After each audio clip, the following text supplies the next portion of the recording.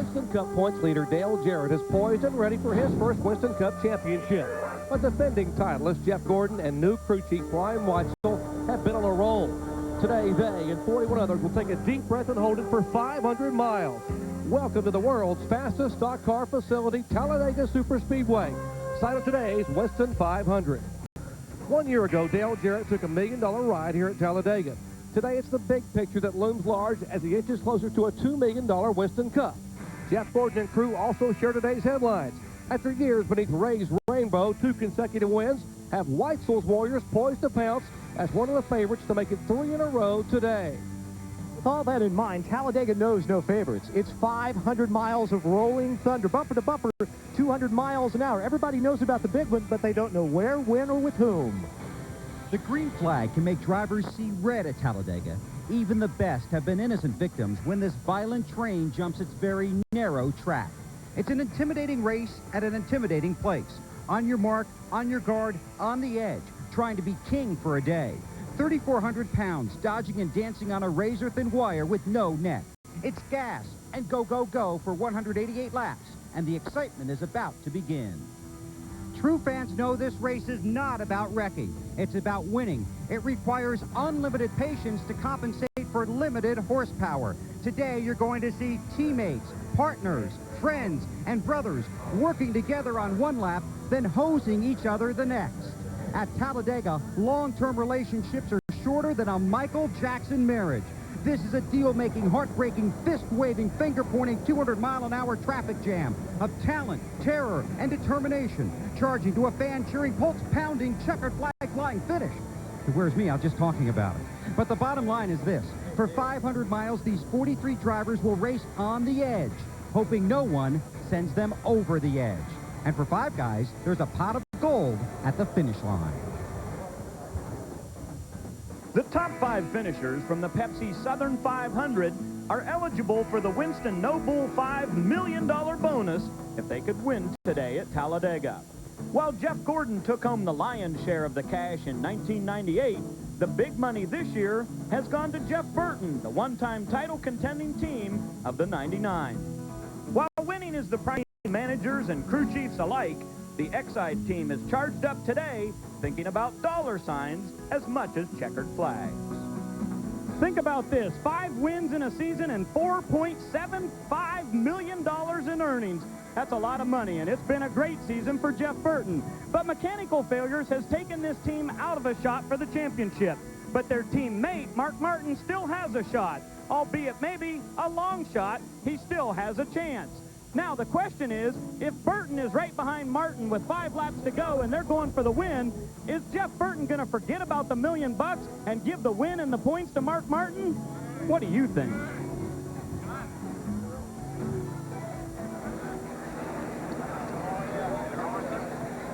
And now, ladies and gentlemen, for the most famous words in automobile racing, Speaker of the House and Grand Marshal, Seth Hammett. Gentlemen, start your engines.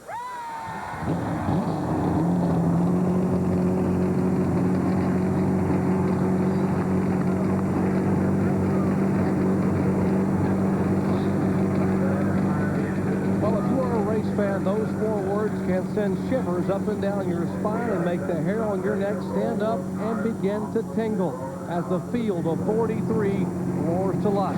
With just 5 events remaining in the NASCAR Winston Cup Series schedule, take a look at the point standings. 222 points separate Dale Jarrett from Bobby Labonte, but a lot of things can change in these final 5 events. Where do they start today? Well, our points leader starts back in 17th spot. That's where Earnhardt won here from in the spring. And, of course, Mark Martin, our leading No Bull 5 contender, will start 9th today.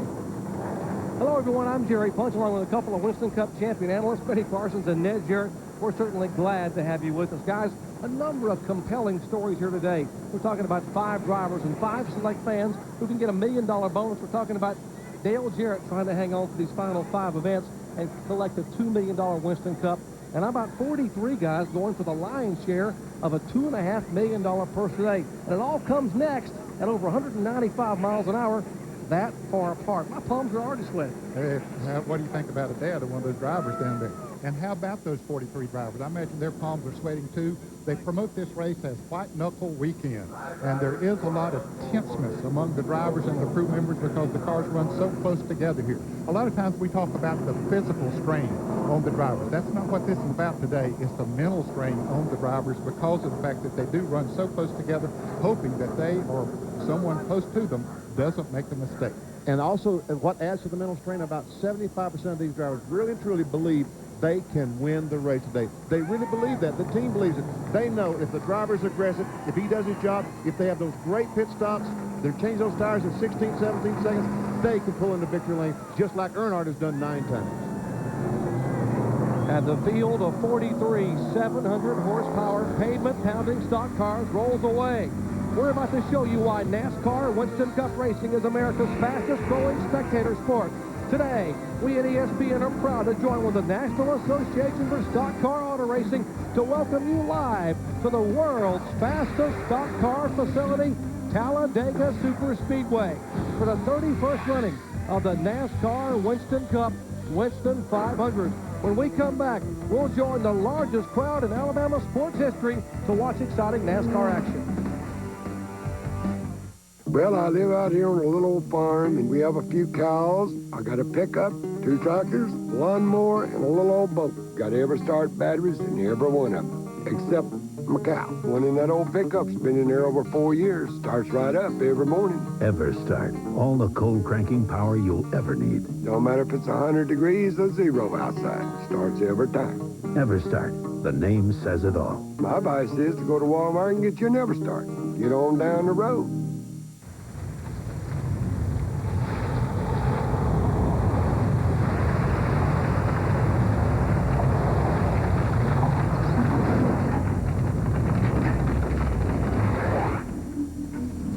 Introducing the all-new Chevy Monte Carlo. Green. The side you should own is up to you. Ever since Mobil 1 came along, other oil companies have tried to copy it to make a synthetic of their own. But if you take a look at how a copycat performs after some hard miles and compare it to new Mobil 1, it's obvious that all synthetics aren't alike. Today's Mobil 1 is tri-synthetic. It won't sludge up on you. It'll actually make your engine run smoother. The other stuff, not in my car. Nothing outperforms Mobil 1. There's a lot of reasons why so many people who take care of their cars turn to AutoZone each week. The low prices on the replacement parts they really need, and the large selection of the things they simply want. But most of all, they come to AutoZone because of the helpful, friendly people who work there. The kind of folks who know their stuff and who'll go the extra mile to help you out. Because after all, taking pride in taking care of people is what AutoZone is all about. Our ESPN coverage of exciting NASCAR Winston Cup racing action from Talladega is brought to you by Chevrolet Trucks, the most dependable, longest-lasting trucks on the road. By Mobil 1 Synthetic Motor Oil. Nothing outperforms Mobil 1. And by the more than 2,700 AutoZone stores across America. AutoZone, the best parts in auto parts. Take a look at this massive facility, 2,500 acres, 2.66-mile trial with a front stretch 4,300 feet back straightaway. That's where all the action takes place, 4,000 feet long, 33 degrees of banking in the turns. The travel, 18 degrees. And the straightaway, we're talking about the backstretch, is banked at 2 degrees. Well, this Winston 500 today will be 500 miles, 188 laps. There's the $2.5 million purse we're talking about. The pit window, that is for fuel. That could fluctuate among some of the teams. You won't see tires becoming that much of a factor. And the event record, the recently retired Ernie Irvan, what a great memory that one was, over 176 miles per hour. We take a look at our Walmart Everstart starting grid, and Front Row Joe, for the 3rd time in 1999, will lead him down to the charge. Alongside him, Ricky Rudd, trying to keep a 16-year streak intact. He needs to win one. Teammate from Andy Petrie Racing in row 2, Kenny Wallace, has never won, and it has been 8 years since Ken Schrader has visited victory lane. How about an impressive rookie inside row 3, Tony Stewart, and alongside him a 2-time winner at Talladega in Sterling Marlin. Back in row 4, The guy was fastest in happy hour yesterday afternoon, the Budweiser Chevy, Wally Dallenbach, and Texan Terry Labonte in the Kellogg Chevy. And in row 5, the first of our No Bull 5 contenders, Mark Martin, starts inside, and alongside him, looking for win number 50 in his career, Rusty Wallace. On inside of row 6 is Bobby Labonte. Finished second in Charlotte just Monday afternoon. Would like to get a victory here today. Michael Waltrip told me this morning, I can win this race. Inside of row 7, Ward Burton going for the No Bull $1 million bonus, and Jeff Gordon trying to make it 3 in a row. And in row number 8, we have 2 of those No Bull drivers, Jeremy Mayfield and Jeff Burton, want to win $1 million. And in row 9 is Dale Jarrett trying to pad his points lead, and Kevin LePage going for $1 million as well. As you take a look at the rest of our starting grid, some surprises in Bud Pole qualifying on Friday to set the top 25. And we still have not shown you either of the Richard Childress racing cars because both Dale Earnhardt Sr. and Mike Skinner had problems. There's Mike Skinner finally back in 26th starting spot. They both had engine problems. Earnhardt will start 27th today. Barr back in the field. And we see Derek Cope in the 41 car, the first time in that car for him this season. Al Petty starting back in row 16. Andy Hillenberg making his first Winston Cup start of the year in Joe Fox Racing Machine. Steve Park awfully good at happy hour. Look for the Pennzoil car to come quickly. 43 cars will start today. There is Awesome Bill Elliott taking a provisional starting spot in the McDonald's Ford.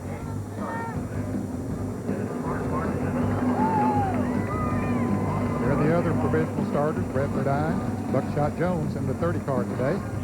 Ed Berry. 43 cars will start. There were 47 cars here attempting to qualify. Among those who missed the field, Darrell Waltrip, Robert Presley, Bobby Gerhardt, the ARCA ace, and Hud Strickland out of Calera, Alabama.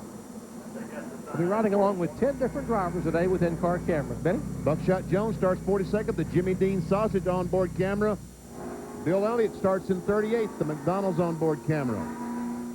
Mike Skinner up in the 26th position. Lowe's Home Improvement Warehouse onboard camera. Dale Jarrett, he tries to, as Ned said, pad to that points lead. He starts 17th in the Ford Quality Care onboard. Jeff Burton, the Coca-Cola onboard. He will start 16th as he goes after that $1 million. The Circuit City onboard camera. This is Bobby Labonte. Starts in 11th. Rusty Wallace, a Miller Lite onboard camera. He will start 10th this afternoon. Mark Martin, the best qualifier of the No Bull Million contenders in 9th spot. Wally Dallenbach, the Budweiser Chevrolet in 7th. And our pole sitter, front row Joe, the Bell South Chevrolet, Joe Nemechek. And guys, we have a special treat in store for our fans today. We have what we call a NASCAR Winston Cup Spotlight. We're going to ride along and listen today to Dale Jarrett, his crew chief, 35-year-old Todd Parrott on top of the machine, of course, and Bob Jeffrey, the spotter, up on top of the main grandstands. We're going to eavesdrop today as Dale Jarrett tries to hang on, not only win at Talladega, but also hold on to the Winston Cup points lead. Our NASCAR Winston Cup Spotlight.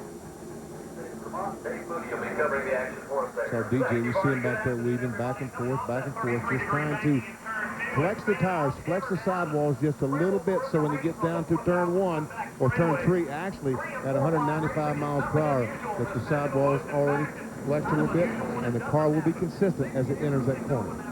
And guys, Talladega has made history many times in NASCAR, but today, the largest crowd to see a sporting event in Alabama state history.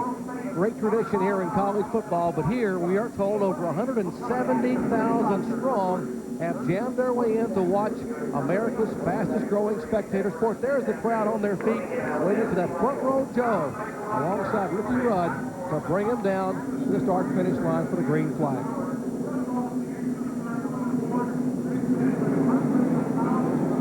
All right, folks, I'm cinching my seatbelt. I probably advise that you do the same thing because this thing is going to get hairy in just a few seconds. This pace car, the lights are off. He's going to turn left, and in just about 5 or 6 seconds, the flagman is going to turn this field loose.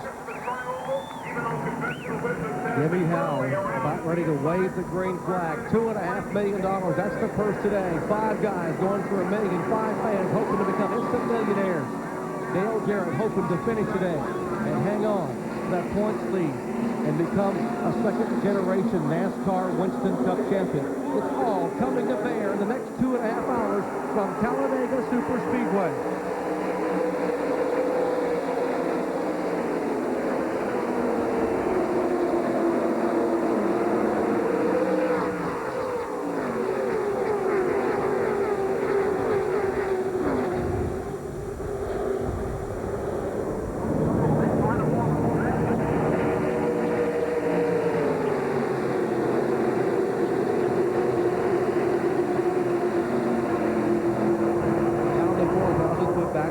Looks like 180-mile-per-hour parade lap as Ricky Rudd pulls up in single file. He has taken the lead in front of Joe Nemechek.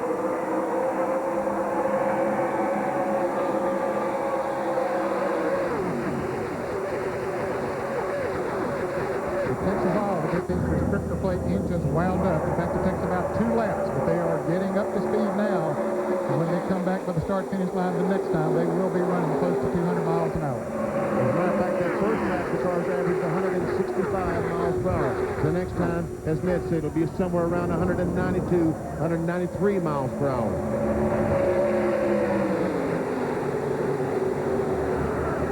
What a shot down that back straightaway. That's why they jam in here to Talladega. To see him 3 wide, now 4 wide, down on the bottom of the racetrack. Mike Skinner sneaks a peek.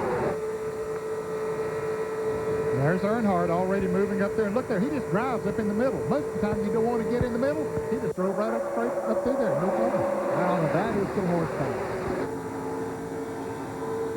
And look at Earnhardt go. We see the 31 car. Mike Skinner gets on the inside of Jarrett, puts him back a couple of more spots. Earnhardt still in the middle of the racetrack, going somewhere.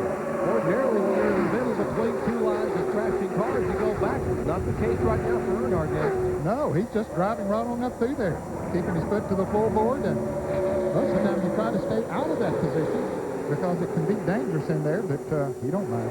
Now he'll slide in and fall in behind the Michael Waltrip Phillips Chevrolet right in front of Jeff Gordon.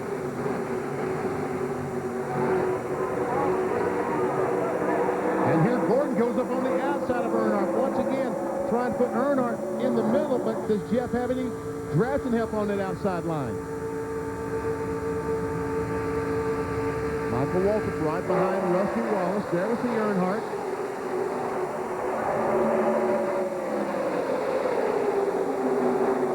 Dale Earnhardt that time was running in 12th position from his 27th starting spot. Wow, from 27th to 12th in 3 laps. And look at him coming.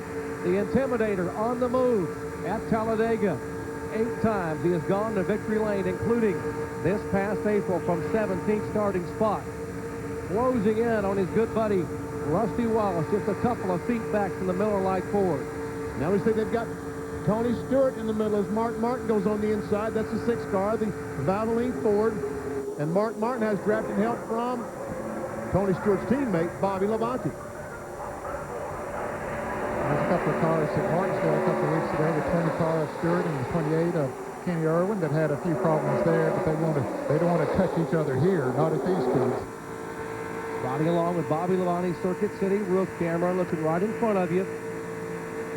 The X colors of Mark Martin, brand new race car, not tested, not even practiced prior to coming to Talladega on Friday. Tony Stewart showing some muscle in the middle.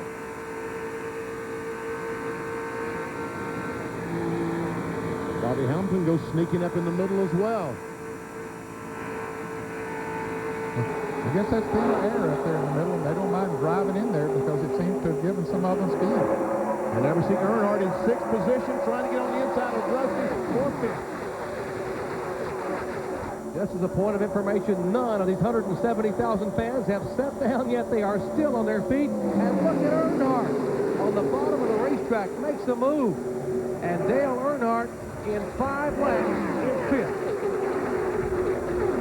Let's check in the pits with John Kernan.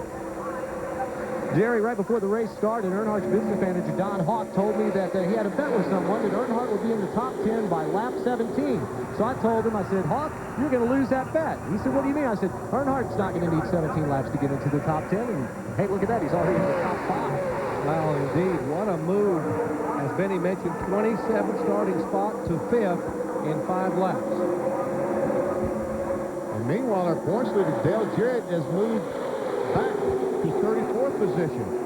Started up in the 17th position, so he's lost 17 spots. Man, I would guess he's been a little bit cautious right now. I would guess that's the case, Benny. His car seemed to be pretty good yesterday in happy hour, but I don't know. Time will tell. He didn't say in happy hour the car would not pull up to the ground, so he came in and made some adjustments on Dale Jarrett's Quality Care Ford, and the car came back out in the last part of happy hour and ran much, much better. But right now, he has dropped back to 34th position, as we're in the early laps of the 31st running of the Winston 500. Ricky Rudd is our leader. Back in a moment. When precision, quality, and speed count, depend on Craftsman. When you need the power of a wrench with the speed of a ratchet, reach for the Craftsman Quick Wrench. The Craftsman Quick Wrench's unique open-end design lets you ratchet around fasteners. There's no need to reposition. Every quick wrench is up to 30% longer than conventional wrenches. That means extra leverage, more torque, and extended reach for tight spaces. Like other Craftsman hand tools, the Quick Wrench is guaranteed forever. Craftsman makes anything possible. Take a ride behind the scenes with your favorite NASCAR drivers and personalities. Read NASCAR Winston Cup Illustrated. Each issue is your ticket behind the scenes of NASCAR, with revealing interviews and in-depth profiles, and page after page of dazzling color photography. Plus, you'll get 2 colorful pull-out NASCAR driver posters every month. Go inside the lives of NASCAR's most interesting people. Subscribe to NASCAR Winston Cup Illustrated. An entire year, just $43. Registration day at Bristol University is always chaotic as students vie for limited class space. And it's not uncommon for lines to swell for the more popular courses. If I flunk, can I take the course again? Will you be doing those special stretching exercises this year? For every class. Can I buy a used uniform, like the one you're in? We're talking tight spandex, right? Sunday NFL Countdown at 11 on ESPN. What would you have if you took the fastest growing sport in America today, added millions of fans at races all across the U.S., over 100 million more fans on radio and TV, and gave them a spectacular entertainment value, filled with rising superstars, incredibly fast racing, and competition that's as good as it gets? You'd have the NASCAR Busch Series. The NASCAR Busch Series. This is NASCAR. Back at Talladega Superspeedway, our pole sitter Joe Nemechek is back in the lead. If you were the leader when you left a moment ago, Schrader came by and took the lead. Nemechek came by on the bottom of the racetrack, and now he's at the point of the field. It is Nemechek, teammate Sterling Marlin, the 7 car of Michael Waltrip, and Earnhardt back in 4th position with a little bit of help from behind by Kenny Irwin. Now we see Rusty Wallace on the bottom of the racetrack with help from Tony Stewart as he tries to get by Dale Earnhardt. The bottom lane has Rusty Wallace, Tony Stewart, Wally Dallenbach, Ricky Rudd. Michael Waltrip was very strong in the Daytona 500 this year. And that 7 car comes in here with a lot of confidence today. He feels he can win this thing. And when they crossed the line that time, Felix Sabatos ought to be very proud because his engines were running 1, 2, 3. Keith Simmons, the engine builder for Stafco, has the engine in the 42 car of Nemechek, Marlin, and of course Michael Waltrip. Looking out the back of Rusty Wallace's Ford. Rusty being shown in 3rd position, the Home Depot colors behind him. Impressive rookie, already having won this year, Tony Stewart.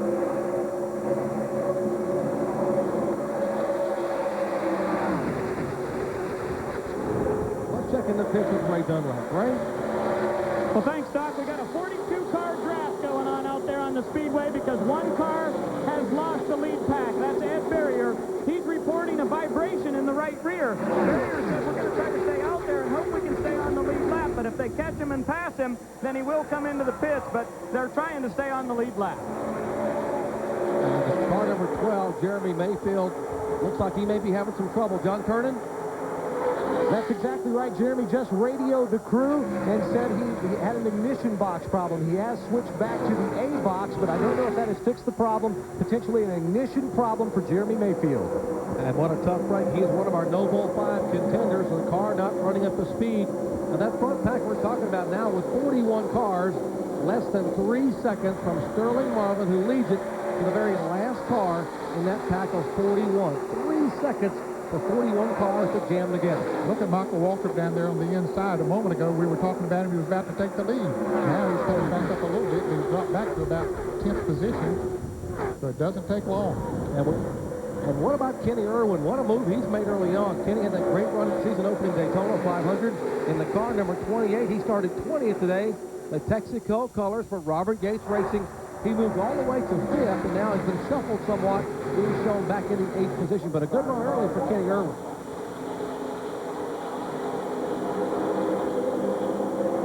Checking again on Jeremy Mayfield down at his pits with John Kerner. Jeremy told the crew that the engine just quit running, so he reached over and flipped to the backup ignition, and that started the engine back up. So they think that it was just a problem with one of the ignition boxes, so they're on the backup right now, and everything seems to be doing fine for them right now. They hope the problem is fixed. You know who's most worried about Jeremy Mayfield's problem? How about a guy named James Anderson out of Livonia, Georgia? He's the fan that's with Mayfield, hoping to win $1 million today. Comes the Intimidator, 3 wide. Budweiser colors on the inside. Dallenbach, we told you, was fastest in happy hour. Now Earnhardt's getting shuffled in the middle, and now we'll go backward. Now they've run long enough now that the tires have a little bit of heat in them. Might not adhere quite as well to the track. That's never a big problem here because of the high banking at the Talladega Superspeedway, but the cars might not feel quite as comfortable after the tires heat up. Now we see Earnhardt is the middle, and you're right, Jerry. He is going backwards. This time by, we'll see where Earnhardt checks in. It's probably going to be about 10th or 12th. He will be back in 11th spot. And Tony Stewart going for the lead on the bottom of the racetrack with help from Michael Waltrip. Riding along with Wally Dallenbach in the Budweiser Chevrolet. We mentioned that he turned laps at over 196.5 miles an hour in happy hour. Very close to that outside wall with Jeff Gordon. And looking right in the middle of the racetrack, Jeremy Mayfield is flying through this field. Look at him as he goes right through the middle. Now the 55 car, Kenny Wallace, got in his way, but that 12 car was going someplace. We saw him at the very tail end a moment ago in 42nd spot. This time he'll go by probably about 20th. Let's check when he goes by. 23rd. And now Michael Waltrip. I thought he was on the inside, Ned. What happened? Now he's on the outside. He goes everywhere. It doesn't matter. Where he sniffs a little bit of air and he can get a draft, he just goes after it. Check out Dallenbach. He's going for the front. The Budweiser car, followed by Kenny Irwin and Rusty Wallace. And Mike Skinner. You and Ned put it perfectly. Everybody in this field today believes they have a chance, and I believe they do. It looks that way certainly right now. Our taste of the race telemetry on Wally Dallenbach's Chevrolet, brought to you by Jimmy Dean, shows you the RPMs and the miles per hour. We'll check as they go by the start-finish line. Around 194, 195. As they drop off down in the corner, we might see, I did see 196 for just a second. And just 6,800 RPMs. And they don't lose a lot of speed in the turn. You see, they did get down to 189 miles an hour, but not like we see on a lot of other racetracks because of the high banking here. Down the inside in the 2 car. And Mike Skinner right behind him. And Michael Waltrip, the leader last time, is not the leader anymore. It's Wally Dallenbach. Wow, it is hard to break away from this 195 mile per hour action at Talladega, but we have to momentarily. What a scramble in the early laps. Wally Dallenbach, Michael Waltrip, Rusty Wallace, Sterling Marlin, and Kenny Irwin, our top 5. Back with more in a moment.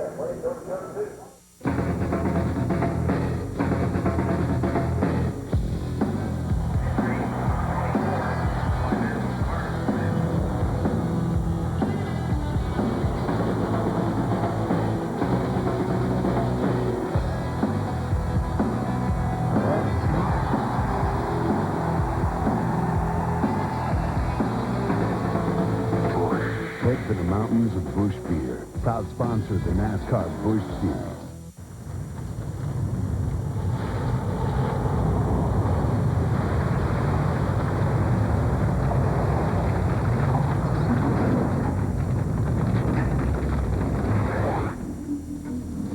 Introducing the all-new Chevy Monte Carlo. Green. The side you should rule is up to you. This is where most oil comes from, out of the ground and into your engine. Sure, it's refined, but it still retains some sort of impurities. And quite frankly, I won't use it. Mobil One's a little different. It's man-made, it's fully synthetic and pure. And that purity means cleaner engines, less engine wear and better performance. I tell you, it's worth paying a little extra for. Nothing outperforms Mobil One. This place? For that kind of money? Not what you need to hear. Then stay here at Super 8. Clean, comfortable rooms because we inspect them more than any major economy chain. Clean, friendly Super 8. All the room you want. I've meditated for 3 months. Yes, Master. What have you learned? Nobody in the world sells more real estate than Remax. Remax helped us find this place, you know. Cool. Remax, the real estate leaders. Back at Talladega Super Speedway, I'm Jerry Punch along with Ned Jarrett, Benny Parsons, Ray Dunlap, Bill Weber, and John Kernan in the pits. Live action, NASCAR Winston Cup style, and what a scramble toward the front.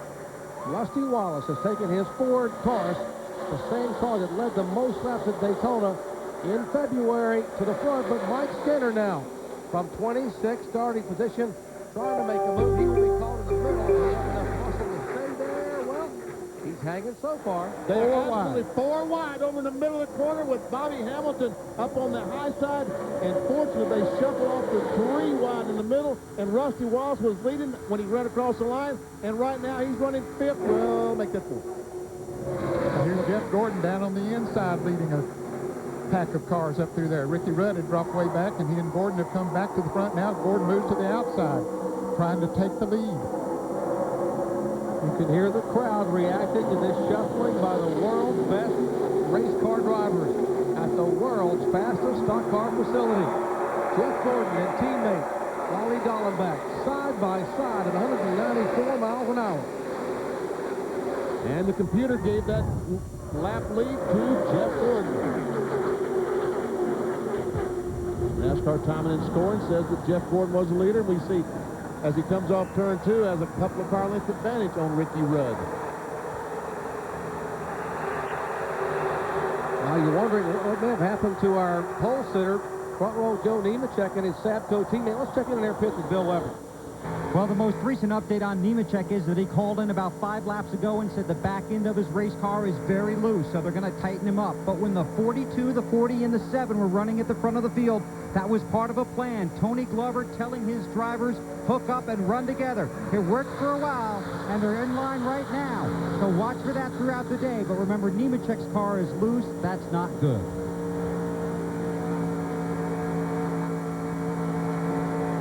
Indeed, Bill, the way the draft fluctuates here. And up very high, Bobby Hamilton goes way up on the outside. Dallenbach gets shuffled in the middle of the pack. Now he will go backwards. What happened to Wally Dallenbach? Something happened. He had to get off the throttle in turn 2. And you can see what happens when these guys back off the throttle. You lose 10 spots before the car gets his momentum built back up.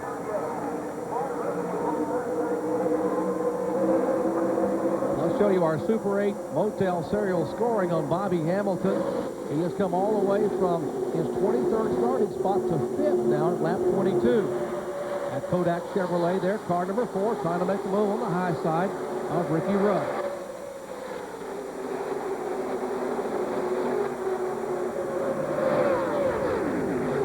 Bill Earnhardt has worked his way back to the 4th position. This is a battle right behind Earnhardt for 6th, 7th, 8th, 9th, and on back. And once again, here's Jeremy Mayfield still in the middle, trying to work his way back to the front.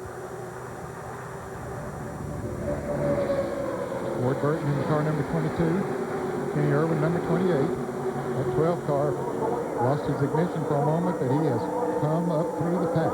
And he's bringing Kenny Wallace, the 55 squared E car, right along with him.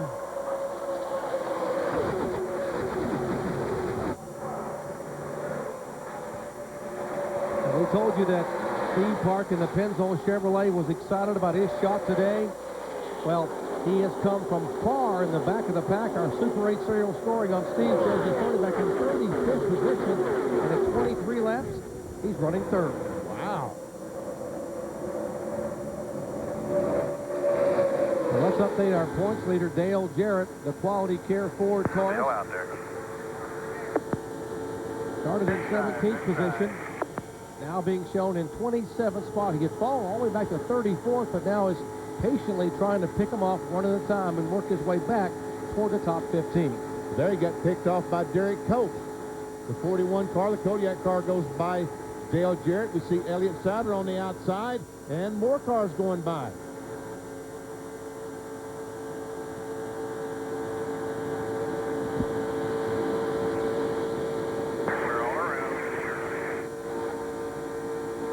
There's Bob Jeffrey as he closely watches the pack right in front of DJ. Boy, what a nerve-wracking job this has to be at this speedway. Spotty. Yes. I did it one time for a Busch race for DJ, and I said no more. I do not want to do that again because it is nerve-wracking. First of all, the cars are a long way off from where they're at right now. Bob Jeffrey's having a hard time seeing them. And he never takes his eye off the pack. Always watching. Look how intense he is. He cannot afford to even glance away. As you mentioned, Ned, the spotters told me this morning that the hardest part of this race course is over in turn 3, where you can't see if a car is inside or outside. You can see if he's front or behind, but not where he is in relation to the car on the racetrack.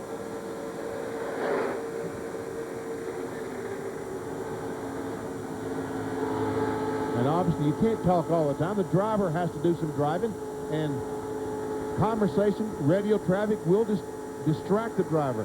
And it takes 100% of Dale Jarrett's concentration right now. Camera inside. There we see DJ trying to get by the 45 car. David Green did not make it. If you just joined us, Dale Jarrett qualified 17th starting spot, fell back to 34th, and now being shown in 31st position. And there's Mark Martin back in the 27th position last time on the outside line. Another car that's normally up front, very, very quiet here today. Bobby Labonte's not too far up in front of him there. Bobby always runs good here, but he's being rather patient there now as well. You think it's coincidence or planning that all three guys in the points are all running together back from 25th back to about 35th? Well, it's coincidental to a degree that they're right there, but I think that all of them are being very patient. And pretty soon we're going to have the entire field nose to tail as Jeff Burton, the Exide car, losing position after position. Last time by, Burton was back in the 18th spot. Looks like he's going to be back about 20th right now. And now they're beginning to get out into single file as those tires get heated up that much more, lose a little bit of the fuel weight from the back end, changes the handling characteristics of these cars, although this is not single file back in this part of the field, but we'll see more of that as time goes by. Now, these guys need to get back in line because the front line, the front field, the front pack of cars are basically, well, I thought they were in line, but all of a sudden they're not in line anymore. But as these guys run side by side, if these front cars were to get in line, they'd just simply drive away from them. They would, but here's Ricky Rudd and Rusty Wallace in the 2-car trying to move back up towards the front. Mike Skinner, the Lowe's Home Improvement Warehouse onboard camera on the inside as he comes off turn 4. Last time by, Skinner was running in 11th position. Another 3 wide at the start-finish line. Michael Waltrip up on the outside. Michael Waltrip in the car number 7. Same car he finished 5th with the Daytona back in February. Earnhardt, the same car he won with back in April here at Talladega. Single file up front, Gordon, Tony Stewart, and Steve Park, 2 Chevrolets and a Pontiac. Now Earnhardt will make it 4 cars, single file.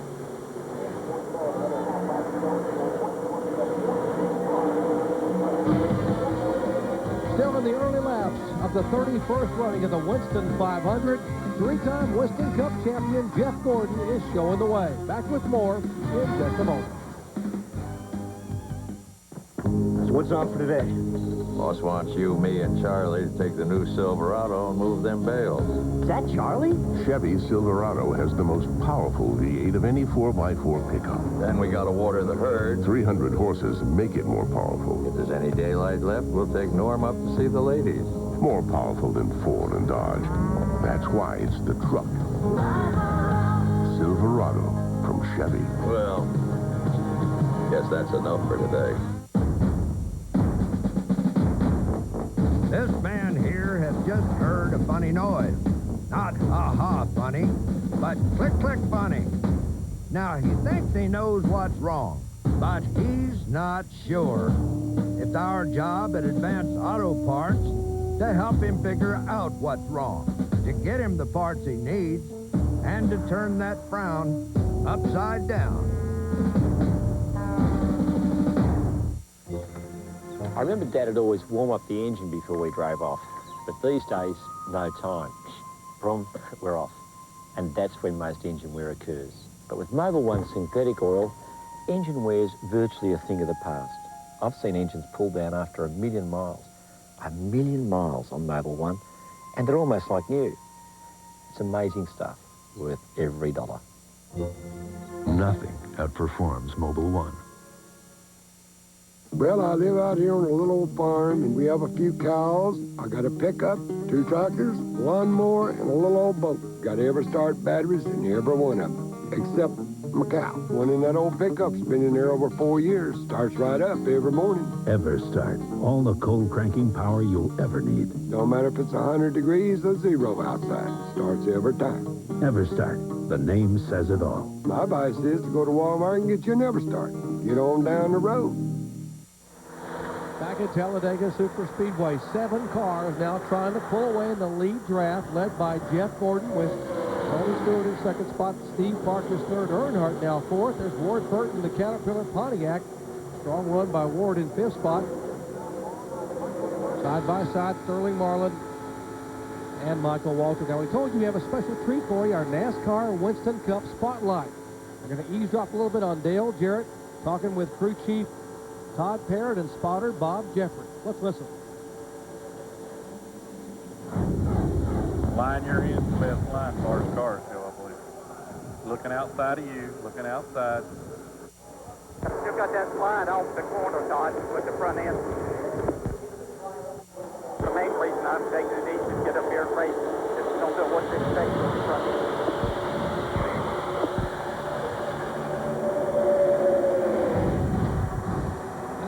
He's talking about off the corner. I'm sure that he's getting a little bit of bounce, and as he comes off the corner, the car will all of a sudden just change lanes on him, so he obviously does not want to be right beside another car when he does that. But back end probably is holding a little bit tighter than he would like for it to right now, and putting the pressure on the back and making this front tire slide out a little bit. Now, Talladega may look smooth from where we're watching here, but let's go inside. Watch Dale Jarrett just bouncing around in the seat, holding on to that steering wheel. You see the window net fluttering there with the wind coming by at 195 miles an hour. Watch him bounce in that corner. And he's turning that steering wheel and sort of rocking it a little bit, Ned. Well, it's impossible, I think, maybe to, even with all the technology we have today, to pave a track with the banking like this is right here, to pave it absolutely smooth. And then they run very stiff springs in these race cars on race day. They run soft springs in them in qualifying, but on race day they run very stiff springs in them, so that does cause it to bounce around. Dale Jarrett now changing his line a little bit. He was on the bottom of the racetrack, then moved up to the top, and now moves back down to the inside. See that yellow strip on top of the steering wheel. Going up on the outside. That's Bob Jeffrey, the spotter, talking to him. All right, we're going to move back up front as we watch DJ work traffic, and there is, talking about traffic, there's Jeff Gordon trying to hold on. Tony Stewart content to ride single file. Steve Park, Sterling Marlin, side by side, Michael Waltrip, and Dale Earnhardt for position. That's for fifth spot. Sterling Marlin slides in that spot. We see Michael Waltrip, Pierre Labonte trying to get something going on the bottom of the racetrack. There's a pole sitter, Joe Nemechek, right behind them.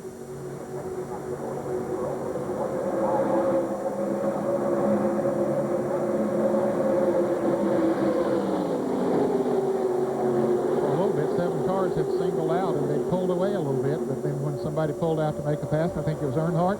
Then that let the field catch right back up to them.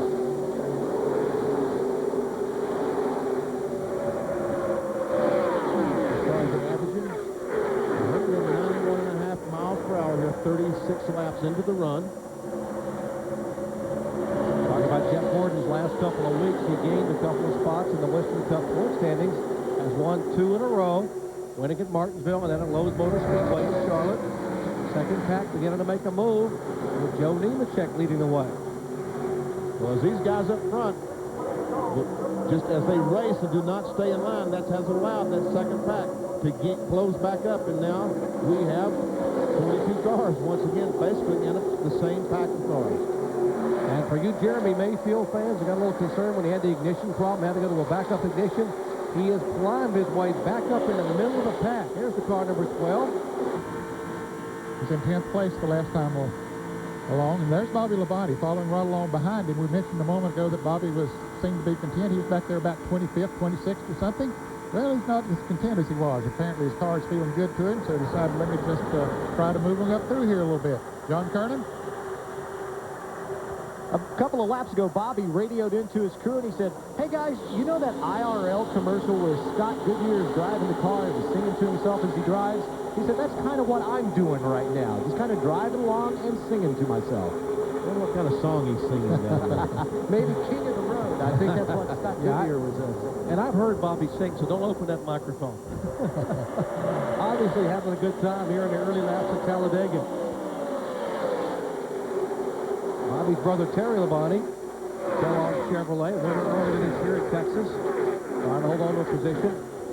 Bobby Hamilton down on the inside. They're running side by side. Vinny is killing them when they're trying to catch that lead pack. Yeah, it really is, because they're just losing time. The front cars running that last time in line, they ran 192.8 miles per hour. They picked up 1.3 miles per hour by just simply getting in line.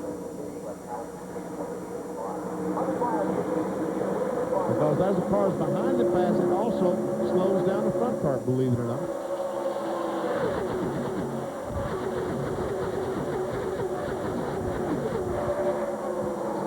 Let's check in on the Michael Waltrip pitch with Bill Weber. Bill? Well, if Bobby Labonte's singing to himself, we know what Michael Waltrip's doing. He's talking to his race car. He told us on Friday after qualifying that's what he does in these races. And so far, he's very pleased. Remember, he has Savco power. He has a good car. Getting close to the first round of pit stops. Watch for some guys to think about taking 2, not the 7 car. They'll need to take 4 because they have a very aggressive spring and shock setup. And they got a lot of wear on their left side tires. So it'll be 4 for Michael when they stop. Watch for some guys to try 2. And indeed, we will keep an eye on pit stops here. Pit stops coming around lap 58 to 60. That range, maybe 55 because of the 3 pace laps. And again, track position, very, very critical at Talladega. Not so much the tire situation. Tires awfully good here.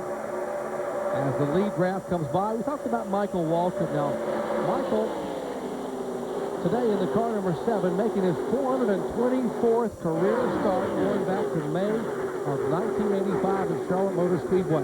He has yet to get his first Winston Cup points-paying victory. He came close in Daytona. He led here in April in that same car. And, man, a lot of people who are big Michael Waltrip fans would like to see that change today. Earnhardt trying to get by Michael Waltrip right now. Joe Nemechek decides to follow. The second group has basically gotten themselves together. The Kaufman front group. Let's talk about fuel mileage just a little bit. You know, if you can go 70 laps on a tank of fuel, I don't know that that helps you. If you're out there by yourself, if the other cars can't run with you the same amount of distance, you have to pit at Talladega, Daytona when other cars pit. You see all these cars drafting. If they were getting out of this draft and running around the racetrack by themselves, they slow down to probably 187, 188 miles per hour. So they cannot pit by themselves. There has to be other cars going in and coming out of the pits with them. Exactly, Benny. In the garage here this morning, there were a couple of teams that could go maybe 62, 63 laps. I said, well, why? If everyone else pits on lap 58, we're foolish to stay out there and run 3 or 4 more laps by ourselves. If they can find 3 cars that can run that fast, then fuel mileage means something. It may mean something at the very end of the race. The last pit stop could be critical. Well, we could be about 15 laps away from that first round of pit stops. The crews are waiting and watching, as are we. That number 4 live NASCAR Winston Cup action from Talladega in a moment. When precision, quality, and speed count, depend on Craftsman. When you need the power of a wrench with the speed of a ratchet, reach for the Craftsman Quick Wrench. The Craftsman Quick Wrench's unique open-end design lets you ratchet around fasteners. There's no need to reposition. Every quick wrench is up to 30% longer than conventional wrenches. That means extra leverage, more torque, and extended reach for tight spaces. Like other Craftsman hand tools, the Quick Wrench is guaranteed forever. Craftsman makes anything possible.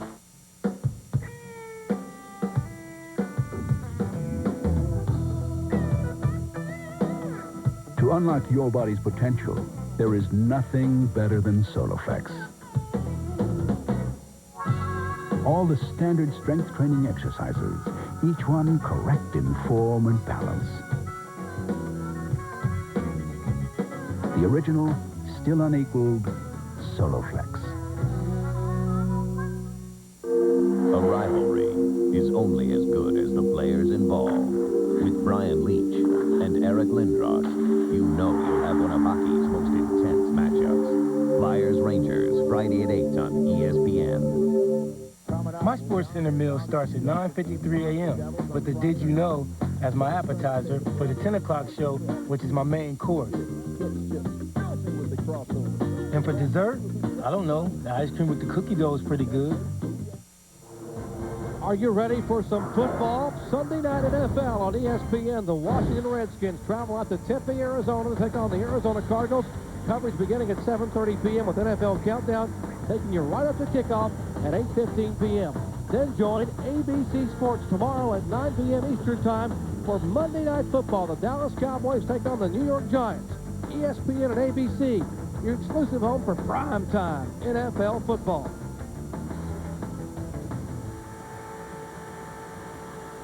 See Bill Elliott, the McDonald's onboard cameras. Elliott rides along in the 40th position. He's 4th position, but he's only 3 3/4 seconds behind the leader, but obviously not exactly the way he would like to have his day going.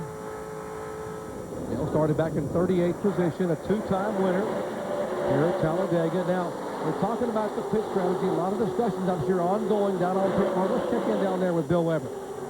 And, Jerry, they began a few laps ago, but some very interesting situations right here. Steve Neal was down in the Tony Stewart pit talking to his crew and crew chief Greg Cipodelli, and right after he left, Jimmy Elledge from Kenny Wallace's team came down here, and they started talking. In the meantime, Neal went next door and talked to Bobby Kennedy from Michael Waltrip's team. Obviously, you want to pit with partners, but one thing to keep in mind here, the inexperienced guys want to try and pit with guys that have done this a lot of times. And if there's been one average grade for Tony Stewart this season, it has been his pit stop routine. That's something they've worked on very hard with him. They'd like him to follow veterans on and off of pit road. We'll see what happens. A lot of deal making and a lot of deal breaking ahead.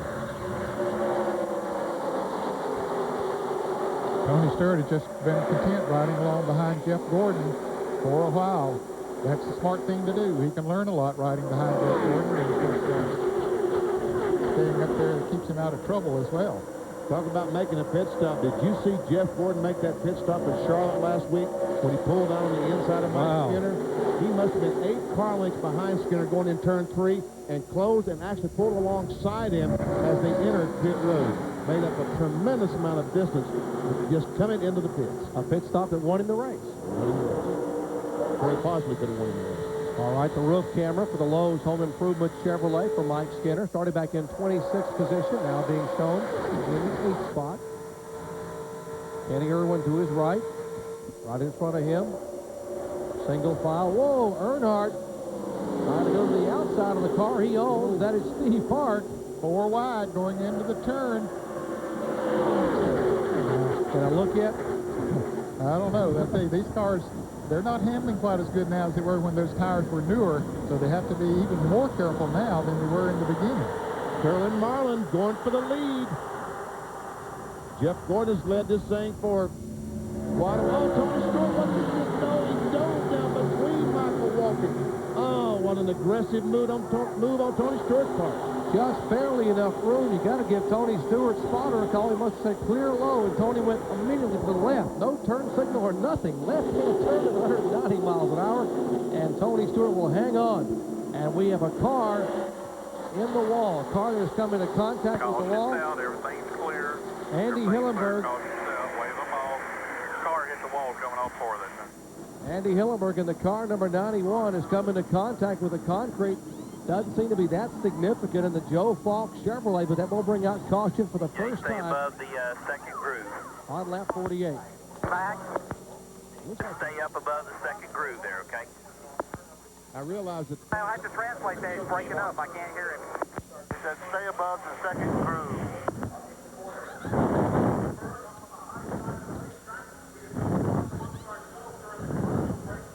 They were telling Dale Jarrett where to stay on the racetrack in case there's debris from... Track looks clear. Coming into pit road now. I'm in front of the 16, right? In 4. 26 car, DJ. There's a car that's pitting in front of us. Yeah, I'm talking about here on the track. All right. Make sure pit road's up. We'll come back to the pit stops after this. Back from Talladega. The rigid 10-inch table saw powers through even the toughest hardwoods. The oscillating sander converts from spindle to edge belt sanding in seconds. Engineered for power and precision, each and every rigid tool carries a lifetime warranty. But when it comes to something with even more power,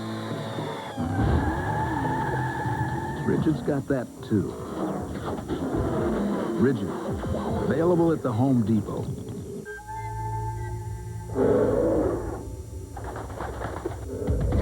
If you think all ATVs are created equal, you've never ridden a Yamaha. The new Kodiak 400 Automatic and Big Bear 400 from Yamaha. Because out here, bears rule. Now, for a limited time, get low monthly payments on every Yamaha ATV and a great deal on a winch flower generator with select models. Thank you.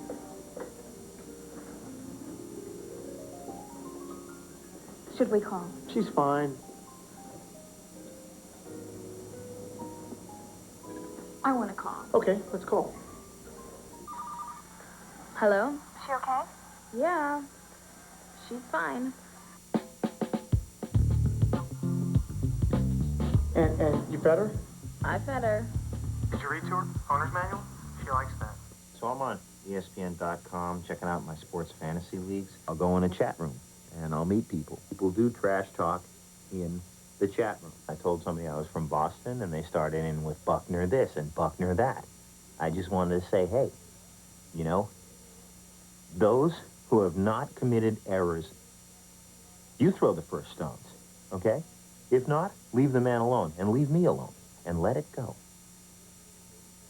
Let it go. A full field pit stop under caution here at Talladega. Tony Stewart is on pit road. 1 pound in the right front. They warned him to stop short. Make sure you have the wheels straight. His gauges are good. They want to pull a piece of tape off the front grille. He's getting 4 tires and fuel to John Kernan. Jeff Gordon says his car is awesome. He didn't want him to change a thing. It'll be a 4-tire change for him. Also, Sterling Marlin, the leader. 4 tires. Gordon's crew finished. Now Ray Dunlap. 4 tires and fuel for Dale Earnhardt. No changes here. They stopped him a little bit short in the pit box because they knew the 75 car would be in late. Earnhardt is down and away and back out. His one big concern is trying to get Steve Park to run with him. Mark Martin had a problem. He had to pack up. He was actually boxed in his pits. That's not some valuable time for some of the caution flag, but track position very, very important here. We saw Sterling Marlin had a great pit stop. And the car number 40, he came out right in front of Jeff Gordon. First caution flag today. There's a look at Sterling Marlin in the car number 40, the Coors Light Chevrolet, Felix Sabatos owned machine. First caution flag today brought out a moment ago by contact with the wall for the car number 91 of Andy Hillenberg. Back with more from Talladega in a moment. Ever since Mobil 1 came along, other oil companies have tried to copy it to make a synthetic of their own.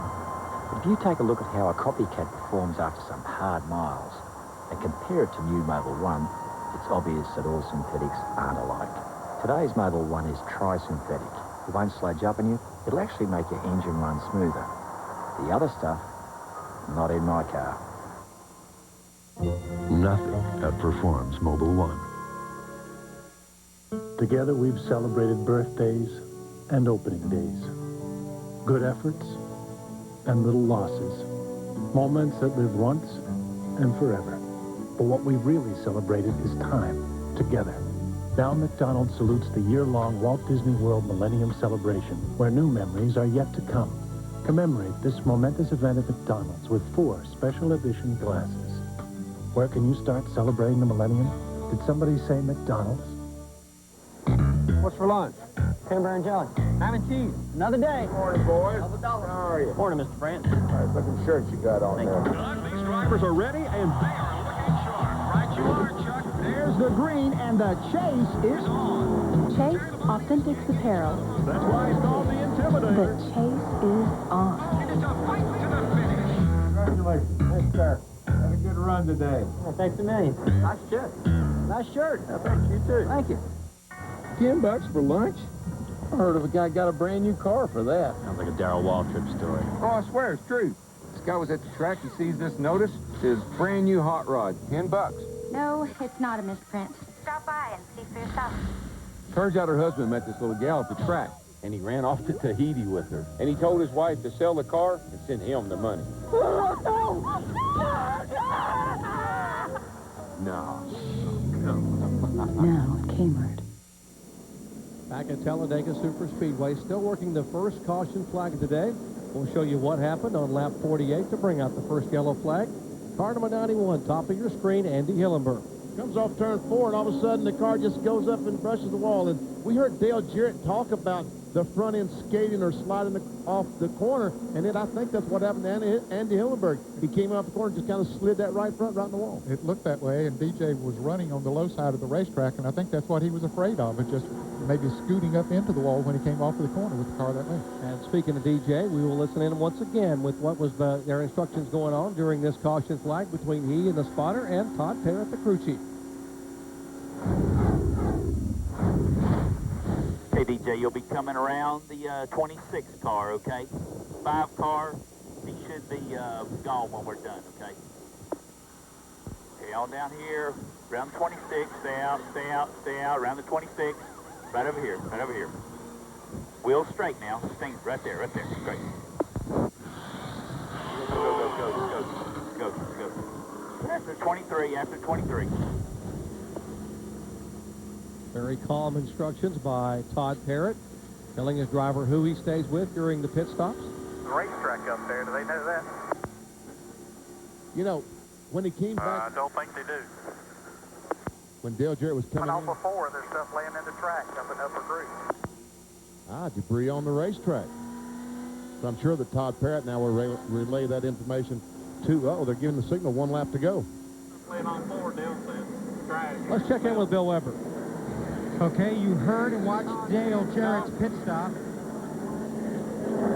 continue to chat on the radio. Basically, they pulled a full rubber out of the right rear tire. They went 3 rounds down on the track bar and went 1 pound down on both of the front tires on the 88 car. So they're hoping that will improve the handling of Dale Jarrett's Ford. He restarts in about the 31st position, sacrificing track position maybe for a little better handling car. Boy, that is a major amount of changes on a pit stop at the Talladega Superspeedway. That's huge. A rubber, air pressure, track bar adjustments. Spencer wants you to look at his left rear and see if it's flat. Hank, go get me a set of 20 bleed shots for the front of this motherfucker.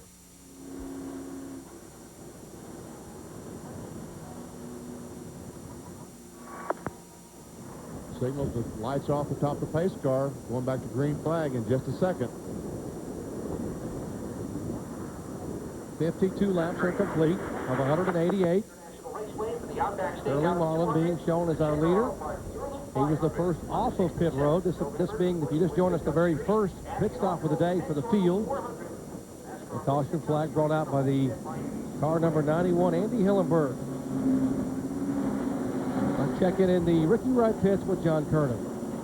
A slow pit stop for Ricky Rudd. He dropped him all the way back to the 28th spot. They took on 4 tires, no changes, but they did have a problem with the right rear, so that slowed him down several seconds. One other note, the 22 car of Ward Burton and the 28 car of Kenny Irwin Jr. made contact on pit road, but the spotters have looked the cars over, and they say everything should be all right. To Ray Dunlap.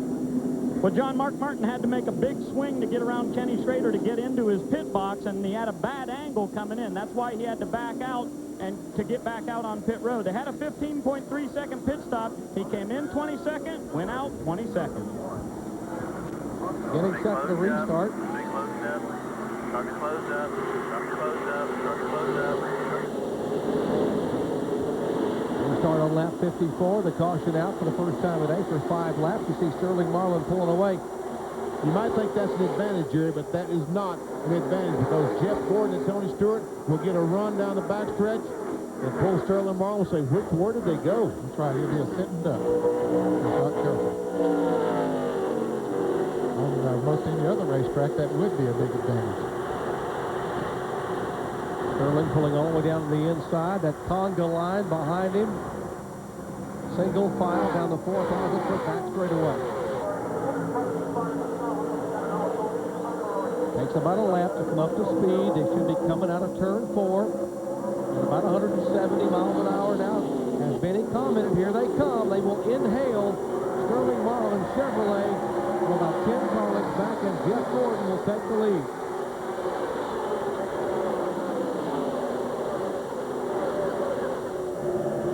Now, Jeff Gordon, he needs to file that back in his plane. A restart with just a couple of laps to go. He said, okay, I need to be 6 car lengths behind because I'll catch him just when I get to the start-finish line.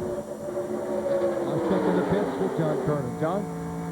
Listening to you guys talk about Sterling getting that good jump at the restart was deja vu all over again because his spotter told him, Sterling, that doesn't look too good. You got too much of a jump on them. They're going to team up in Indy Grafton. They're going to blow right by you. And Sterling's like, yep, I know.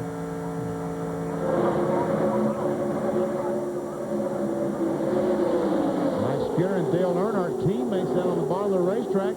They tried to turn under Kenny Irwin, the Texaco car, so Kenny said, oh, you guys think you're so fast, I'm just going to push me along. As Terry Labonte also trying to get a push from these guys. They are back in 10th and 11th position. Gordon, our leader. Tony Stewart in second spot. Front row, Joe Nemechek, our pole center, is third. Michael Waltrip, fourth. Sterling Marlin been shuffled back to 5th position. Looks like the outside line is one that's moving best right now. But Kenny Wallace in the car number 55 is going to try to change that. He has his brother Rusty right on his back bumper to try to push him up through there.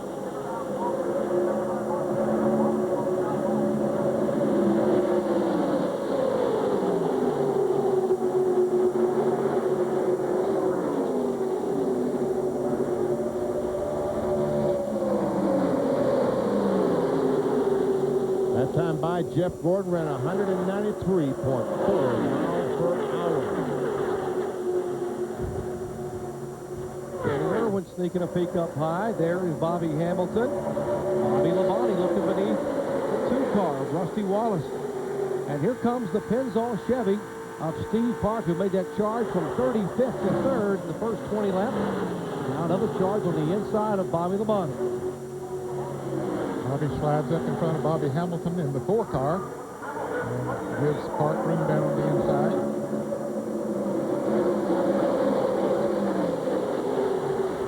There's Rich Bickle, the yellow car, right in the middle of the group. There he is, 3 wide in the middle. He's been running that middle of the group quite a bit. He was back in the pack doing that, Benny, but it seems to be working for him. That time by, he's running 21st position. All right, Earnhardt's going to try his favorite spot in the middle. Couldn't get that to work. Kenny Wallace, a Square D Chevrolet, right up in front of Earnhardt. Now here comes Steve Park, and he has a strong race car. That number 1, the Pennzoil car, goes breezing by Rusty Wallace and takes Ward Burton with him. They just make it look so easy. They just pull out and pass, but it's not quite that easy. They got to have a partner, first of all, to help with the draft. Have to get a good run. Rusty all the way down on the edge of the racetrack, down on that yellow line, nearing the track apron, just trying to be able to possibly block some of that train going by, and Rusty is going backwards. Let's take a look at Bill Weber. Well, Rusty was loose early and then tightened up as the run went along. They decided not to make any changes, but they do know something they're not going to do next time they come to Talladega. Low side clear, low side clear. Rusty is very unhappy with the front shocks on his car. They can't do much about it now, but he said make sure we never run these shocks again. They talked about it in happy hour last night about changing some shocks, and looks like that Rusty did in fact change those shocks, and right now I'm saying to myself, that was a mistake. Look, Rusty Wallace in jeopardy of losing the draft from this front group. Rusty Wallace backsliding here in the field. 58 laps are complete. Of 188 in the Winston 500, Jeff Gordon is our leader.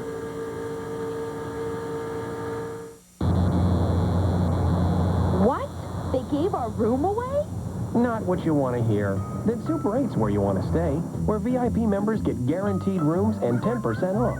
Clean, friendly Super 8. All the room you want. The best place to get your new DirecTV system is Circuit City. You'll enjoy more news, sports, and movies with DirecTV, plus access to premium channels like Showtime Unlimited. And exclusively at Circuit City, you'll get this camera pack free when you buy a DirecTV system and subscribe to Total Choice Programming. And get a free self-install kit, a $50 value, or professional installation for only $99 with your new DirecTV system. Right now at Circuit City. These are Cobalt tools, the finest mechanics tools you can buy in any store. They've got contoured handles for a better grip. And the K-drive that grabs fasteners on the sides, not the corners, which means more torque, less rounding, and less slippage. So Cobalt tools can stand up to anything. From where I'm standing, that's a very good thing. Cobalt, setting the standard in mechanics tools. Made in the USA and guaranteed forever. At Lowe's Home Improvement Warehouse and online. My biggest story ever. Let's run with it. Nobody in the world sells more real estate than RE/MAX. Exactly. What tipped you off? Let's just say there was something in the air. Livelog Day 19. Traveling the circuits of NASCAR. Darlington, Daytona, Talladega, Charlotte. The drivers, the cars, the action, bumper to bumper, mano-a-mano at speeds of over 200 miles an hour, with us covering every heart-pounding, adrenaline-pumping moment at the incredible speeds of over 35 miles an hour, as fast as it goes. What? It's a good thing they keep going around in circles. ESPN's live coverage of NASCAR action from Talladega Superspeedway continues. Jeff Gordon showing the way. Tony Stewart in second spot. Side by side for third. There's the battle. Michael Waltrip and Joe Nemechek. Pair of Chevrolets. And Nemechek's car seems to be coming back. Bill Weber? Absolutely right, Jerry. Remember, he called in, said the car's just a little loose. He took 4 tires. They added just 1 round of wedge, and he's moving back to the front. And remember, crew chief Tony Glover, not on pit road. He works as a spotter with Nemechek, makes the calls from the roof. Glover not in the pits, spotting here at Talladega. Exactly. Jay Smith calling the action on pit road for Nemechek. Now, Dale Jarrett, we told you they made a lot of adjustments during that pit stop. They took a rubber out, made a track bar adjustment, air pressure, and obviously, guys, it's making a difference. DJ starting back towards the front now, finally. He was 31st when he came out of the pits, and now, as you can see, he's moved up to 15th. It might be a little bit further than that when you get back to the start-finish line. He's on the back bumper of Johnny Benson there, and they're coming up towards the front. Those are pretty radical changes they made during that pit stop at Talladega. Normally, you would make one of those 3, but not all 3 at the same pit stop. Michael Waltrip, the Phillips car, number 7, right in the middle of the screen, was running in about 3rd position just a couple of laps ago. 3 wide. Last time by, he was credited with 7th spot, but he might be even worse than that now as he tries to somehow get in line with these cars and get out of that middle groove that he just cannot run in. I think it is more difficult to run in that middle groove now than it was at the beginning of the race, Benny. That surprised us that they were able to run that good at the beginning of the race, and I think that what we expected of that is now beginning to happen.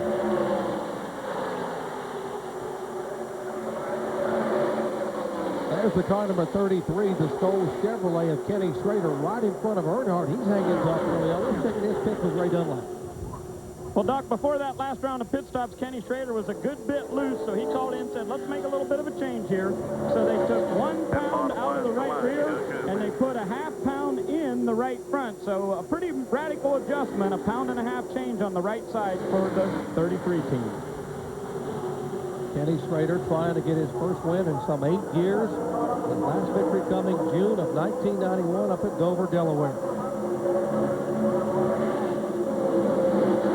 Back up front, Jeff Gordon on a win streak, 2 in a row, trying to make it 3 in a row here at Talladega.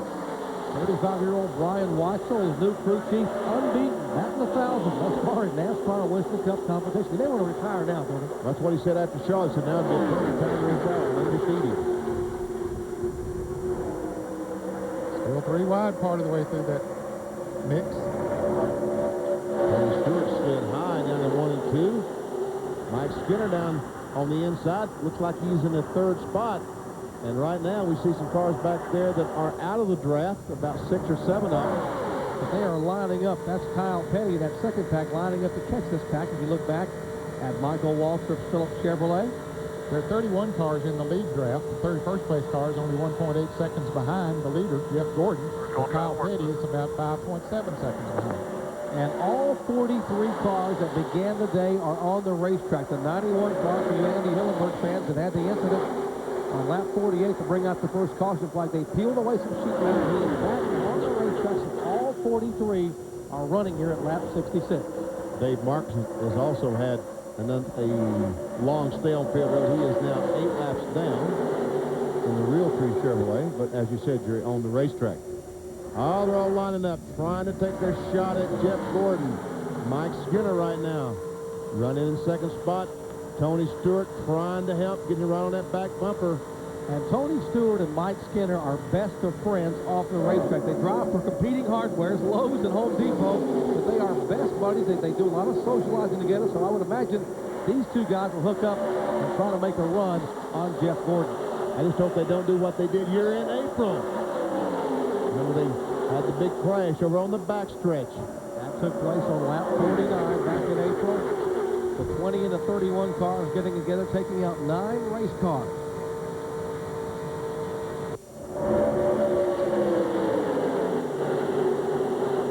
...31 cars, 1.9 seconds apart from Gordon back to Kevin LePage. That's the lead draft. Michael Walker pulled down on the inside of Tony Stewart, trying to take over that position, put Stewart in the middle. Earnhardt's also in the middle. He's got Rich Bickle right behind him. He's got Tony Stewart in front of him. He might be able to go somewhere if the hole don't close up before he gets there. That's always the concern you have. And how about that Coca-Cola roof camera on Jeff Burton's X-Side Ford? He's one of our Noble 5 million contenders. Already won $2 million this year, winning in Charlotte and winning in the Pepsi Southern 500 at Darlington. Chad Little goes by his Jack Roush teammate.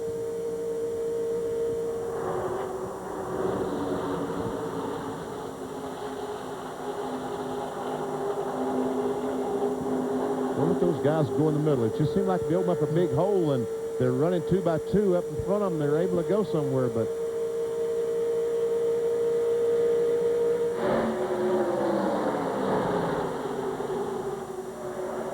Rich Bickle is still in the middle. Now Mike Skinner goes for it on the outside down in 1 end, has it? Or does it? For a moment, yeah, he's got a car length out in front of Gordon, or part of one. And I think he'll get it now. Sherman Marlin goes up there and going to help the 31 car. Mike Skinner has an excellent race car. Larry McReynolds knew this yesterday. Remember, they hit that hiccup in qualifying when they had a problem with the engine. They had to go 2nd round and start outside the top 25. But McReynolds ran nearly 50 laps here in happy hour yesterday. They were thrilled with their race car when it pitted under caution a few laps ago. 4 tires, fuel, get back out there. Mike Skinner in this car finished 4th in the Daytona 500, finished 4th in the Pepsi 400. His 106 NASCAR Winston got started on a win. He came so close at Charlotte last week. He said, I've been a perpetual bridesmaid and never a bride, but right now, the Lowe's Chevrolet from Mike Skinner is showing the way at Talladega. 70 laps are complete in the 31st running of the Winston 500. NASCAR's fastest super speedway. Back with more live action after this. Stay with us. Hi, everybody. I'm Eli Gold. You know, every Christmas I look forward to getting my copy of the NASCAR Winston Cup Yearbook, and this year is no exception. Detailed stories from every race, combined with the best color photography available, even a page for autographs. Earnhardt, Gordon, Jarrett, Wallace, Martin, Daytona, Charlotte, Indy, Texas, all your favorite drivers, all your favorite tracks, right here in this beautiful coffee table book. It's the only official record of the '99 NASCAR Winston Cup season. This is the book presented at the awards banquet in New York. It's not available in bookstores. Only a limited number are available to the public, and at $39.95, they sell out fast. Reserve your copy now. Call 1-800-234-9287 or send check or money order to the address shown. Ask your operator about other great gift ideas from UMI. Your satisfaction is guaranteed. The Redskins road trip it to Tempe to take on the Cardinals on ESPN Sunday Night Football.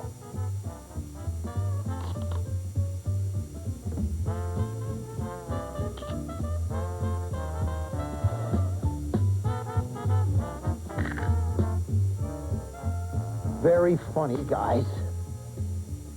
It's the Redskins and the Cardinals on ESPN Sunday Night Football. It all begins with NFL Prime Time at 7:30. What was that all about? Look at this field at Talladega Super Speedway. Side by side for fifth on back, the front four single filed. And Cornflake showing the way. Texan Terry Labonte for the first time today.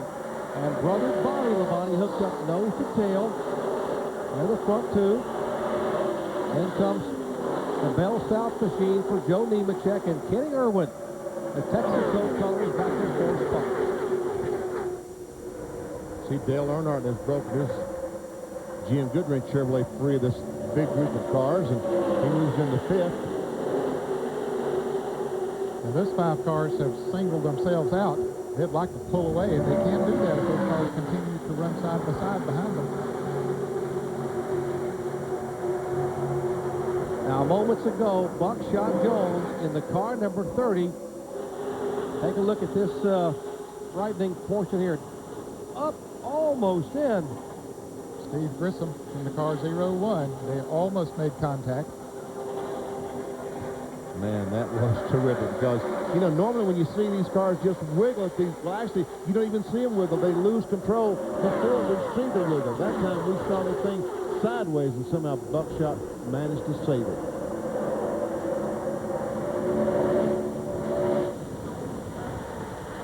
Man, that is a genuine mess right there coming off turn 2. Bill Weber talked about on NASCAR today at the top of the show, that 4,000-foot backstretch so silent. It's full of thunder right now, and here's the Jimmy Dean Pontiac for Buckshot. Started in 42nd. Trying to catch his breath right now, I'm sure. What a great save a moment ago. Drive into car number 30. These guys are about a third of a lap behind the leader, Terry Labonte.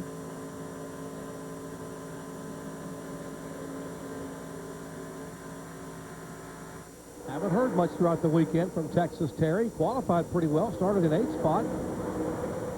Two-time winner here at Talladega in the Winston 500. Won it here in '89. Also won it 2 years ago, back in 1997.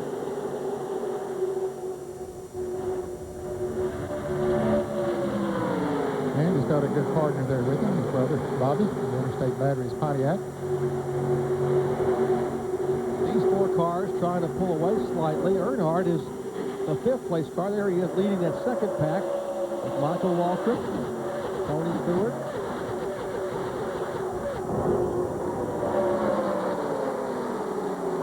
A lot of discussions ongoing between drivers and spotters, Bill Weber.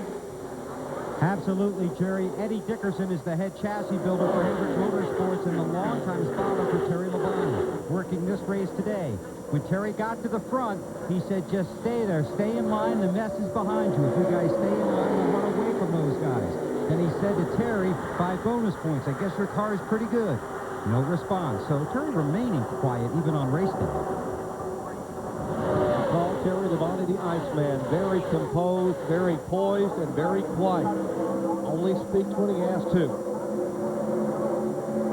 The brothers Labonte showing the way with 20 car.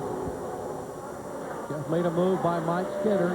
That's Tony Stewart. Now he will pull right up within a car length of Dale Earnhardt. And Sterling Marlin goes by Skinner. Jeff Gordon back over there just a few laps ago is now back to the 11th position. And Jeff Burton, we saw struggling. He is now up to the 10th position in the X-Side Ford. Well, we're about 16 laps away from the halfway point here at Talladega Superspeedway. Labonte, Nemechek, Irwin, and Earnhardt are top 5. Oh, yeah, those first ice boats had a lot of speed, but not a whole lot of control. Yeah, with the blades setting early, couldn't steer around the ice fishing holes. Oh, geez, learned the hard way. Wider is better. With its speed-sensitive steering technology, the White Track Grand Prix gives you precise cornering and control, even at a good clip. You betcha. Better, better. Wider is better. The White Track Grand Prix by Pontiac. Hey, Jeff. Now, listen, I got it right here, buddy. It's icy cold and tasting great. Now, come on, Jeff. You tell me, is there anybody in this world who deserves this here Pepsi more than you? Hi, Jeff. See you later, Jeff. Now, that's what I call motivation. I don't know where she came from. Don't worry, Jeff. There's always Daytona. Would you look at this? This Suzuki is off to a great start. An unbelievable start. And all of Daytona is on their feet as the GSXR screams to the tri-oval. The Suzukis are dicing for the lead on the inside of turn 11. I've never seen such a battle. He wants a piece of him. He's got a... Oh, did you see that? Outstanding. With this kind of intimidation, the rest of the field might as well head home. The TL1000R slices through the SC. Oh, my. Suzuki's D-Twin is developing incredible horsepower in the thunders up the hill. Our ESPN coverage of exciting NASCAR Winston Cup racing from Talladega is being brought to you by the Wide Track Grand Prix by Pontiac. Wider is better. By Pepsi, the choice of Talladega Superspeedway. And by Suzuki, maker of innovative motorcycles and ATVs. And don't forget, coming up at 9 o'clock Eastern Time on ESPN2, RPM tonight with Whit Watson. A Winston Cup recap from Talladega, kart, Australia highlights, and the Indy Racing lead in trucks. A wrap-up from Texas Motor Speedway tonight at 9 Eastern Time on ESPN2. Oh, yeah, we got him four best of Steve Park dives to the inside, and he has help down there with Michael Waltrip. And they go on the inside. They're still 4 wide. In 3, Michael Waltrip drives down there. And so far, so good. Wow. I'm still holding my breath. Yeah, me too, Ned. Look, and they're still 4 abreast. Something's got to give. The track is 48 feet wide. Here they come, still 4 abreast. And you wonder why they jammed their way to Talladega to see this. That is exactly why. All across the country, there's standing room only and lines in for tickets at NASCAR Winston Cup facilities. Oh, we got a crash. It finally happened. Still there. Crash in turn 1. Crash in turn 1. Be clear. Back it down safely. Back it down. Johnny Benson, 1 car involved, the 36 car. Gary Nadeau involved. There they are on the bottom of the racetrack. Watch for debris. Lap 81. A handful of cars involved in a heavy impact entering turn 1. There's the Cheerios Ford, and what's left of the front end of that for Johnny Benson. Still moving, trying to get back toward pit road. Hey, he is driving that, believe it or not, folks, because it would have stopped long ago if Benson were not hitting the throttle and trying to get back to the front. And Jerry Nadeau has climbed out of his car. There's still some fire beneath both those cars. There's the safety crew on the spot immediately. Jerry Nadeau, they're actually helping him put the fire out beneath the hood of his M&M's Pontiac. And here comes Johnny Benson through the grass. Let's see as he go down in the corner. Benson's on the outside. Some contact right there as between Benson and, was that Jeremy Mayfield? That was Mayfield. I believe so. That's where that four-wide racing was going on that we were talking about. And John Andretti, believe it or not, he's also involved. The STP Pontiac just cannot catch a break. Derek Cope also in the car number 41. He was an innocent victim up there. You mentioned Andretti. But there we see him making contact. Jeremy and the 9 car, I guess, of Rich Bickle. They just simply ran out of room when they got into that corner. 4 wide at the speed that they were running. And just a little bit of a slip. So once again, the cars involved, the 12 of Mayfield, the 9 of Rich Bickle, Nadeau in the 36, the 26 of Johnny Benson, and the 43 of John Andretti. There you're right, Ned. You can't, there just isn't room. There isn't room there.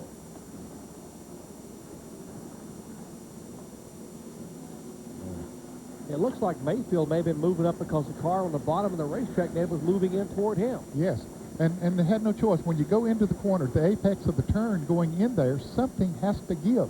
And you know, the car that was moving up on him, whoever that might have been, didn't want to go in there with his left wheel down on the flat part of the pavement. He wanted to get up to where he had all 4 wheels on the banking, and that's what caused it.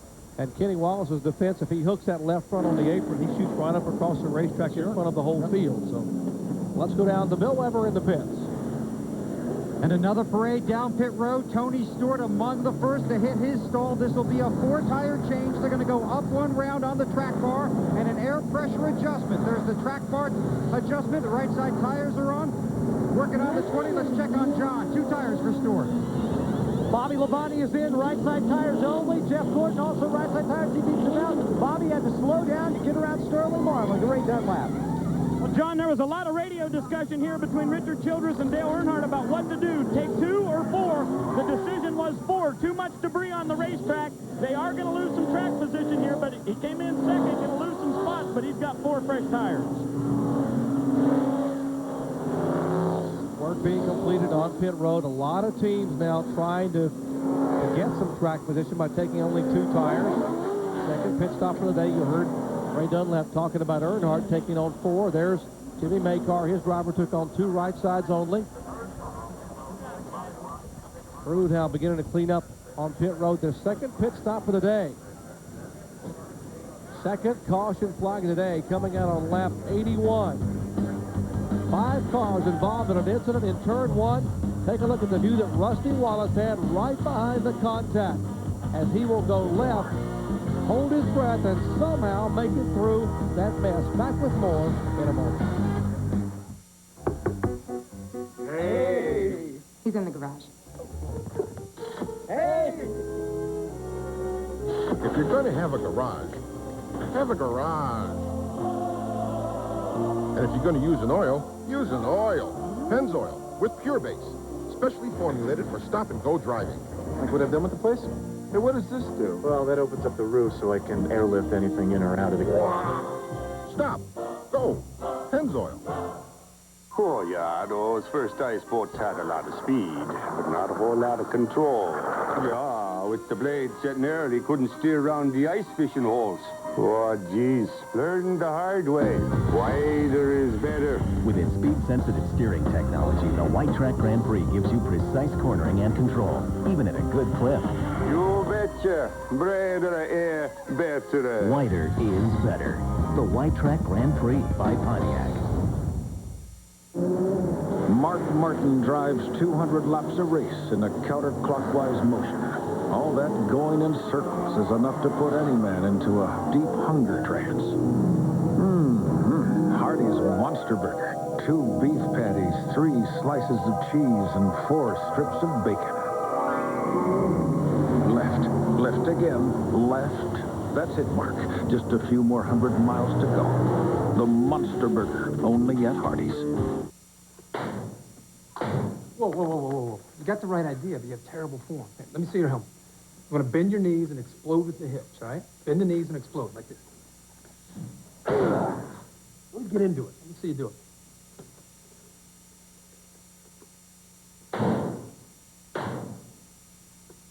Yeah, keep working.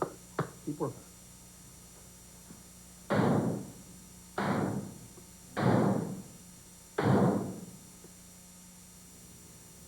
Back at Talladega Superspeedway in the Winston 500, working caution for the second time today. A 5-car incident on lap 81, entering turn 1. Once again, the cars involved: Nadeau, Benson, Mayfield, Cote, Andretti, and Bickle. There see him go down in the corner, and they get 4 abreast. Kenny Wass on the inside. Jeremy Mayfield makes contact with the 9 of Rich Bickle. He also makes contact with the 36, and Jerry Nadeau has no place to go. John Andretti also drives into this thing, and there you see the car slide into a stop. And we told you a lot of drivers worry about what they call the big one here at Talladega, the accident where they're running so close together that they have a lot of cars taken out. Back in the spring, we had a 9-car incident on lap 48. 7 of those 9 cars did not continue that day. And take a look back in October of '97, we had a 23-car incident on lap 139. So what we're telling you, folks, this was not the big one. This was for Talladega terms, this was a minor crash. But let's hope it was the biggest of the day. Exactly. Now, you saw Dale Jarrett pull down. This is the wreck happened, and obviously he's getting a lot of help from Bob Jeffrey, his spotter, and he just did miss being involved. He was back in the pack when this happened, and obviously that's why spotters are so critical. Let's check in once again with our NASCAR Winston Cup Spotlight on the Quality Care team.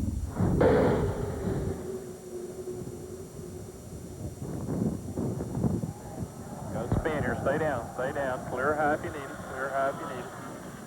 Clear high if you need it. Caution down. DJ, how's your entry there? Entry seems to be okay. Important. Jason, take another pound out of the left rear. Pound out of the left rear, and you know, raise that track bar up a little bit more. Take some bite out. Take some bite out. Got 10-4. Round out of the left rear, Brian. All right, talking about a pound out of the left rear, talking about an air pressure adjustment and taking bite out, Ned. That's a wedge change. Yes, it is. It's trying to take a little bit of pressure off that left rear wheel to let it turn a little bit freer going into the turn. And both those changes tend to loosen the car up, make the car just a little bit freer. We see activity going on. This is a live shot in the Dale Jarrett pit crew as they check the wear on the tires to see how much they were wearing, how long they will run. Do they have to make a pit stop with 20, 30 laps to go, or can they run the same tires? All that information they're trying to find by measuring the depth of the tread on those tires. And he's measuring a left front tire, and why he's doing that is because they want to know if they can make only 2 tire stops or they have to change 4, considering where they're running on the racetrack. Exactly, and of course you notice he was going all the way across the tire too to see if he's wearing more on one side than the other. Still under caution here at Talladega Superspeedway. Jeff Gordon being shown as our leader, 170,000 strong, enjoying exciting Winston Cup action. Back in a moment. Oh, yeah, those first ice boats had a lot of speed, but not a whole lot of control. Yeah, with the blades setting early, couldn't steer around the ice fishing holes. Oh, geez, learned the hard way. Wider is better. With its speed-sensitive steering technology, the White Track Grand Prix gives you precise cornering and control, even at a good clip. You betcha. Bredere better. Wider is better. The White Track Grand Prix by Pontiac. Sure? Yeah, I'm sorry, too.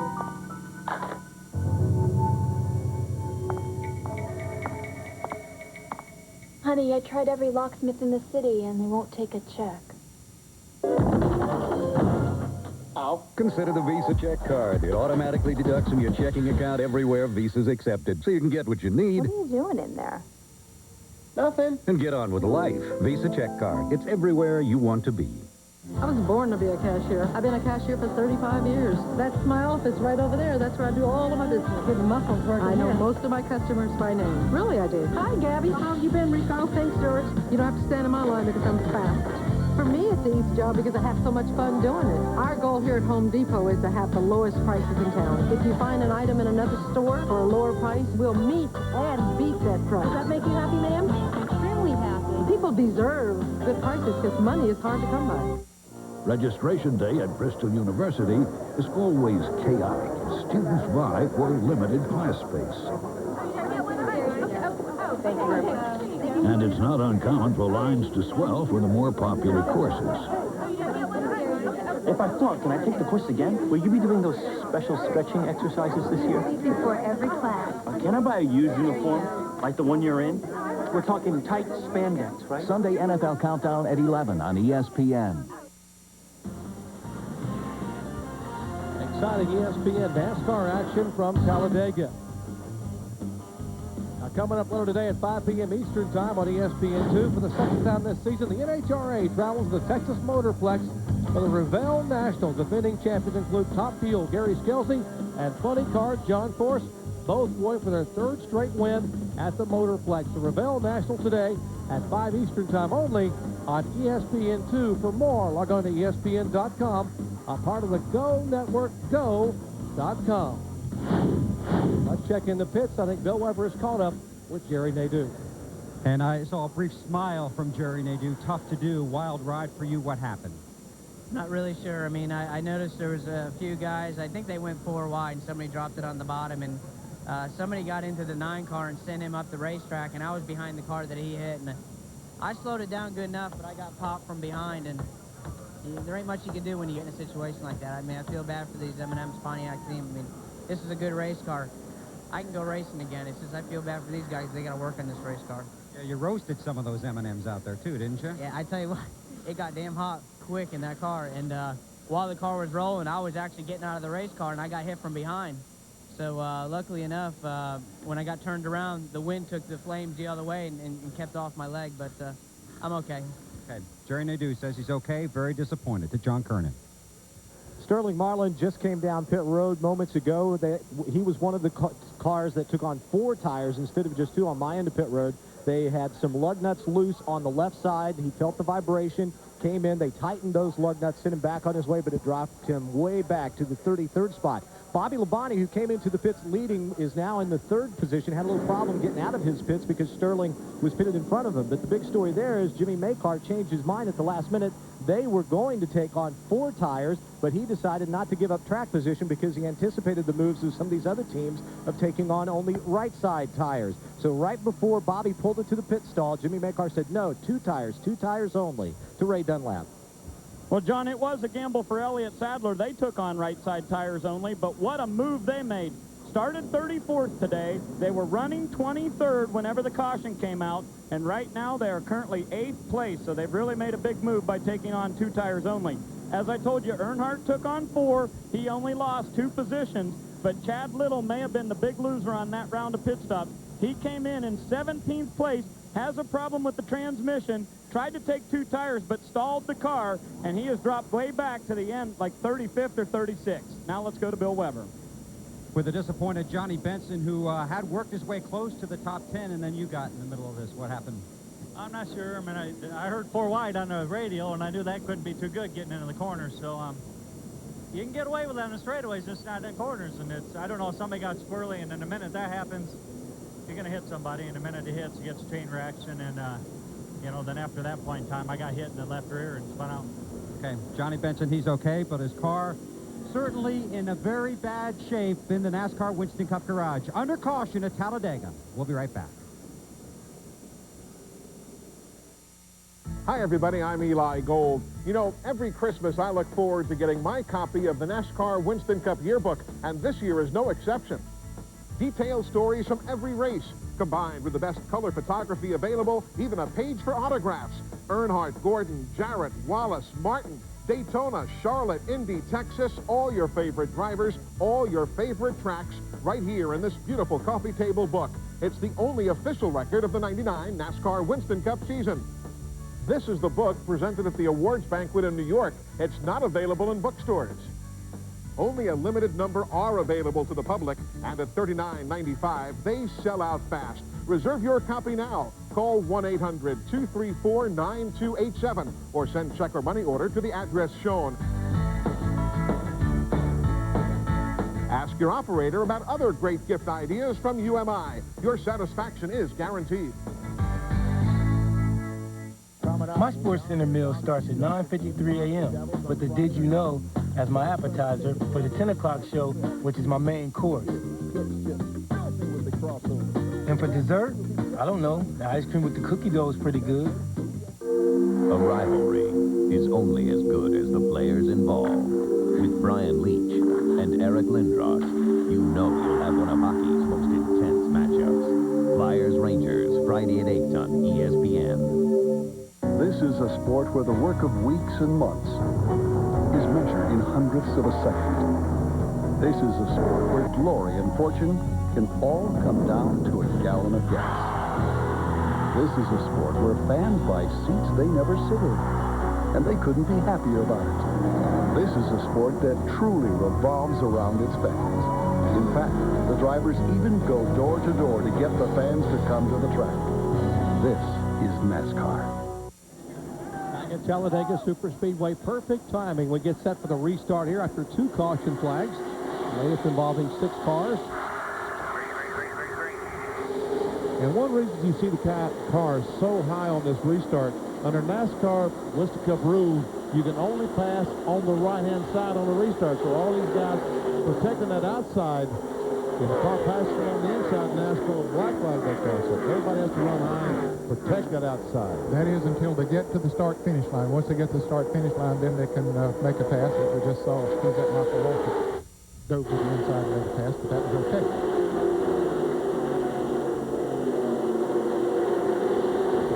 We are 5 laps away from the halfway point. Jeff Gordon,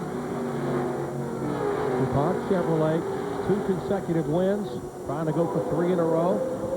Unbeaten string continuing for Brian Weitzel. Tony Stewart in second spot. Tony's teammate, Bobby Labonte, back in third. A pair of Joe Gibbs Pontiacs chomping away at the back of Jeff Gordon's Chevy.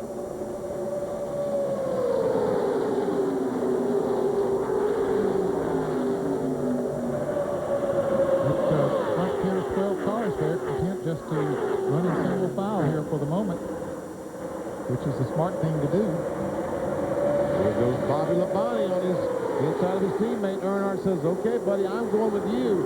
And look at poor Tony Stewart. He has no one, no one to draft with. Maybe find a fly or something back there. The bird can fly that fast. Well, Bill Elliott's made a move. He's now in 12th position as being way at the back of the pack in 38th to 40th spot. He's made a move up toward the top 15. There's the 94 car, McDonald's fourth, but now he is slipping backwards as Kyle Petty of the Hot Wheels Pontiac goes by. Kenny Schrader, Kenny Irwin. Kyle Petty was a benefactor of that caution because he was running about 7 or 8 seconds. He and a pack of cars running about 7 or 8 seconds behind the leader. Then he came in, apparently just took on 2 tires, and he's right up there now in 15th position.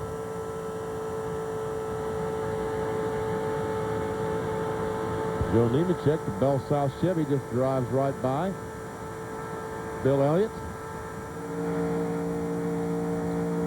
And taking a look back at Bill Elliott there from Nemechek's rear bumper cam. Big space between Bill Elliott and the next car. That would be the 10 car, Ricky Rudd, outside pole sitter, back to the front. Earnhardt about to get shuffled back as Tony Stewart trying to get on some help with Jeremy Mayfield to get by Earnhardt. Jeremy gets by. Jeremy, one of the drivers going for the $1 million bonus here. And 5, one of them. 5 drivers have a chance for the $1 million bonus, and 5 selected fans cheering for their individual driver. If their driver wins, they become an instant millionaire. It's happened 3 times thus far. Oh, boy. Well, Michael Waltrip has got himself a head of steam. And he's aggressive with it. There's with the no ball 5 drivers are running. Mayfield in third. Burton. Although he's being shuffled back now as we speak.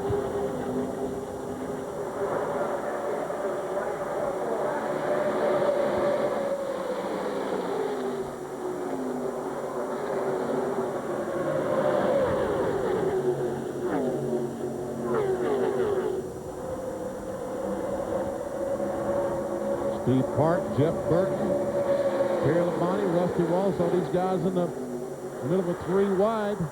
Meanwhile, back in the front, battle for the lead. Here's Bobby Labonte on the inside with help.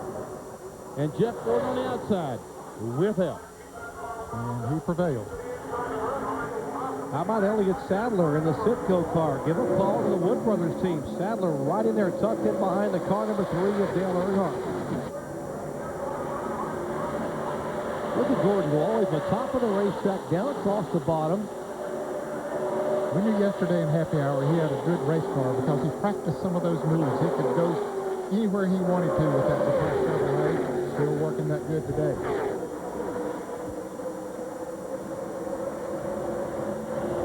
17 cars in that lead draft. Bobby Hamilton sliding backwards, got way up on the outside of turn 2.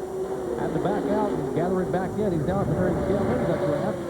Gordon, Labonte, Mayfield, and Waltrip, along with Mike Skinner on the bottom side. Earnhardt leading the high side draft in front of Elliott Sadler and Ward Burton.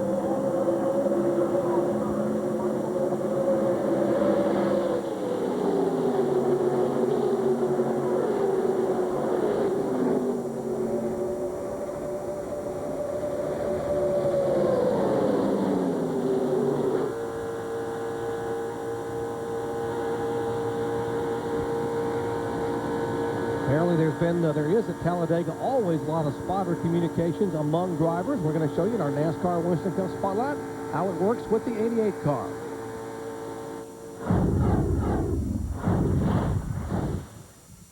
Ricky's got a pretty bad rub there.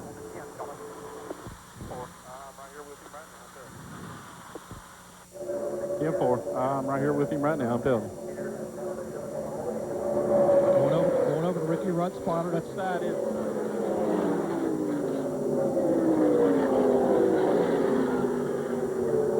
Dale said Ricky's got a pretty bad rub on her. Rubbing? Yeah, he said it's pretty bad. Boy, the spirit of cooperation then, it's very, very important because the #1 priority in all these guys' minds is safety. Yes, it is. But the rub is not hurting his speed. About 4 laps ago, DJ and Ricky Rudd were 5.5 seconds behind the leader. When they went by this last time, they were 1 second behind. And I mentioned Ricky Rudd has a Robert Yates engine in that tied Ford because, of course, he will be driving the 28 car for Yates next year. They're almost on the bottom of the racetrack, Vinny, but they're staying together. Trying to stay together and work their way towards the front. And I'm surprised at the rubber debris that's coming off the track. That was the bits of rubber we saw on the lens of the onboard camera on top of the Ford Quality Care roof. Well, I don't see too much there, but there aren't supposed to be too much rubber coming off on the straightaway. It's only in the corner that you're supposed to wear the tire. Ricky Rudd got away from DJ.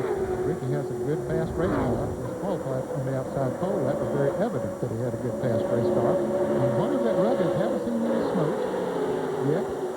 And maybe it was when the tires were brand new.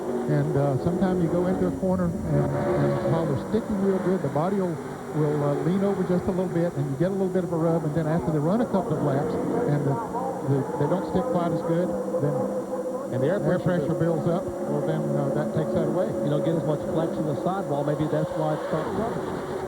Very good point, Dan. Now Gordon showing the way. Now Skinner in second spot. Joe Nemechek is third. Kenny Irwin. Earnhardt falls back in the 5th spot. Michael Waltrip. Kenny Schrader coming back to play. And the Stoll Chevrolet. Bottom line, shuffling toward the front, 22 cars. Separated by 1.87 seconds. That's how close it is from first to 22nd as we are past the halfway at Talladega.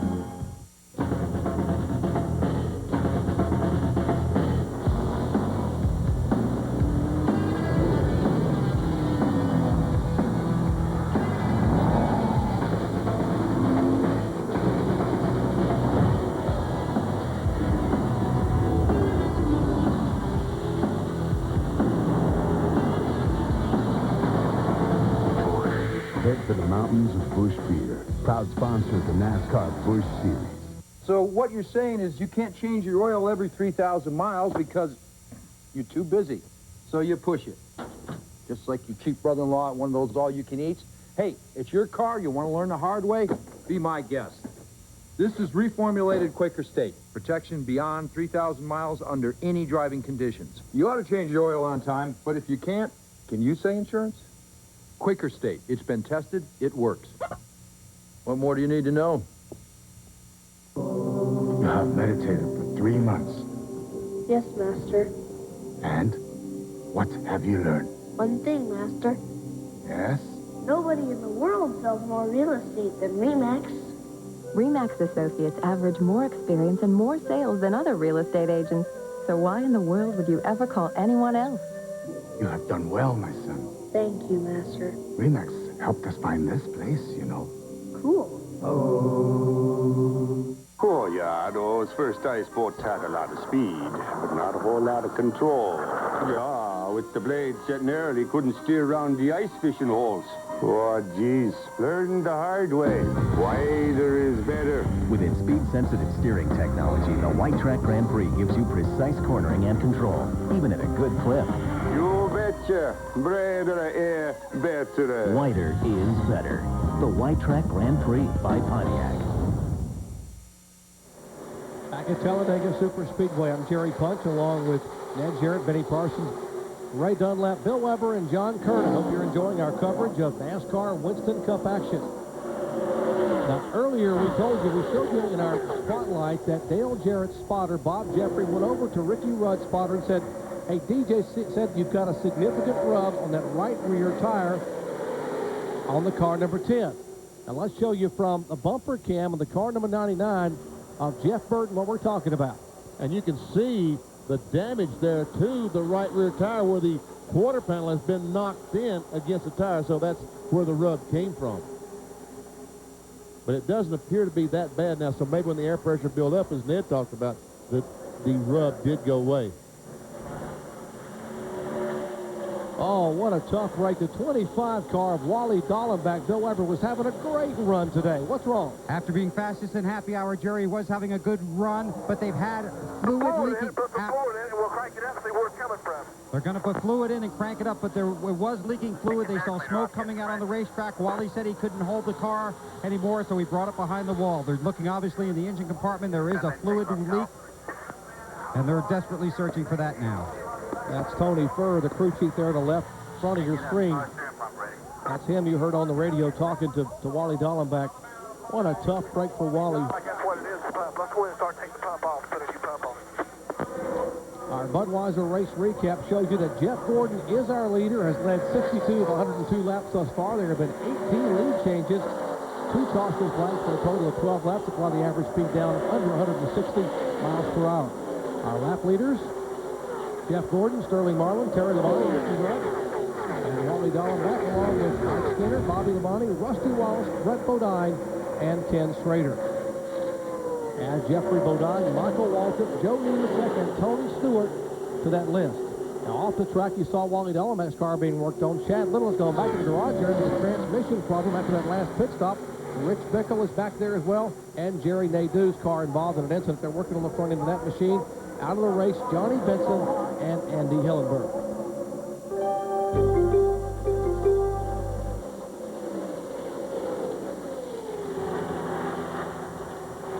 Boy, says, come on, Mike, go with me. Come on, Skinner. And they just get hooked up and go right by the 28 car, Kenny Irwin.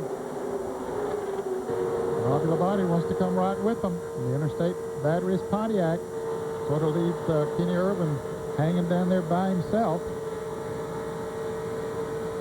He does have a car right in front of him, but that's Dave Marcus, and Dave is several laps down. He moved down. You see how low he is on the racetrack on the right side of your screen. And our Taste of the Race telemetry brought to you by Jimmy Dean shows you Mike Skinner's miles per hour coming up as he's in the draft.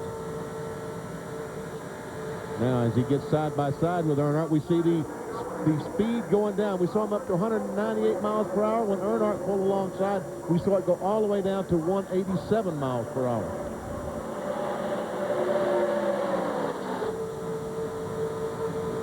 So watch this, 191, right side by side, 193,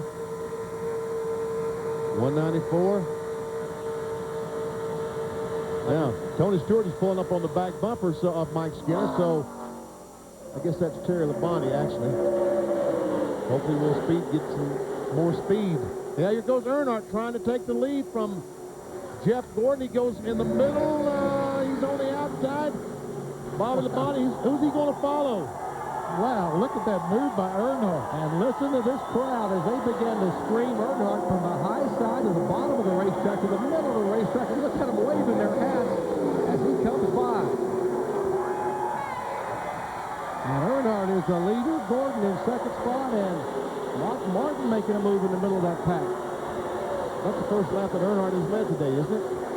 I believe so, Benny. They just let off the lap. Leaders just made it well. I don't believe Earnhardt's name was on there. But meanwhile, right behind them, they've got a 3 wide. Several cars 3 abreast. Well, Michael Walton's going to make it 4 abreast. But hopefully when they get to turn 3, they'll sort out at least 3 abreast. Yeah, they need to, because we saw what happened when they went into turn 1 while it goes 4 abreast.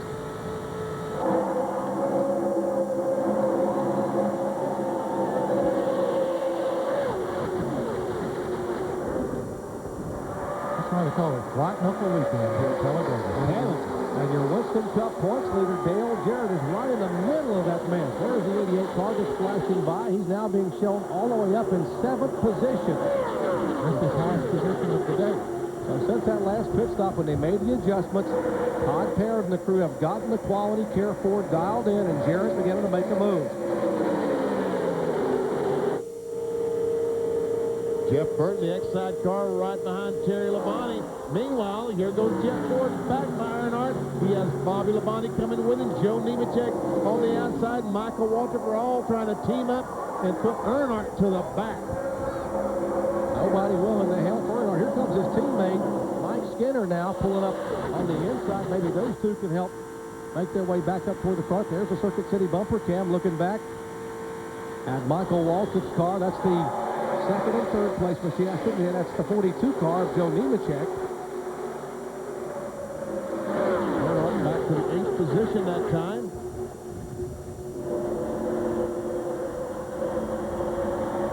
Trying to come back on the inside. Looks like right now the high line is the best place to be. But he can't get there. Boy, so many cars, Benny, so equal, so close together.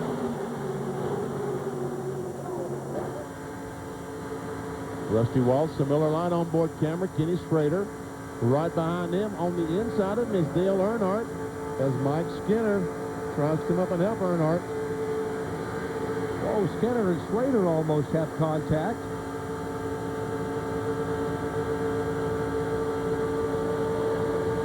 If you don't hear those engine noises change very much because they keep that right foot planted on the floorboard. Drivers complain about having cramp in their right leg. They just keep it straight the whole time they're here, except for pit stop. The whole time. If they decide they need to slow the car down, they just reach over and use the brake. Never backing off the throttle. There you see down the bottom where it says brake. If you were using any brake, the red arrow would go across.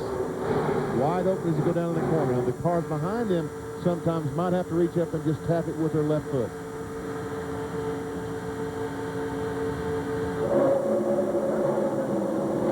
Rusty Wallace up to 194 miles per hour. Highest speed I've seen today was Skinner. Got up to about 197, 198 when he had a good draft with Earnhardt.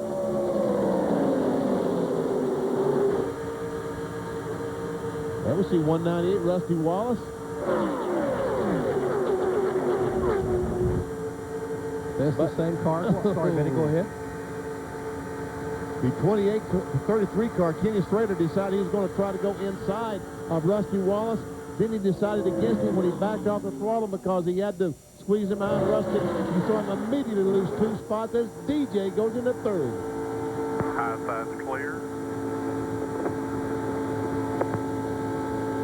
Jeffrey telling Dale he's clear high. Dale Jarrett. 2 slow cars coming up, turn 1. 2 slow cars, turn 1. 43 to 60. And he has a very good race car. Dale Jarrett, the current Winston Cup point leader. Well, they'd like to get up and lead a lap and get those 5 bonus points for doing that. Check that last lap. Jeremy Mayfield back in the 18th position. had the fastest speed that last lap by. Dale Jarrett, the defending winner of the Winston 500, won it a year ago from third starting spot. Started 17th today and not led a lap. They go by the 43. Both sides clear. Clear high. Good job.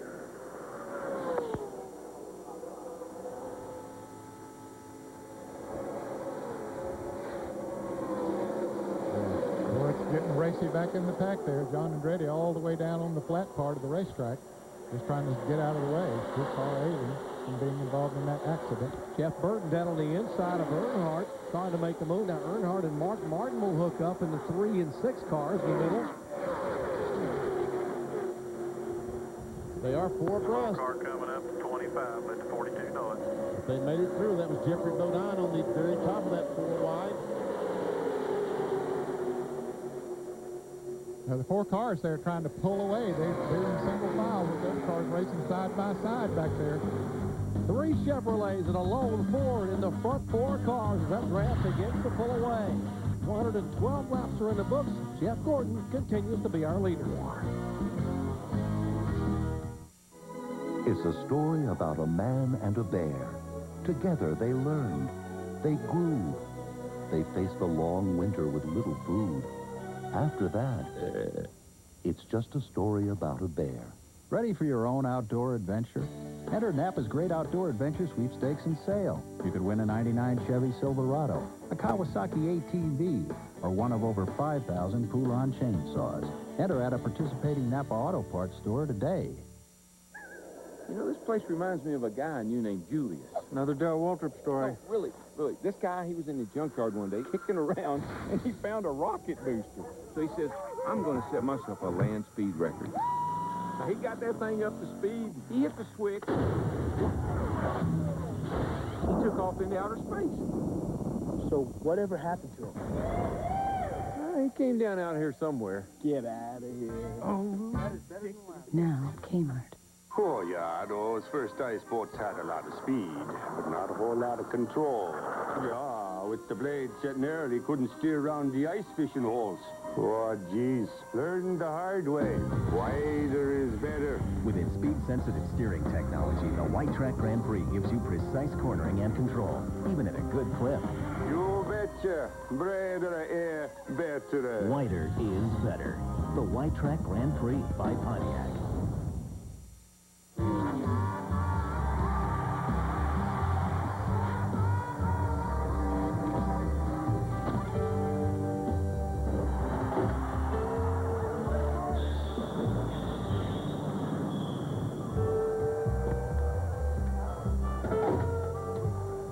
Waiting for somebody, kid?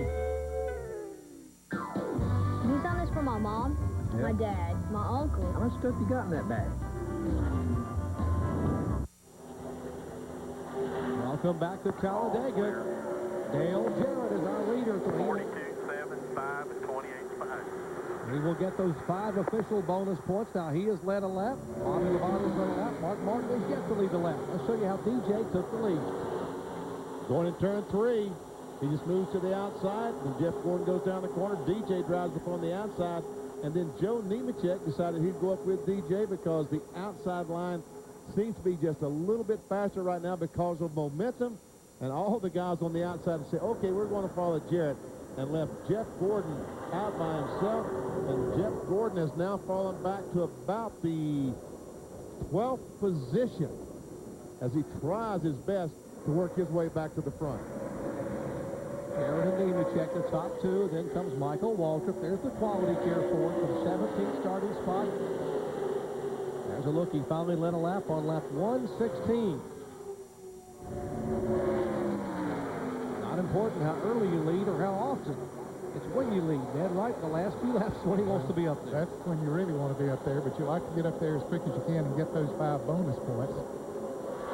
It will take a while today. 3 slow cars coming up. And he'll draft those 3 slow cars, try to pick up as much as he can off of them. Potter going down to talk to another car. Probably Tony Glover, who's spotting for Joe Nemechek. and they're discussing maybe 42 says he's content to stay there. Okay, we got the answer right there. Says he's content to stay there. They're running some good laps now. They ran over 193 miles an hour that last time. That's some of the fastest laps we've seen the leader run recently, although they were coming up on some lap cars, and that helped them a little bit. And I guess that these cars, all these cars, could make it on just Clear low. one more stop. 3 cars behind the 42. I don't think he's content to do anything. I think you're probably right. Let him know when you're looking, Bob.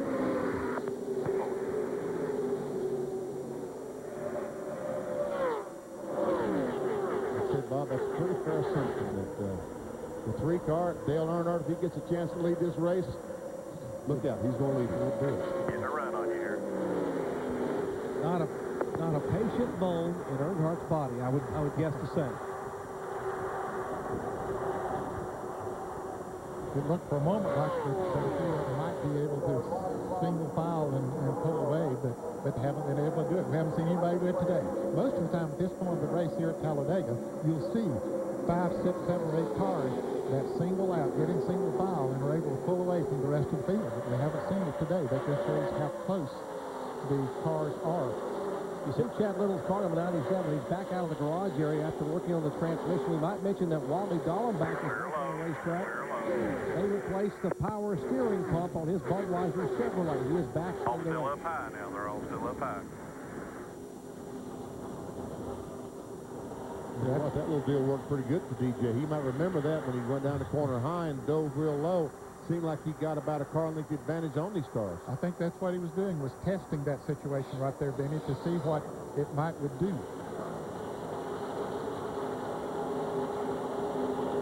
You got 6 cars there, 5 cars up front there. The 6th car, Kenny Irwin, is running side by side with the lap car of Chad Little, who is 20 laps down now.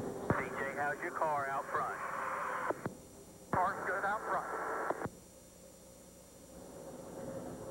Dale Jarrett's finished 3rd or better in 6 of the last 8 Winston Cup events held here, including a win in this race a year ago.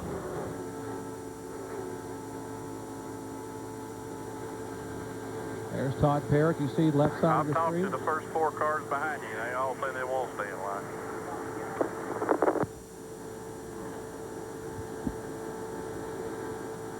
Well, that's interesting that they do want to stay in line. And really, that might give them an opportunity to break away from some of those drivers that are still running side by side back there for about 8th or 9th place. All single file. And we thought there would be some patience there, but apparently the 5 on the brothers outside of the 3. They're hanging Labonte the 3 said out. no. They will shuffle Earnhardt to the inside. Terry and Bobby Labonte respectively. Dale Jarrett is in the bottom of the racetrack. Nemechek in the middle and up high. Here comes the car number 5 of Terry Labonte. So shuffling back 4th, 5th, and 6th, but Dale Jarrett remains our leader after 121 of 188 laps are complete. Back in a moment. Announcing America's newest tire store, your Ford and Lincoln Mercury dealer. They have just the brand name tires for you. Tires designed and built for your Ford, Mercury, or Lincoln. All at competitive prices. Now the best place to get tires is from factory-trained technicians, the people who know your car best. Quality care service, the right people, the right parts, and always the right prices at participating Ford and Lincoln Mercury dealers. The rigid 10-inch table saw powers through even the toughest hardwoods. The oscillating sander converts from spindle to edge belt sanding in seconds. Engineered for power and precision, each and every rigid tool carries a lifetime warranty. But when it comes to something with even more power, Rigid's got that too. Rigid, available at the Home Depot. I can't stay here another minute. Not what you need to hear. Then Super 8's where you need to stay. As clean as can be, 1,800 times over. Clean, friendly Super 8. All the room you want. Tonight, we had the perfect meal for us. The Olive Garden's never-ending pasta bowl. You pick any of their special pastas, and you get all the free refills you want. Plus all the salad and breadsticks for $6.95. Good thing I was born hungry. The Olive Garden. When you're here, you're family. When you travel at over 300 miles per hour, you need all the protection you can get. 8-time champion John Force uses Castrol, the only leading 10W30 that provides maximum protection against both viscosity and thermal breakdown. Because some people have more important things to worry about. Castrol GTX. Drive hard. And try Castrol Syntec Blend for added synthetic protection. And a reminder, coming up on SportsCenter tonight at 7 o'clock Eastern Time, can the Mets stay alive? The Braves have a 3-1 lead in the National League Championship Series. And what about the Rams? Can they remain perfect? Highlights of the Rams-Falcons game in Atlanta. And how about the Buffalo Bills trying to hold on to first place? Raiders-Bills highlights all on SportsCenter coming up tonight at 7 o'clock Eastern Time on ESPN. Back in Talladega, Dale Jarrett holding on now. Terry Labonte and Bobby Labonte has shuffled their way into second and third place. And take a look at the 28 car. Got to give a call to Kenny Irwin on the restart. He was back about 25th spot or so, and has slowly but surely just picked them off. And here we go for the lead change. The Labonte brothers hooked up. Terry Labonte will lead that lap. He has help from his brother. And we'll see the line go by on the inside. We start to go by on the outside. And Knight goes by on the inside. We talk about Kenny Irwin. He moves up into third spot. And here comes Earnhardt. Got a hole coming up with the 7 car. It's a big hole. 7 car's coming up to you. 7 car is clear. Spotter telling him that as soon as the 7 car goes by, that's your hole. Indicating you can turn down and get in the draft area. But he's closing up in a hurry because Mark Martin was coming up there. Looking outside, looking outside. And look at Jeff Gordon all alone in that DuPont Chevrolet on the bottom of the racetrack. Wow. Now that is getting hung out.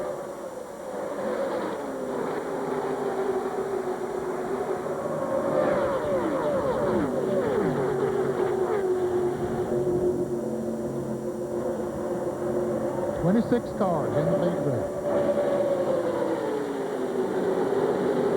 Earnhardt making a move up on the outside. That goes up into third. It looks like it doesn't make any difference where Dale Earnhardt starts, guys. Take a look at that. 9 top 10 finishes in 13 races, starting 26th or worse. He started 27th here today, and now he's making a charge for second spot. He's making a charge right now. Bobby Labonte is making a charge for the lead on the outside. Earnhardt is going to follow him.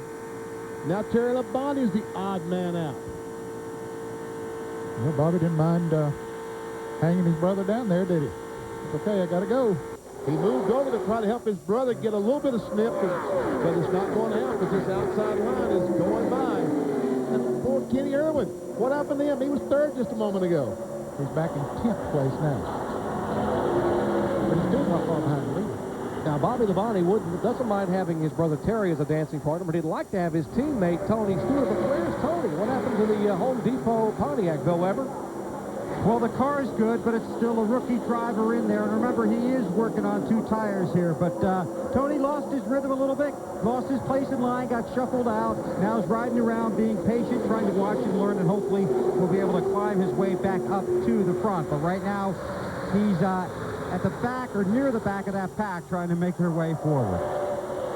Jimmy Spencer and Kyle Petty. A couple of guys have gotten up this lead group and trying to go someplace. Meanwhile, Mike Skinner's in the middle of this 3 wide.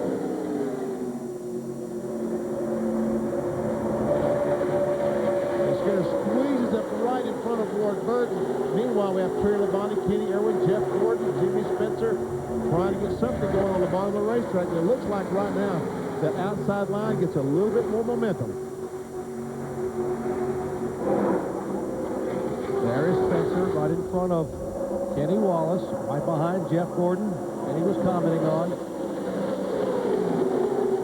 Spencer hasn't been quite as strong as we thought he might be because in the restricted plate races he really has been going good in the last couple of years, but now he's asserting himself a little bit more now up there in the top 15.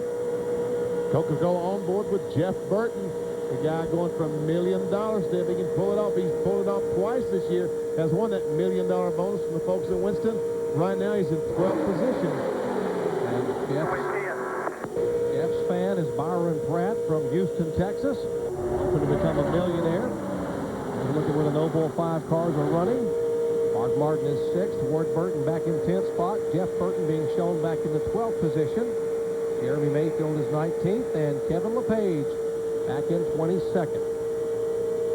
This venture went blunt. Approximately how long do we pit? 12 to 13. 12 to 13 laps before the pit. And that will be the final pit stop of the day.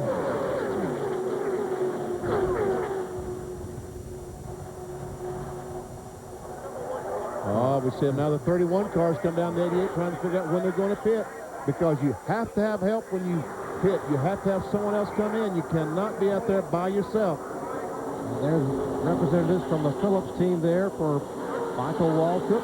And talking over with the Lowe's crew members and the Quality Care crew members, Todd Parrott.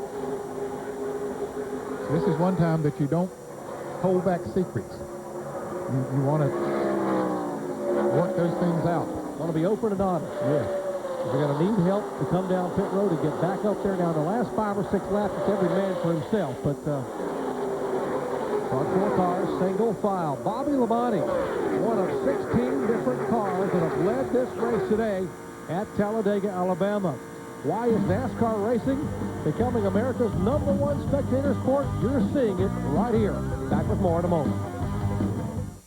Hi, everybody. I'm Eli Gold. You know, every Christmas I look forward to getting my copy of the NASCAR Winston Cup yearbook, and this year is no exception. Detailed stories from every race, combined with the best color photography available, even a page for autographs. Earnhardt, Gordon, Jarrett, Wallace, Martin, Daytona, Charlotte, Indy, Texas, all your favorite drivers, all your favorite tracks, right here in this beautiful coffee table book. It's the only official record of the '99 NASCAR Winston Cup season. This is the book presented at the awards banquet in New York. It's not available in bookstores.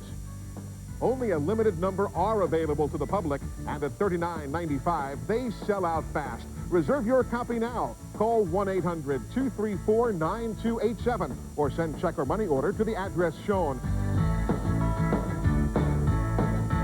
Ask your operator about other great gift ideas from UMI. Your satisfaction is guaranteed. Tonight on ESPN at 7 Sports Center, at 7:30 NFL Primetime, and at 8:15 the Redskins Cardinals. On ESPN2 at 7 Kart, at 9 RPM Tonight, and at 9:30 the NASCAR Winston 500. And on ESPN Classic, beginning at 7 Classic Click and Pick, and at 10 Classic Sports Center Flashbacks. Do you have all the ESPN networks? Back at Talladega, and remarkably, that's what happens when you get out of the draft. Sterling Marlin's car number 40, about to go a lap down. He's trying to hang on as they are still negotiating down there. There's representatives from Jeff Gordon's team. Frank Stoddard there from Jeff Burton's team, talking with Todd Parrott. Pit stops have got to be coming somewhere 7, 8, 9 laps away. Terry Labonte's crew was just down there a moment ago checking on when PJ was going to pit, and they said it's lap 141, which is about 8 laps from now. And they discussed how many tires they were going to take on. They said 4. Again, this is the time that you got to be honest, because you need that help. Some of those guys that changed 2 tires earlier, you would think, would have to change 4 this time, and some of the guys that changed 4 could get by with changing 2. Although if you have to fill the tank completely full of fuel, you just about can change 4 tires in that length of time. Yeah, Earnhardt was right up on it was before they went in that corner, right on the back bumper of Bobby Labonte, trying to push him on in there. Well, the best average finish in the last 10 restrictor plate races belongs to Bobby Labonte with an average finish of 6. He's also scored the most points. Guess who's second? The guy right behind him, Dale Earnhardt. Now, Terry Labonte was up there with his brother Bobby leading a moment ago, and he shuffled back to about 17th spot. And speaking of shuffling, here goes Earnhardt. He's going to try to shuffle Bobby Labonte back. They saw that car coming up down on the inside of the racetrack. That's Brett Bodine that they were coming up on. And Mike Skinner gets a great run, but is he going to help him any? Clear low. Good job. And here goes Jarrett on the inside of Earnhardt. Had a run going into the corner and was able to pull it off. Well, like a rocket ship down beneath Earnhardt, he makes the pass and pulls by 5 car lengths. 3-car lead on the 7. Had the help of Michael Walker, and boy, they just shot by this. That's what you can do when you get that momentum build up.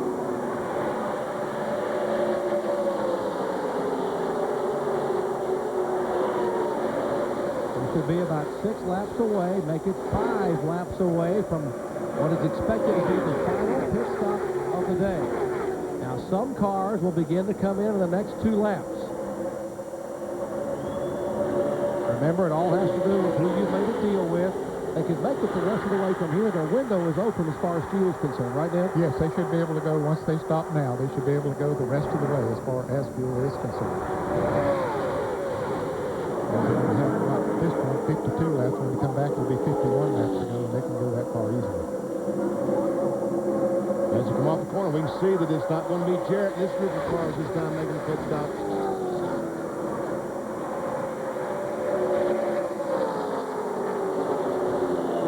Car's still good, right? No changes? All right, here's Kenny Schrader on pit road all alone. No one else down pit road with him in the Skoll Chevrolet, our 4th fastest qualifier. He will head down to Sammy Johns. Let's go down to Ray Dunlap. Should be a 2-tire stop here for Kenny Schrader. Not sure why he came down by himself, but there's a lot of bargaining going down here. The 6-car talking about coming in 2 laps. Dale Earnhardt will be in soon. Right side tires on for Schrader, making sure they get all the fuel in it, and they send him away. Benny, that's exactly what you were talking about. They had to sit there and wait for him to put the gas in. You know, a couple extra seconds, they could have changed those left side tires. They were talking about here they come. I thought they were coming in the pits. Earlier, and I don't know what the location was. Or it might be pitting under green here. 18's down low. I know a couple of cars coming in the pits. They were just trying to pass on the apron of the racetrack. A lot of bargaining ongoing down in the pits. Let's listen. When y'all gonna come? Okay. Okay. 4. Robert, the 5's coming on 141. 143. You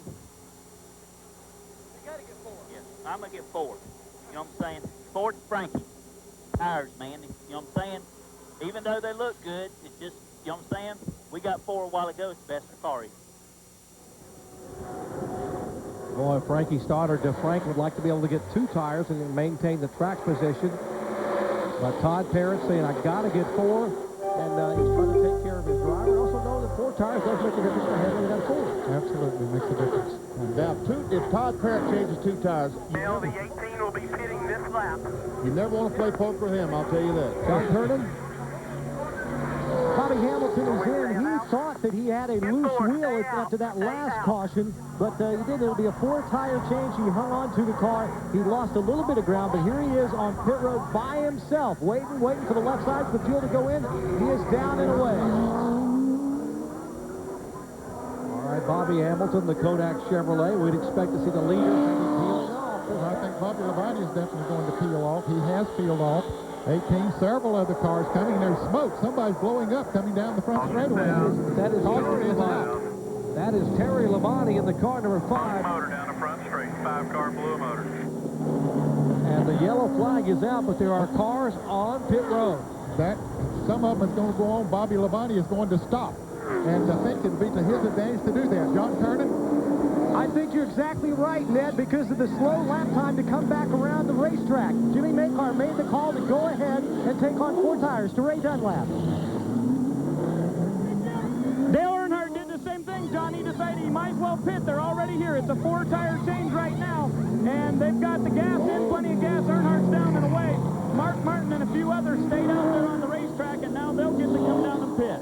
All right, 4 cars elected to stay on pit road and make their pit stops. Now, that's very important to remember. Earnhardt, Bobby Labonte, and Ward Burton, along with the 30 car of Buckshot Jones, they're the cars that stayed on pit road and made their stops. Buckshot's a lap down, but the other 3 cars are in the lead lap, so everyone else now have to come around and make their pit stops under the caution. Yes, they will, and that's going to put them behind those cars. That was very smart for them to stay on pit road. They had plenty of time because the leader, Dale Jarrett, had slowed down once the caution came out, and that gave them plenty of time to change those tires.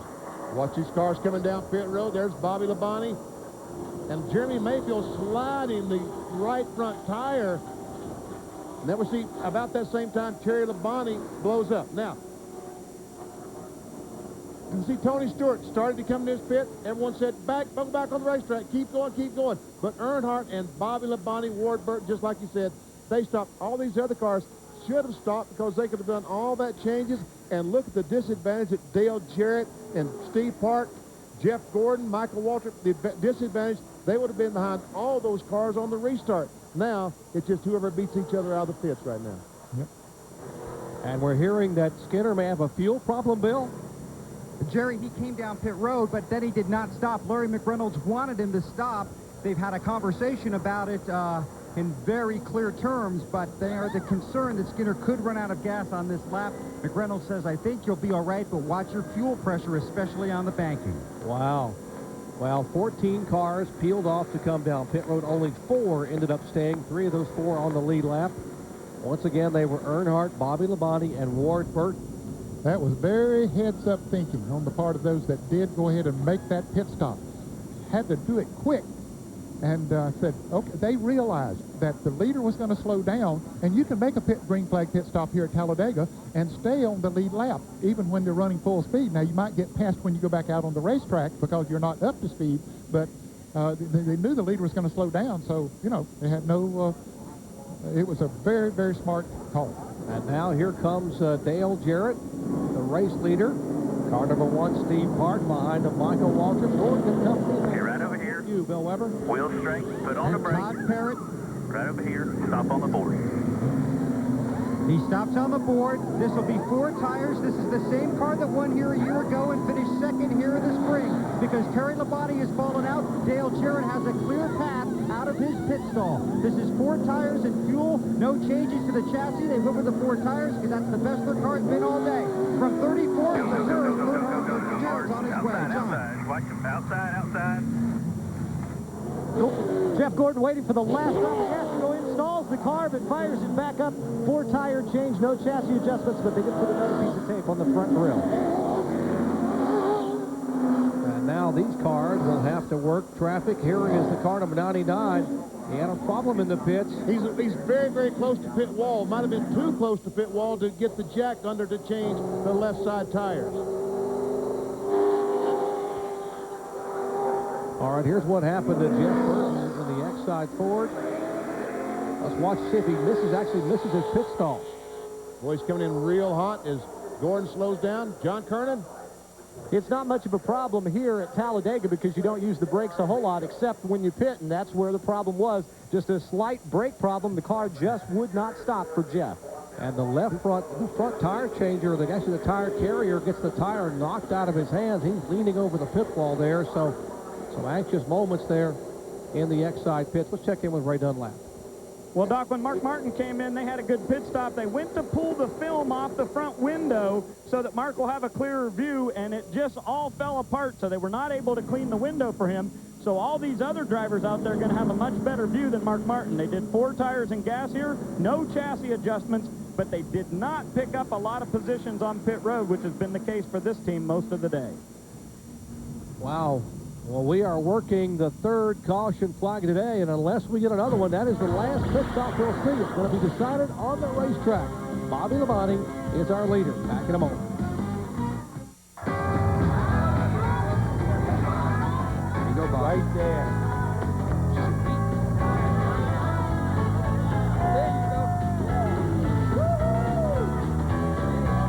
Right there, baby. Thanks, Jeff. Thank you.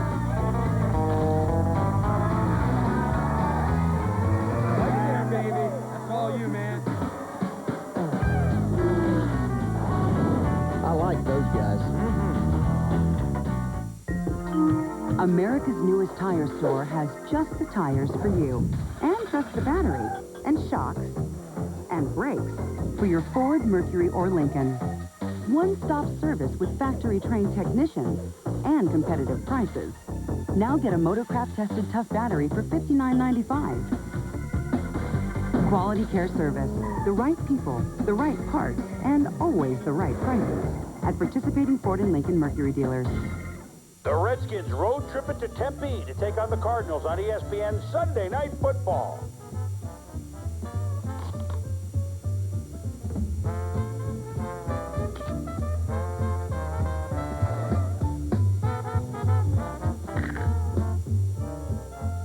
Very funny, guys. It's the Redskins and the Cardinals on ESPN Sunday Night Football. It all begins with NFL Prime Time at 7:30. What was that all about? Our ESPN coverage of exciting NASCAR Winston Cup racing from Talladega is being brought to you by Daytona USA, the official attraction of NASCAR, by America's newest tire store, quality care service at participating Ford and Lincoln Mercury dealers, and by Jimmy Dean, America's favorite sausage and sponsor of the number 30 Jimmy Dean Pontiac. Huge crowd on hand, a record-setting crowd, largest crowd ever to see a sporting event in the state of Alabama. Over 170,000. I'm told that when we come here next spring, they'll add 7,500 more seats, 16 more rows to the Tri-Oval area here at Talladega. Now, we saw that pit stop a moment ago for Jeff Burton in the car number 9. Now, Benny, the tire carrier actually got bumped as Burton was coming in with the brakes locked. We see the 9 car coming in. We see Mike Brill, the front tire carrier, start to go around, and Burton hits the tire, and I believe that Mike Brill is okay. See, he leans up on the wall for just a second. The NASCAR inspector goes over and says, "You okay?" And Mike says, "Okay, bring me the tire, I got to change." So he jumps on the job. Attaboy, Mike. Atta baby Mike. He gets the tire back to Frank Stoddard. Let's check in their pits now with John Kernan. Jerry, I just talked to Brilly. He said, yeah, I'm fine. Just a little bruise. Just put a little ice on it, but otherwise I'm okay. I think it was more, his pride was hurt more than where he landed.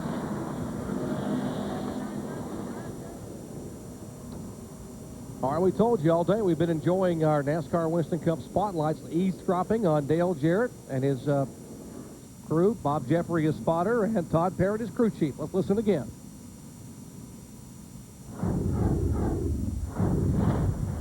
Awesome job getting yourself in position there, driver. The 5 car, what happened to him? All them guys checked up in front of him and knocked the oil line off there. It's almost one hell of a wreck.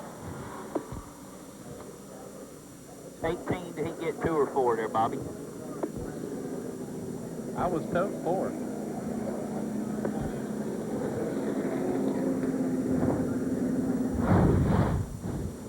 Well, that is teamwork. Todd Parrott excited about the opportunity for maybe this team to win a national championship. His wife Debbie at home, along with little Tyler and Chandler, watching back in Charlotte, North Carolina. And he seems so calm and relaxed and basically continues to pump up his driver. Said, good job there, driver. You got to keep pumping them up.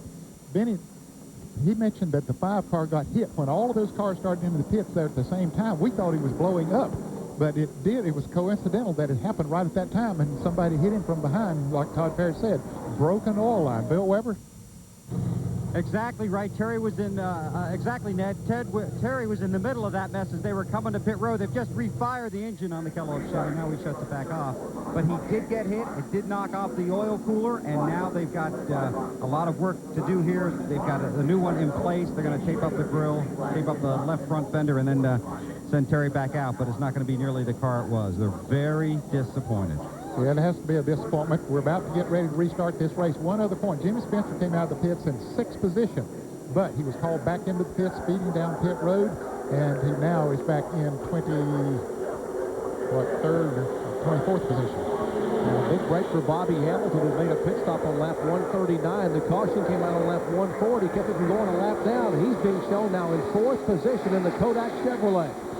You see Kenny Slater was not able to get that skull Chevrolet back up speed. We saw him make a pit stop, so he is now a lap down. He's on the tail end of the lead lap. That's right. He would like to stay out there and hope that while the cars are bunched up, he can see another caution. How about Ward Burton going for the lead? He goes by Bobby Labonte. Meanwhile, here comes Rick Mast on the inside. Oh, now we see, some contact between the two bodies. Bobby Labonte looked like touched the 22 just a little bit. He had a run coming into the corner there. Still a lot of side-by-side racing. Now the 40 and 33 are on the tail end of the lead lap. That's Marlin and Schrader, and right up in front of Ward Burton is Schrader. Burton's going to go in the middle of the racetrack. And Ward Burton, remember, one of those No Bull 5 drivers going for $1 million bonus. Haven't heard much of him today, but he's right there now. And has some help, some drafting help with Dale Earnhardt right behind Ward Burton and Dale Jarrett. Bobby Labonte is your leader in the 18 car, the Interstate Batteries Pontiac. Hamilton is second, Burton is third. Here comes Michael Waltrip on the bottom of the inside of the racetrack, I should say, along with Jeff Gordon is there, Steve Park is there, and Mark Martin. And here's Ward Burton challenging Bobby Labonte for the lead one more time. And here's Earnhardt coming up on the inside. Wow, didn't take headroom. And the 88 car following Earnhardt, that is Dale Jarrett. He will take better of it. Boy, almost down to no man's land on the bottom of the racetrack on the apron. Now Jarrett can breathe as he has a little more room on the straightaway. Marvin saying, man, I need a caution flag. I'm hanging on here, but for dear life, that's the 40 car. And we see Earnhardt trying to get on the inside of Sterling Marlin, and Dale Jarrett comes with him, and now Sterling Marlin will go a lap down. Jeff Gordon has moved himself back into the 4th position. Michael Waltrip in the 7 car, the blue and white, number 7, sitting there in 3rd place. Fans on their feet at Talladega enjoying NASCAR Winston Cup racing at its finest. That time by Earnhardt, 191.2 miles per hour.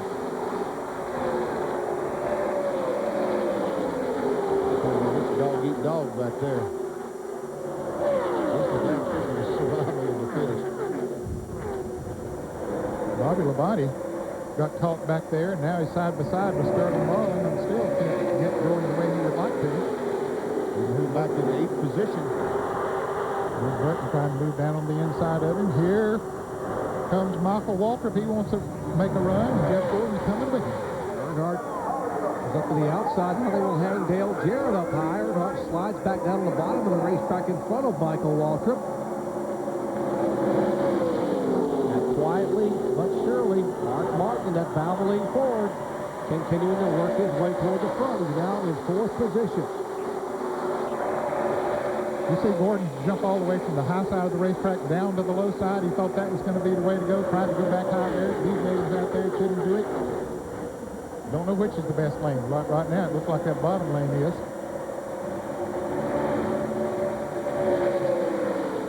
Joe Nemechek following very close on the back bumper of Mark Martin. The 42 car, Nemechek was our pole sitter. Over 198 mile per hour average on his qualifying lap. Now Bobby Labonte's got down on the inside, so he's picking up some positions once again. Circuit City onboard camera with Bobby Labonte, just like Ned talked about, on the bottom of the racetrack, trying to follow Nemechek. And Michael Waltrip going for the lead up in front with help from Jeff Gordon. Michael Waltrip will lead this lap. Michael Waltrip led this race back in April. Same car he finished 5th with at Daytona, the season opening Daytona 500. Looking for that first career Winston Cup victory. 38 laps to go. Best finish here coming in May of 1994 as Bobby Hamilton now gets a little bit of help from Kenny Irwin, shuffling toward the front. Earnhardt in the middle there. With Bobby Labonte, they begin to go backwards. Earnhardt hangs on.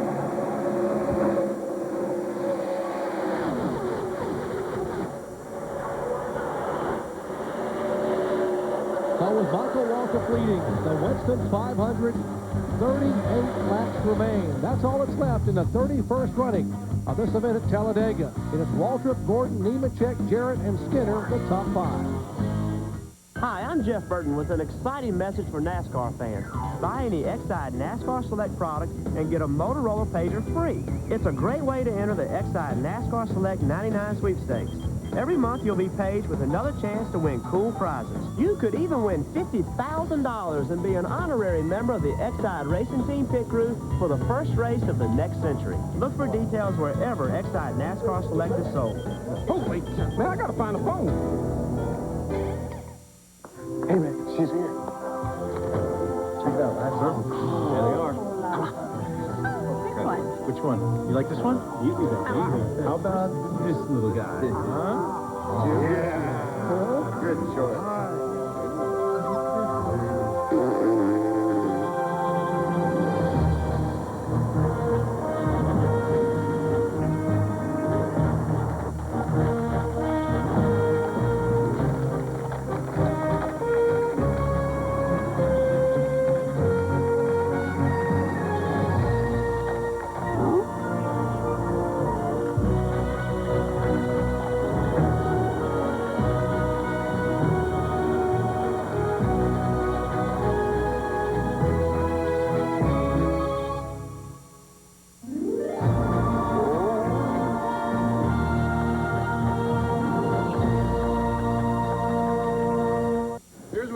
Inside high horsepower engines. They get hot. Hot enough to turn firemen into ice cream truck drivers. You don't play with heat like this. You get Quaker State High Performance, a synthetic blend for high horsepower engines. It's been tested. Actually, it's been barbecued. For pure maximum protection, nothing's better. Quaker State, sensible technology. What more do you need to know? ESPN live coverage of NASCAR Winston Cup action from Talladega Superspeedway. Dale Jarrett, the car number 88, running in, well, he was running in second position, so if you sneeze, you lose here at Talladega. DJ having a great run here. Went up on the outside of Michael Waltrip going into turn 3. And Michael Waltrip might have a problem. He's dipped all the way down to the inside of the racetrack. I think he has a problem. 7 car obviously slowing. If you take a look from high above, courtesy of the fine folks at Pennzoil, our Pennzoil copter cam. They come sweeping off of turn 2, then a 4,000 foot back to Michael, still dropping back. Yeah, that's not a situation of him just getting shuffled out in the draft. There's something wrong with his Chevrolet. And there is indeed smoke from the back of Michael Waltrip's car. So, oh, what a tough break. Mikey had such a great run. And Jim Mateo and Phillips Chevrolet.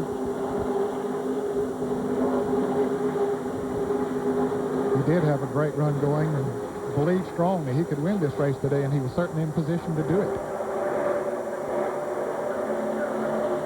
Well, Jarrett's our leader.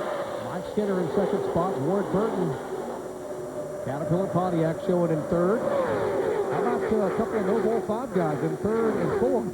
The brothers Burton. It's in the brothers Labonte up front. Now it's a couple of Burton brothers. How about third, fourth, and fifth? Kevin LePage has moved the TV guide forward up into the 5th position. And Joe Nemechek looks like he's slowing a little bit. Yeah, his car is definitely off the pace. He's out of the draft. You see no cars inside it, and Dave Marcus goes by him. Nemechek and Michael Waltrip have the same engine builder, Keith Simmons. Now there's Michael Waltrip in the lead, and obviously something going wrong with the motor. He pulls to the car to the left. Now watch, as he comes off the corner, you'll begin to see some smoke out of the left exhaust, indicating that something internal in that engine for Michael Waltrip. There it is, just pouring out. And it is coming out the exhaust pipe. That smoke is.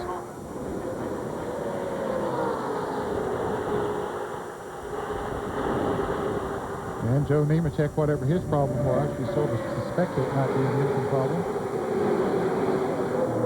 His engines, Michael Waltrip's engines are built by Stabco, and so is Joe Nemechek's car owned by them. Hopefully it's not a common problem there. Now Nemechek's going back out, so apparently the engine is not gone. Well, we heard it's a left rear tire. Now, that had a tire going down, so that's certainly good news for the Bell South team. But unfortunately, that unspoken stop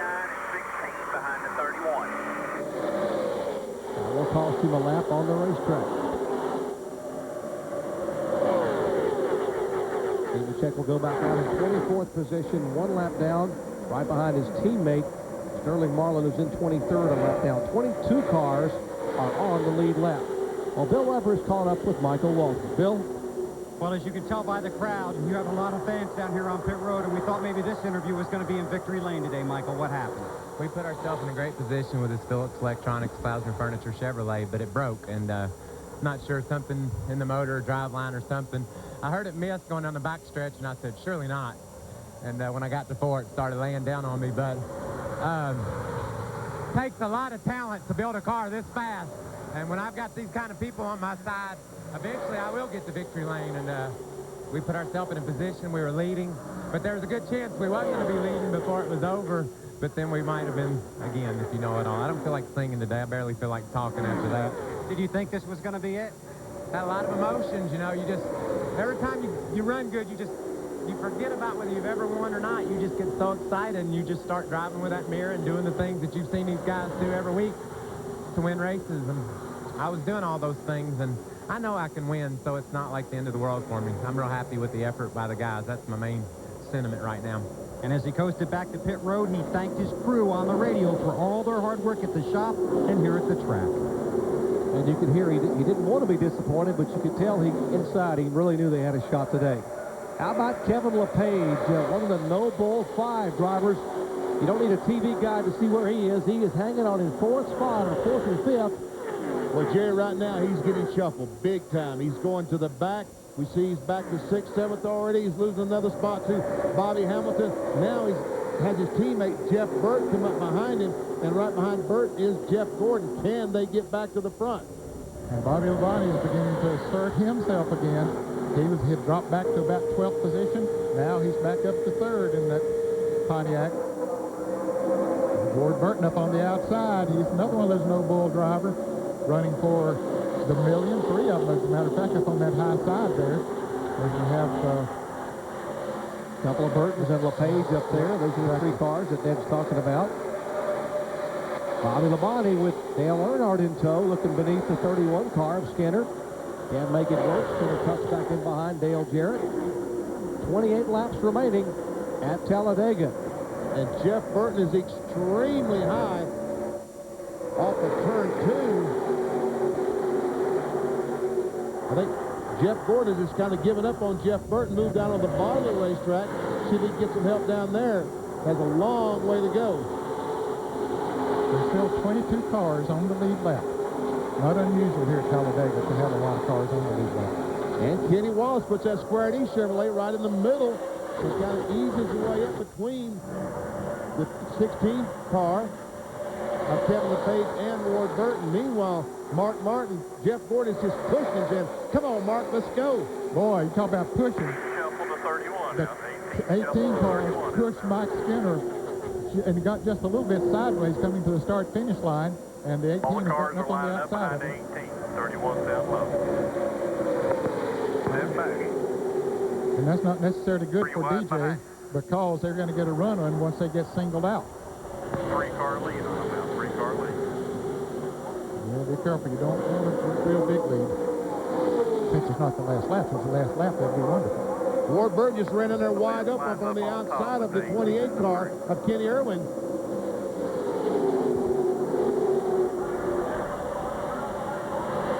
Jeff Gordon down on the bottom of the racetrack trying to follow Bobby Hamilton. They'll be shuffled back somewhat.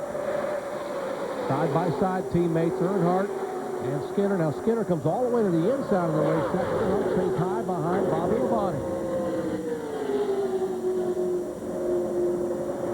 And here they'll get a run on DJ coming off of turn 2 going down the backstretch. They think it's enough to make a pass. Run on you. The spotter says we got a run on you. Well, wasn't good enough to pass him at that point. So Dale Jarrett, our points leader, continues to lead the way at Talladega. As we approach the 25 lap to go mark. Next time by, it'll be 25 to go. So it'll be Jarrett, Labonte, Skinner, Earnhardt, or Burton. That's the top 5. Back with more in a moment. They're the kind of folks who take pride in taking care of their car, who'd rather take the time, save the money by doing the job themselves. In other words, they're the kind of people who turn to AutoZone every week. And while they come to us for the quality parts, for the everyday low price, sometimes they come just for the advice. And that's okay, because at AutoZone, giving people what they need is what we're all about. Being a good car cleaner takes dedication, hard work. It's not some happy holiday. The name is Everett. I go searching for the grime and the dirt and the sap, the gook. Just use some WD-40, that'll come right off. I majored in automotive hygienics. It's a 3-year program, but I did it in 2. My dream would be to clean the space shuttle. Do they have people that clean that already? Your family has celebrated lots of first moments. First ride, first love. And now, McDonald's gives your family a first-in-a-lifetime chance to be a part of the year-long Walt Disney World Millennium Celebration. You could win one of 500 dream vacations for 4. Pull the tab when you supersize an extra value meal. Grandma, this is my first millennium. Mine too, baby. Where can you start celebrating the millennium? Did somebody say McDonald's? What's for lunch? Cranberry and jelly. Ham and cheese. Another day. Morning, boys. How are you? Morning, Mr. France. Nice looking shirt you got on there. These drivers are ready, and they are looking sharp. Right you are, Chuck. There's the green, and the chase is on. Chase Authentics Apparel. That's why it's called the Intimidator. The chase is on. It is a fight to the finish. Congratulations. Nice start. Had a good run today. Well, thanks a million. Nice check. Nice shirt. Thanks, you too. Thank you. For the 5th and final time in 1999, 5 drivers have a chance at a $1 million bonus called the Noble 5. In addition to them, 5 select fans can instantly become a millionaire if one of these 5 guys can somehow pull it off today. The Noble 5, you win, they win sweepstakes. There are the fans, and there are the drivers where they're running. Ward Burton in 3rd, LePage, Burton, Mayfield, and Martin all in the top 15. And who are the fans? Well, there they are with the cars they're associated with. Judy Marty out of Blaine, Minnesota. He's with Ward Burton, who's currently in 3rd position. Now up front, it is Dale Earnhardt who is taking the lead from Dale Jarrett. When we went to break, DJ was leading. He got shuffled back to 5th place, and Earnhardt came up through there. We'll take a look at how that happened. Going into turn 1, Bobby Labonte just goes up on the outside. Dale Earnhardt will follow him through, and so will Ward Burton and Kenny Wallace. All go by. Todd Parrott pleaded with Larry McReynolds, and the message was relayed to Mike Skinner. Stay with the 88, and you'll be leading. With 10 laps to go, then you guys can decide it among yourselves. We've seen these 2 race together here at Talladega in the past. The 88 wants the 31 to hang on his bumper till there are 10 to go. Then their race begins. Down to Ray Dunlap. Well, Bill, Dale Earnhardt's spotter is Ty Norris, and he just came on the radio and said 25 laps to go. And Earnhardt came on and he said, did you say 5 laps to go? I better get to the front. 5 to go. Ty came back on and said, no, I said 25. He said, I know, but I still want to get to the front. Okay. And how about pulling off the doubleheader here at Talladega? Earnhardt did it in 1990. He's the last one to do it. Darrell Walsh did it back in 82. Old DW, Buddy Baker, and Pete Hamilton back in 1970. And, of course, Earnhardt, the only one to do it with a restrictor plate on his engine. That came into being back in 1988. He won here in the spring from 17th spot, and he is leading today from 27th starting spot.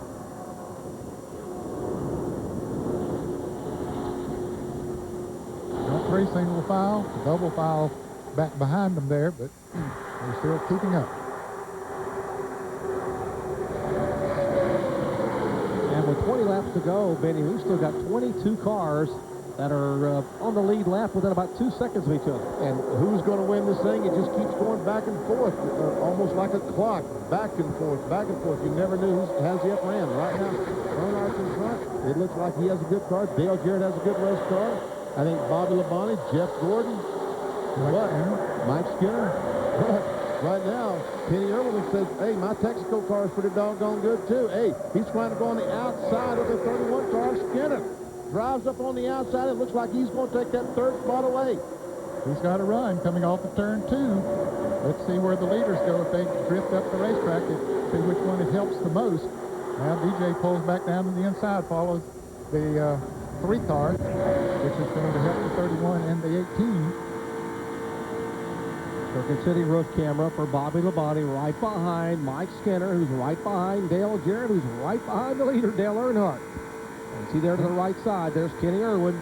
Hanging pretty tough up there on the outside, Kenny Irwin is. Remember, he finished 3rd in the Daytona 500, his best finish in NASCAR Winston Cup racing.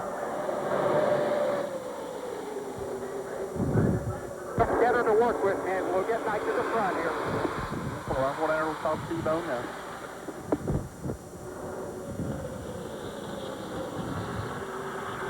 Going to check with Mike Skinner. Spotter is Bob Jeffrey.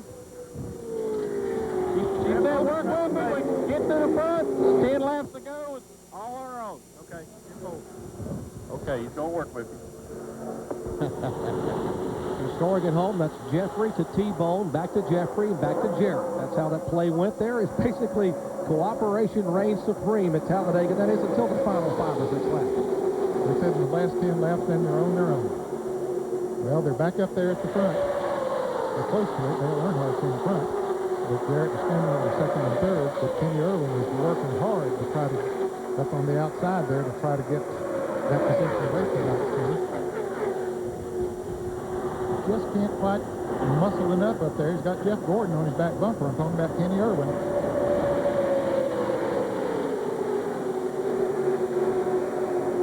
How much more exciting can it get at Talladega? They are 2 and 3 wide, back for 6th, 7th, 8th, on back to about 22nd position. Dale Earnhardt, the Intimidator, the 7-time Winston Cup champion, leads. The points leader, Dale Jarrett, in 2nd spot. Back in a moment.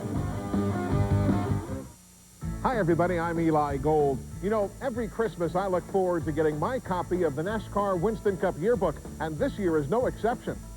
Detailed stories from every race, combined with the best color photography available, even a page for autographs. Earnhardt, Gordon, Jarrett, Wallace, Martin, Daytona, Charlotte, Indy, Texas, all your favorite drivers, all your favorite tracks, right here in this beautiful coffee table book. It's the only official record of the '99 NASCAR Winston Cup season.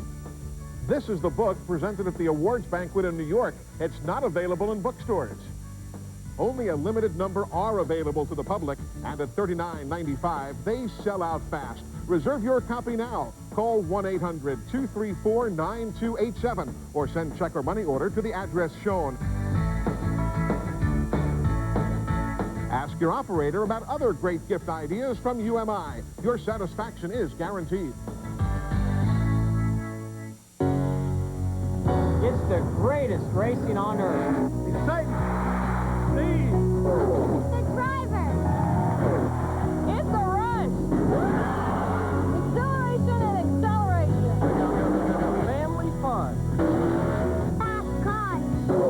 Tough truck. The NASCAR Winston Cup Series, the NASCAR Busch Series, the NASCAR Craftsman Truck Series. This is NASCAR. NASCAR is racing. Hey, Michael, John here. I'm hanging out, having a beer after Leo come down. Man, I'm doing the same thing as you. Why don't you come over here? I mean, the Miller Lite is ice cold and so smooth. Oh, come on, man. From where I'm sitting, the Miller Lite tastes great. Yeah, but the women are prettier over here. Trust me on this. I find that very hard to believe. And you guys call yourselves detectives. Miller Lite. Taste the true Pilsner. You know, we're kind of off duty right now. You know. Hi. Hi. Hi. Hey. He's in the garage. Hey. If you're going to have a garage, have a garage. And if you're going to use an oil, use an oil. Pennzoil with Pure Base, specially formulated for stop-and-go driving. Like what I've done with the place? Hey, what does this do? Well, that opens up the roof so I can airlift anything in or out of the garage. Stop. Go. Pennzoil. Back at Talladega Super Speedway a moment ago, a couple of drivers tried to tug on Superman's cape. We're talking about Dale Jarrett. They tried to hang him out to dry, and I think DJ might have showed his hand a little bit. He put that foot in that throttle for the Robert Gates motor, and he had no shot. Well, he pulled up on the outside of Dale Earnhardt to make a pass and thought somebody would come with him. We'll just take a look at it and listen. Here we see him on the outside, all the cars on the inside. As he come off the corner, Jeff Gordon said, well, I think I'll help him.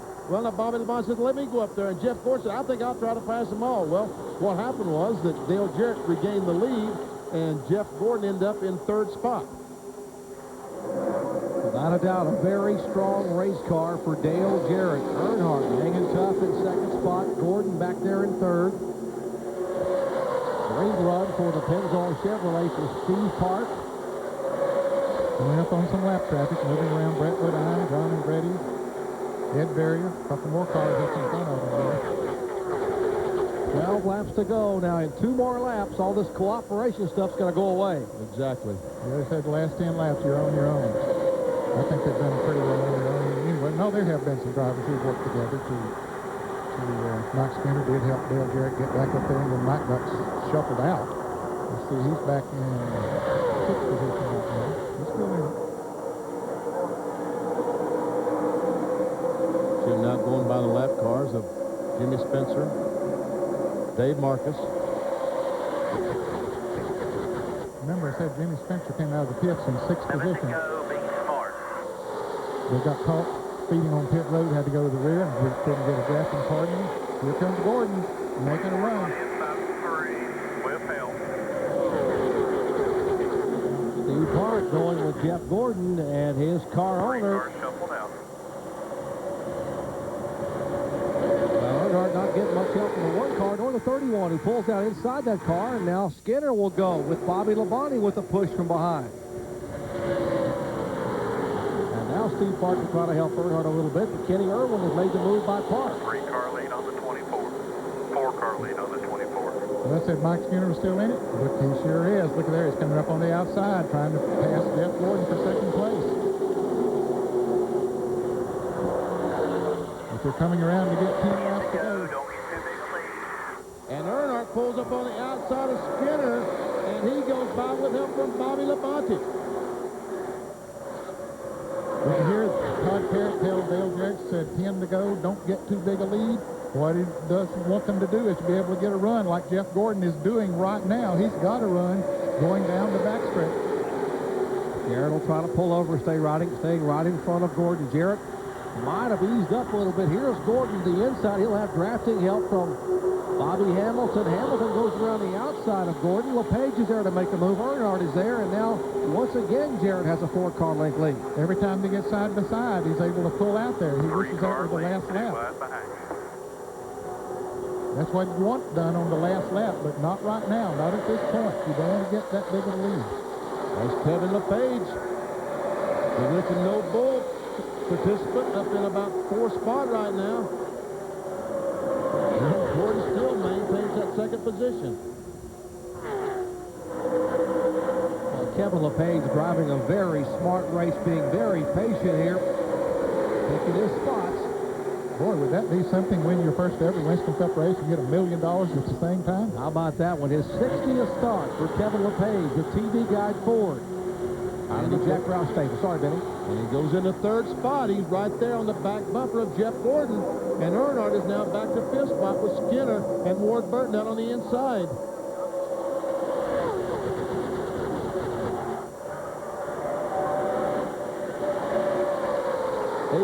Eight laps to go after they cross the line. It's a long time.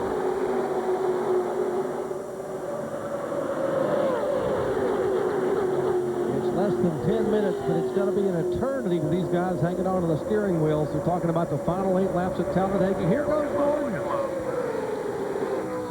Jarrett will pull down and block the spot, and that will give an opening to Kevin LePage. On outside of 24. Just a reminder, he's going for $1 million. Just to remind, and his first victory, Bob, that's also pretty critical. And 3 wide back behind him there, Gordon and Ward Burton and Earnhardt up on the outside. Now Skinner in the middle there and Bobby Labonte on the outside. What a finish we're headed for here. And it's important that Dale Jarrett knows that LePage is going for $1 million. Oh, yes. Yeah, very definitely. Not that he'll pull over and let him win that $1 million, but he might get a little bit aggressive. He knows that Kevin LePage will do a lot to try to get that first win and also that $1 million jackpot for him and the fans. And Ward Burton also back in 3rd or 4th spot. There's the fan that has Kevin LePage. Is he a little nervous? I would think so. Gene Henson out of Asheville, Ohio, 44 years of age. Could they become a millionaire with Kevin LePage? We'll let you know. Or Ward Burton. He's also back there in about 4 spots. It'll be 6 laps to go when they come back this time.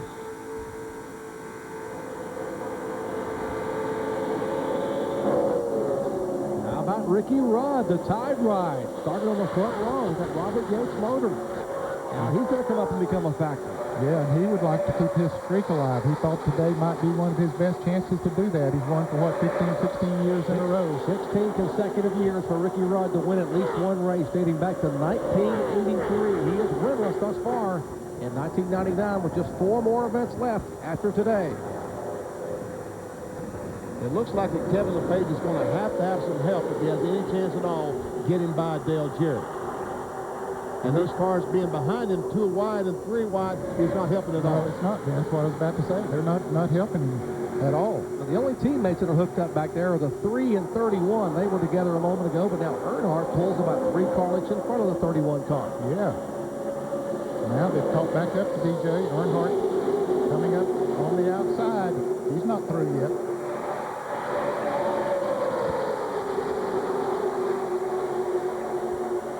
5 laps to go. I told you it was going to be a long time. Still is. There's Skinner up there behind his teammate Dale Earnhardt. Kevin LePage hung on tight there on the outside. It looked like Earnhardt hadn't passed there at one time. But now if you're back past... There's Gene Henson, 44-year-old out of Asheville, Ohio. Knows that she can become a millionaire if Kevin LePage can pull it off. It'll be 4 to go this time by. Now, a year ago, it was DJ going for the $1 million in this same position. Was sitting there in the lead with Jeff Gordon and Bobby Labonte and Terry Labonte all shuffling around back there.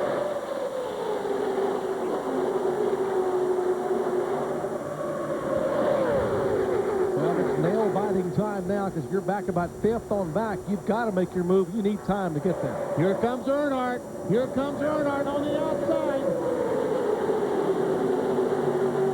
Can DJ block him? No, he can't. He tried to. And here comes LePage. He's trying to get down on the inside, but he couldn't do it. He had to back off. And now it's Earnhardt and Skinner and Bobby Labonte. Earnhardt, an 8-time winner at Talladega. Mike Skinner has never won a Winston Cup race. Skinner has won 2 exhibitions in Japan, but never in Winston Cup competition. And what about Bobby Labonte? Could he be in the catbird seat when Earnhardt and Skinner begin to scrap here in the final 2.5 laps? Here comes DJ. He and Bobby Labonte might get hooked up together. Bobby Labonte trying to get on the inside of Mike Skinner. Looks like he has position. He does. And DJ's going to try to go on the outside. If that was a smart thing, you see his teammate, number 28, coming up there behind him. But the 28's going very, very high.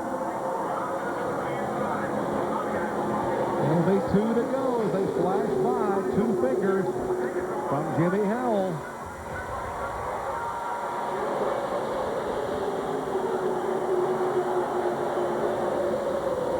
Earnhardt, Bobby Labonte, Skinner.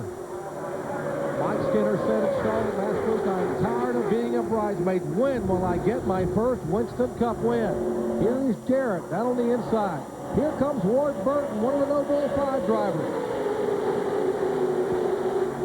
2 laps to go. 20 cars, 1.4 seconds apart. It'll be 1 to go. White flag when they come back to the start-finish line. Man, how do you tell somebody I finished 20th and I was a second behind the leader? Wow.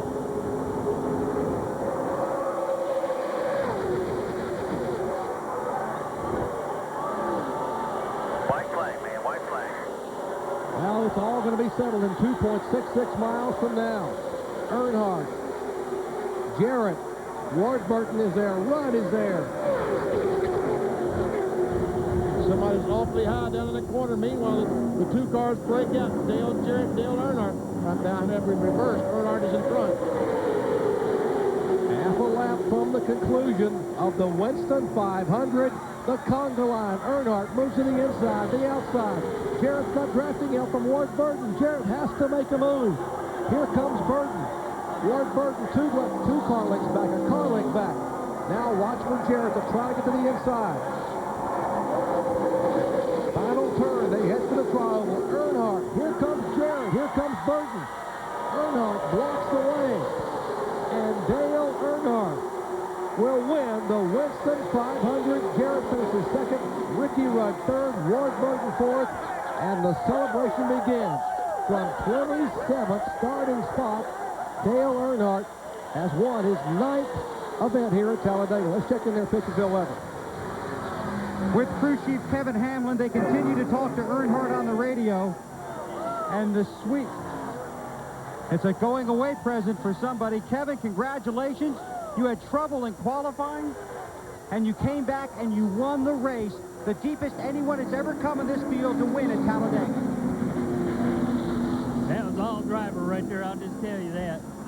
You saw the opening laps of the race. Dale Earnhardt and that GM Goodwin Service Plus Chevrolet is one tough dude at the speedways, Talladega, Daytona especially. He's not bad anywhere else either, you know. But that was great. That was great. What did you think when you saw him at the beginning of the race? Obviously, you knew yesterday your car was pretty good. He showcased it early here today. Yeah, you know, he thought it was pretty decent yesterday. He come back and he told me last night, he says, you know, it's just not the car we had here before. He says, we need to do a little bit more to it. So all the guys worked real hard and had dug deep, and we thrashed on that thing and tried to get it a little bit better for him. And all you need is a little bit for him. Well, congratulations. I know you know the way to the victory lane, so head there now. Been here before. Thanks. And listen to this crowd of 170,000 plus as Earnhardt brings the Goodwrench Chevrolet down. When we come back, our McDonald's winner circle will talk to the 7-time Winston Cup champion. You have meditated for 3 months. Yes, Master. What have you learned? Nobody in the world sells more real estate than Remax. Remax helped us find this place, you know. Cool. Remax, the real estate leaders. Here at Kawasaki, we want to take a moment to recognize the risk takers. Those who live on the edge. Those brave souls who buy another brand of ATV. Unit 1, we got him. Now that takes guts. Don't settle for anything less than the comfort, reliability, and engineering of a Kawasaki ATV. As low as $79 a month with 0 down, or receive a $250 accessories gift certificate. Come on, Michael, come on. Time to drop the hammer now. Looking good, Michael, looking good. Man, what a light. That's good enough to be the pole. Michael, you're not going to believe this. Not today, Mikey. Make way for Cyberdale. And it's knock knock out of my way. Rabbit pack of pit bulls doing the jackhammer waltz. NASCAR 2000 EA Sports. It's in the game. These are Cobalt tools, the finest mechanics tools you can buy in any store. They've got contoured handles for a better grip. And the K-drive that grabs fasteners on the sides, not the corners, which means more torque, less rounding, and less slippage. So Cobalt tools can stand up to anything. From where I'm standing, that's a very good thing. Cobalt, setting the standard in mechanics tools. Made in the USA and guaranteed forever. At Lowe's Home Improvement Warehouse and online. This place? For that kind of money? Not what you need to hear. Then stay here at Super 8. Clean, comfortable rooms because we inspect them more than any major economy chain. Clean, friendly Super 8. All the room you want. Wow, back at Talladega Super Speedway, I have seen some impressive performances over the years from that driver there, a 7-time Winston Cup champion. But today, he started in 27th spot, and on lap 5, he was running 5th.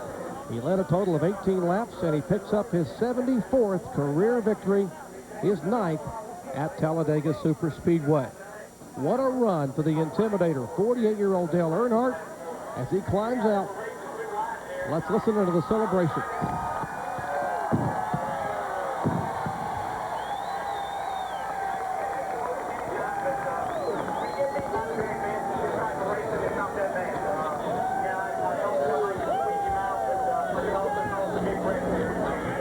go down to our McDonald's winner circle and Bill Weber. Well, a handshake for his crew chief, a hug from his car owner, and a kiss from his wife, Teresa, and Dale Earnhardt is in a very familiar position, victory lane here at Talladega. And a huge grin from you. Fantastic run. Congratulations. I couldn't hardly believe it, really. A lot of cars out there really stronger than I was, and I got in front and they was racing really hard behind us, and I got to hand it to Mike Skinner. He helped me on the high side there, and I kept working with it, and I got by Jared on the outside, and I just can't believe it happened, really. And they got to racing back there, and I wish Mike could have came up there and finished second with us.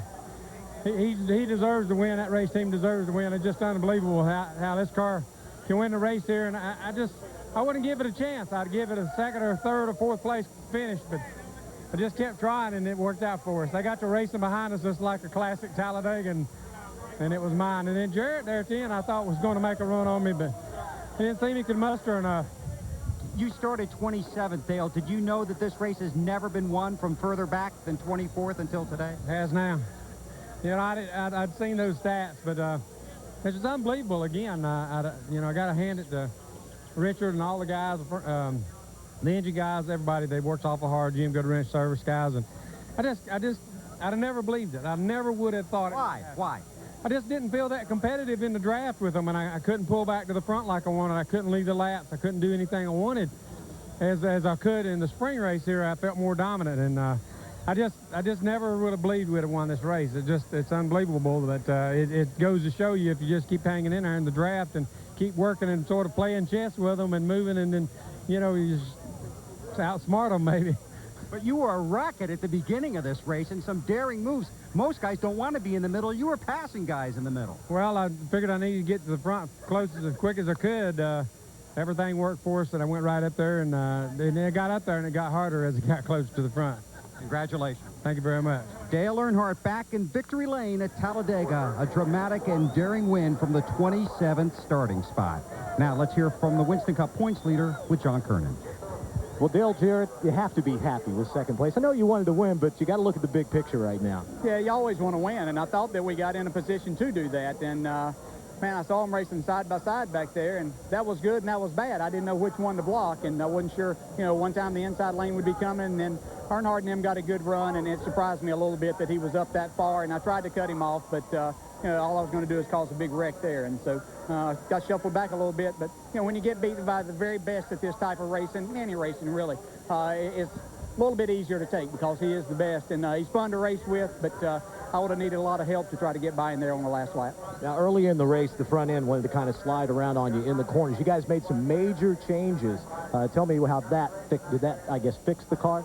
Yeah, pretty much. Yeah, we were sliding the front, and if I got up high, I could get loose getting in the corner. So we took a rubber out of the right rear that we had in there and adjusted the air pressure and took a little wedge out of it, and the car came around then. And, you know, the first part of that race was just wild. We were 3 and 4 wide, and I'd never seen guys want to go to the middle of 2 wide already and get themselves 3 wide in the middle, but that's what they were doing. So I knew if I got in the middle or high, all I was going to do was create a problem for myself and possibly somebody else. So I just stayed on the bottom, knew it was 500 miles, and I knew Todd would get it adjusted for me, and that's what we waited on and got it there, and everything turned out good for us. Unofficially, you added 24 points to your lead, so it's up to 246 over Bobby Labonte. 4 races to go. Can you cruise yet? Not cruise yet. We're going to go to Rockingham and try to win, but that's sounding good every week. Dale Jarrett happy with his second place finish, adding to his points lead. Back upstairs. A white knuckle weekend as always here at Talladega Superspeedway, and only twice since refrigerator plate racing came into being. In 1988 as a driver, won both races at Talladega, and Earnhardt's the man to do it both times in 1990 and again today. Back in a moment.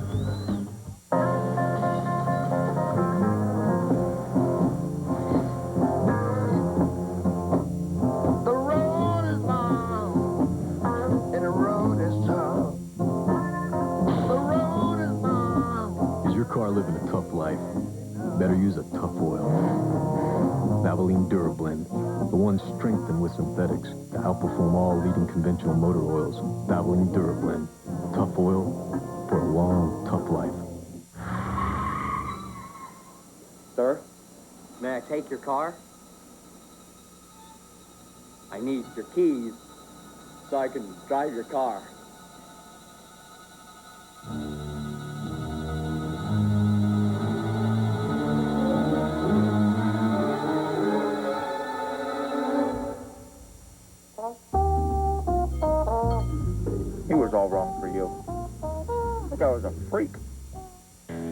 The rigid 10-inch table saw powers through even the toughest hardwoods. The oscillating sander converts from spindle to edge belt sanding in seconds. Engineered for power and precision, each and every rigid tool carries a lifetime warranty. But when it comes to something with even more power, Rigid's got that too. Rigid, available at the Home Depot. Mark Martin drives 200 laps a race in a counterclockwise motion. All that going in circles is enough to put any man into a deep hunger trance. Hardy's Monster Burger. 2 beef patties, 3 slices of cheese, and 4 strips of bacon. Left again, left. That's it, Mark. Just a few more 100 miles to go. The Monster Burger, only at Hardy's. Back at Talladega, this record crowd of over 170,000 began to file out. Obviously satisfied with an incredible performance today by NASCAR's Winston Cup stars. And how about the guy who equaled his best finish of the year? A great run by Ricky Rudd in the Tide 4. John? And Ricky, what'd you say this needed to be 190 laps, not 188? I don't know. I mean, you get that close and you can see the lead, but also you look in your mirror and you see them 5 wide also at the same time. So I guess we better take well enough today. I guess that's kind of a preview of how much fun you're going to have next year? Well, it was a Yates motor under the hood, and probably most of the setup under the car was a Robert Yates chassis setup. Todd Parrott, all the guys on the 28 come over and worked with us and helped Mike McSwain, our crew chief, gave us some ideas. And it was their, I'd say it was their setup under the car today. And it took me about half the race to get used to driving it. And like I said, I can't say enough thanks to what that group has done for us this weekend. Hey, you go to Rockingham next week, a good track for you. You're trying to extend to 17 years, at least 1 win. Does this give you a little momentum to take into there? Well, it's definitely a confidence booster. Every track's got its unique personalities, and today, we qualified second and we ran third, so we're really happy with that part of it. Next week's another week. We hope so. I mean, we definitely want to go out with a win, but I hope it happens. We're getting kind of running short on races. Well, best of luck to you, Ricky. Ray? Thanks, John. Kevin LePage had a great run out there. The finish order is not going to show how good this team was today. That's true, Ray. Can't say enough for all the guys on the TV Guide team. All the guys in Liberty, all the guys in Livonia with the engine department, just everybody who was surrounded this team. They worked really hard to give me a great race car. And at the beginning of the day, I said to Pat Tyson, I said, I'm just going to ride here. I see some things going on. I'm not really comfortable. Let me just ride. And when it's time to go, you tell me, and I'll go. And, we were up there at second and got a little aero tight there at the end, and Ward got underneath me. And then after that, I was just a sitting duck. Didn't have no friends out there the last 3 laps, which I expected that. But I had a whole bunch of friends early on, and they got us up to second. Certainly doesn't hurt whenever you're chasing sponsorship to run like that, does it? I'll tell you, this whole TV Guide team's been doing a great job since Pat Tracy come aboard. My hat's off to Pat. All the guys, they did great pit stops today. I mean, Pat's the motivator. He's the guy that got the 16 team turned around here a few weeks ago. And our first performance together was a chance to run for the No Bull. And here we are today. Had a chance to win it. I guarantee you, my partner up there, Jeannie, she was a little nervous there at the end, but maybe the next time we'll get one for her. Congratulations on a great run. Kevin LePage, now back up top. Indeed, Kevin had a great run today. You'll never know by looking at the box score how well he ran. Well, the champagne is flowing in victory lane as the Intimidator, Dale Earnhardt, has picked up his 3rd win in 1999. Back with more interviews and wrap up from Talladega in just a moment.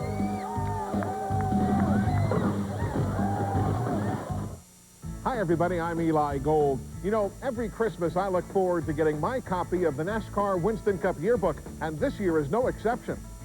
Detailed stories from every race, combined with the best color photography available, even a page for autographs. Earnhardt, Gordon, Jarrett, Wallace, Martin, Daytona, Charlotte, Indy, Texas, all your favorite drivers, all your favorite tracks, right here in this beautiful coffee table book. It's the only official record of the '99 NASCAR Winston Cup season. This is the book presented at the awards banquet in New York. It's not available in bookstores. Only a limited number are available to the public, and at $39.95, they sell out fast. Reserve your copy now. Call 1-800-234-9287 or send check or money order to the address shown. Ask your operator about other great gift ideas from UMI. Your satisfaction is guaranteed. Looking for the ultimate way to be hip? check out the Ultimate World Series only on ESPN Classic. It's the 7 greatest games in World Series history. The best game 1 through 7. From Kirk Gibson's blast against the A's to Jack Morris's mastery of the brains. And in between, plenty of great plays, Fenway, and say hey. So don't blow it. Watch the Ultimate World Series starting Friday at 7, only on ESPN Classic. To get ESPN Classic, call 1-800-CLASSIC. Are you old school? Exciting episode of...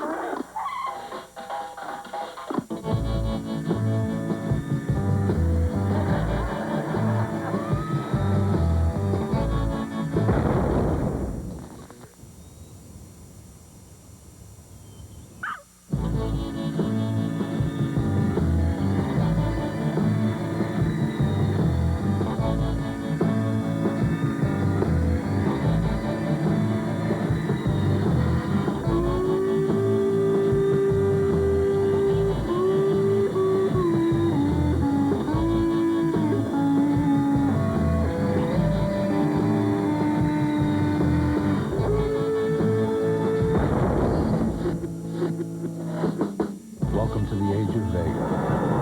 Sony Vega, part of the Sony Home Entertainment universe. To learn more, call toll-free 1-877-316-SONY.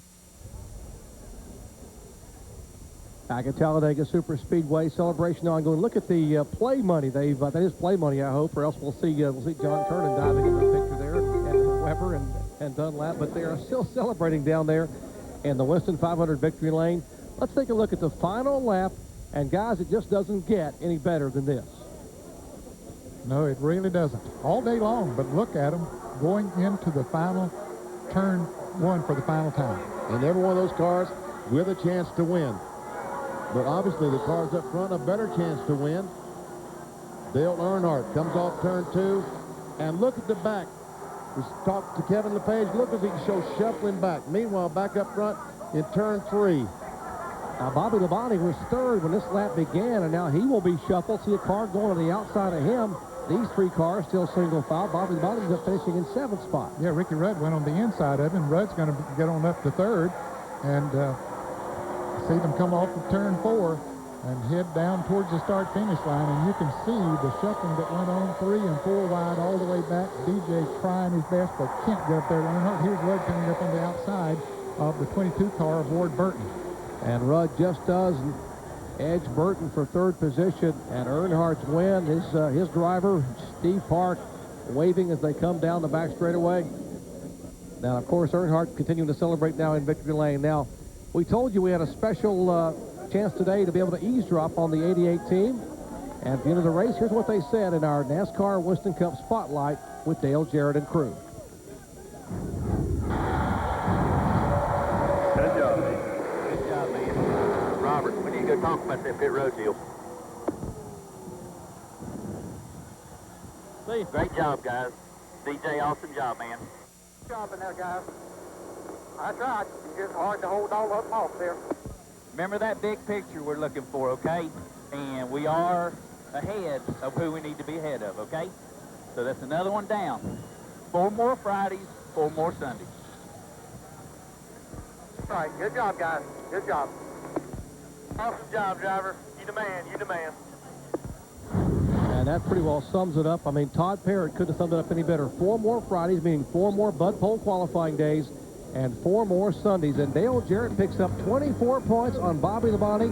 He now leads by 246 points. Back with more in a moment. Pepsi presents a Jeff Gordon moment.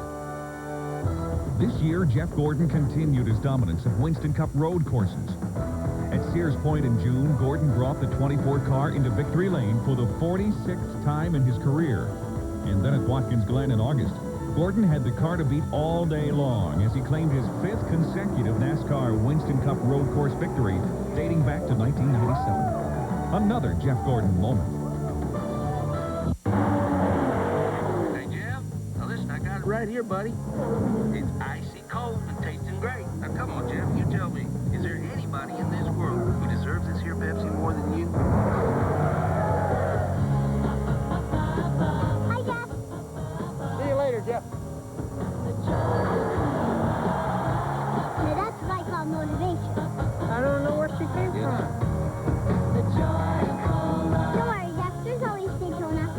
Tonight, we had the perfect meal for us. The Olive Garden's never-ending pasta bowl. You pick any of their special pastas, and you get all the free refills you want, plus all the salad and breadsticks for $6.95. Good thing I was born hungry. The Olive Garden. When you're here, you're family. Jim and John were competing for the same promotion. Then Jim got the amazingly quiet Genie Accelerator, which opens twice as fast. Jim got to work quicker. Jim got the big promotion. John works for Jim now. The Accelerator, only from Genie. Back at Talladega Super Speedway, the Winston 500 is complete. Take a look at our results. And to the right side of your screen, those triangles indicating cars that led a lap, the double triangles, Jeff Gordon having led the most laps. We'll check back 16 through 30. Also other cars that led, Sterling Marlin, Jeffrey Bodine, Kenny Schrader. You can see there were 21 cars on the lead lap. At the checkered flag, the top 20 cars were 2 seconds apart. Remarkable. It just doesn't get any better than that. Well, our top No. 5 finisher finished in 4th spot, John Kernan. Great run for Ward Burton this afternoon. Ward, was it as intense out there on the racetrack as it looked to us on television, or even more so? Probably more so. To run that long, that fast, 3 abreast, it's almost just unreal that we didn't have more than that one instant. Everybody really drove clean and had a lot of give and take, but you were just waiting for it to happen any moment. How much did you guys have to work on adjusting the car today, or was it pretty good from the drop of the green flag? Yeah, we don't do a lot of adjusting at these places. We had to snug it up a little bit, but basically the way we started the Caterpillar Pontiac was the way we ended the race. I'm really proud of all the guys. They get better cars for them every week, and that team is heading in the right direction. I got to say hi to Jeb and Sarah back home. We'll see you in a while. All right, congratulations, Ward Burton, a 4th place finish, Jerry. And a great run by Ward Burton. That's about as excited as Ward gets. He's a pretty laid-back individual, very composed, and just a super guy. But a great run for the Caterpillar Pontiac driver, Ward Burton, coming home in 4th position. Back with more post-race interviews in a moment. Hey, Budman. Follow us. Come on. I think I'm going to fall for that old trick.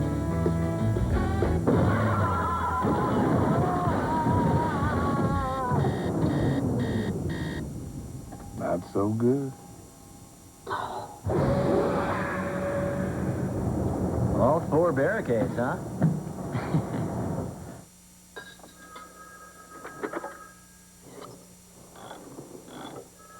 Some people have shrinks. Some people have their garage.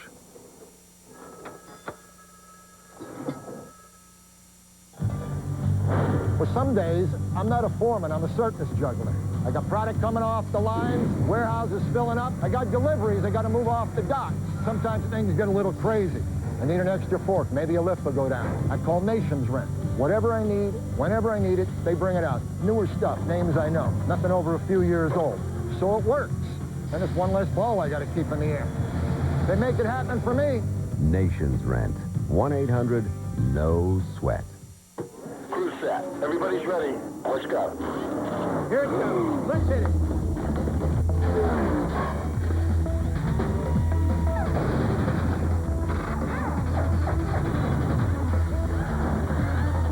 Rock your way to the fastest finish. You're good. You're fast. After lunch, we'll do the other side of the street. Make sure you've got genuine sheetrock. USG Sheetrock brand products. Official marketing partner of the NASCAR Craftsman Truck Series.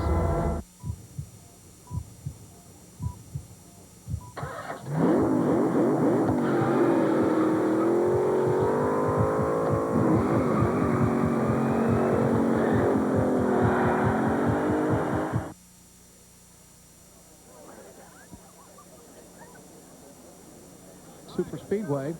Festivities continuing there for Dale Earnhardt and the wife Teresa in Victory Lane, having won the 31st running of the Winston 500. And yeah, there are some Earnhardt fans and some ESPN fans. We thank you very much. Sports Center is not next, but it's coming up later on. But thanks for the thought. Let's check in down the garage area with Ray Dunlap.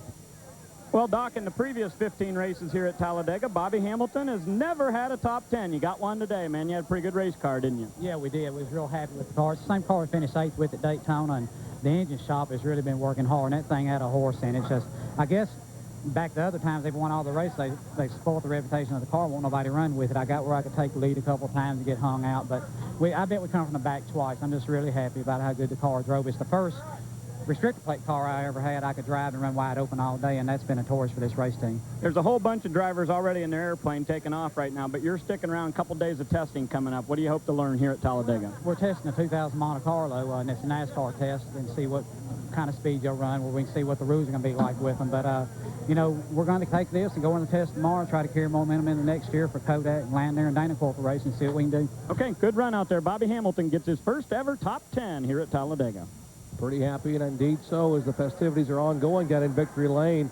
There's a look at the Goodwrench crew, and we'll take a look at the NASCAR Winston Cup point standings now with 4 events remaining. Dale Jarrett's lead is now 246 over Bobby Labonte, Martin, Gordon, Stewart, Burton, and Mike Skinner rounding out the top 10. There's a lot of reasons why so many people who take care of their cars turn to AutoZone each week. The low prices on the replacement parts they really need, and the large selection of the things they simply want. But most of all, they come to AutoZone because of the helpful, friendly people who work there. The kind of folks who know their stuff and who'll go the extra mile to help you out. Because after all, taking pride in taking care of people is what AutoZone is all about. Hi, I'm Jeff Burton with an exciting message for NASCAR fans. Buy any Exide NASCAR Select product and get a Motorola pager free. It's a great way to enter the Exide NASCAR Select 99 sweepstakes. Every month you'll be paged with another chance to win cool prizes. You could even win $50,000 and be an honorary member of the Exide Racing Team pit crew for the first race of the next century. Look for details wherever Exide NASCAR Select is sold. Holy cow, man, I gotta find a phone.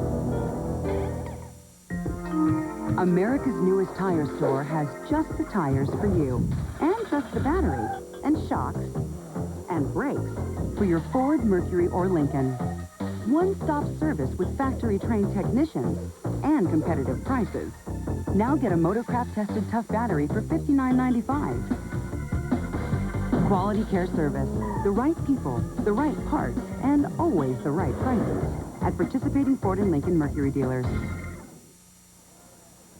We are back at Talladega, but we want to take a moment here, if we can, to pause and reflect. Today, we have been without one of the dearest members of our ESPN family, our usual host for NASCAR Winston Cup Racing, Bob Jenkins. Now, Bob was called home to Indiana late Friday night because his mother had taken a turn for the worse.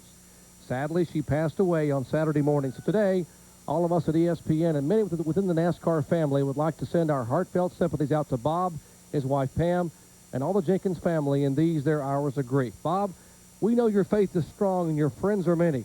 With time, the wounds from this loss will indeed heal. Now let's move back down to the garage area with John Kernan. John? And I'm with Kenny Wallace, who came through with a 5th place finish. And Kenny, great race out there today. Did you enjoy it? I tell you what, we're crazy, ain't we? I got to running along there, and I tell you what, I was thankfully surprised how good everybody kept their cars. There was a lot of good handling race cars out there today, making it to where we could run 3 and 4 wide right like that. But, you know, it was just amazing the way it all ended up. You know, I tell you what's more amazing is Dale Earnhardt, because I got to race with him for quite a while, you know, around 8th and 10th. And you know, I dedicated myself to the outside lane there about the last, say, 30 laps, and Ward Burton was right there with me. And then with about 10 to go, you could see it in everybody. You could feel it all around you. You know, it's like, I got to go, got to go. And I'm going 1, 2, 3, 4, 5. I got to get a top 10. I got to get a top 10. And I really dedicated myself to the outside lane there. And I guess we went into 1 on the white flag lap, and somehow 31 got shuffled out in the 99. And I was so high, I thought I was for sure going to hit the wall. And my car was really strong off of turn 2. And I'd run high, but if somebody was in front of me, I couldn't run it wide open because I'd hit him in the rear. And it turned out great. And then something happened down here to Bobby Labonte. He got into it with somebody, and I got low. And, you know, the great thing about this is Square D is a great sponsor, and now they'll get to carry those no bull colors at Daytona next year because they take the top 5 out of this. So for a new team and a driver like myself trying to get back to his winning ways from the old Busch days, this is a lot of pride. They make such a huge deal out of the, you know, top 5. So it's a good day for us. Great run for him. And Jerry, he told me, he said a normal person would have a heart attack if they were out there racing. He said, we ourselves. Okay, and we're excited for Kenny Wallace. Indeed, what a nice young man. What a great fun for him today, coming home in 5th position. Now, coming up next, at the top of the hour, the Las Vegas Invitational, the PGA, the TPC at Summerlin. That's up next. For more, log on to ESPN.com, part of the Go Network, go.com. Back with more from Talladega in just a moment. Hi, everybody. I'm Eli Gold. You know, every Christmas I look forward to getting my copy of the NASCAR Winston Cup yearbook, and this year is no exception. Detailed stories from every race, combined with the best color photography available, even a page for autographs. Earnhardt, Gordon, Jarrett, Wallace, Martin, Daytona, Charlotte, Indy, Texas, all your favorite drivers, all your favorite tracks, right here in this beautiful coffee table book. It's the only official record of the '99 NASCAR Winston Cup season. This is the book presented at the awards banquet in New York. It's not available in bookstores. Only a limited number are available to the public, and at $39.95, they sell out fast. Reserve your copy now. Call 1-800-234-9287 or send check or money order to the address shown.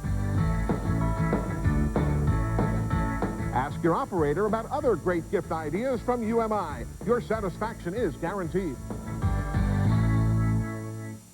My Sports Center meal starts at 9:53 a.m. with the Did You Know as my appetizer for the 10 o'clock show, which is my main course. And for dessert, I don't know, the ice cream with the cookie dough is pretty good. A rivalry is only as good as the players involved. With Brian Leach and Eric Lindros, you know you'll have one of hockey's most intense matchups. Flyers-Rangers, Friday at 8 on ESPN. Our ESPN coverage of exciting NASCAR Winston Cup racing from Talladega, Alabama has been brought to you by America's newest tire store, quality care service at participating Ford and Lincoln Mercury dealers. By Suzuki, maker of innovative motorcycles and ATVs. And by Valvoline, you can always tell the guys who use Valvoline. Well, Richard Childress has had a pretty interesting weekend, right, Bill Weber? Yeah, he certainly has, and the fun's continuing down here in Victory Lane. Well, he lost 2 engines on Friday. Does this make up for it? Oh, yeah, it's a great day, to come back and win this race, having the problems we had on Friday with the engines, but that just goes to show you we give them both of them equal. When they run good together, then they blow up together. So it was a good day, Dale, there today. The whole team worked hard, had good pit stops, and, man, I'm proud of these guys. Does Earnhardt ever cease to amaze you?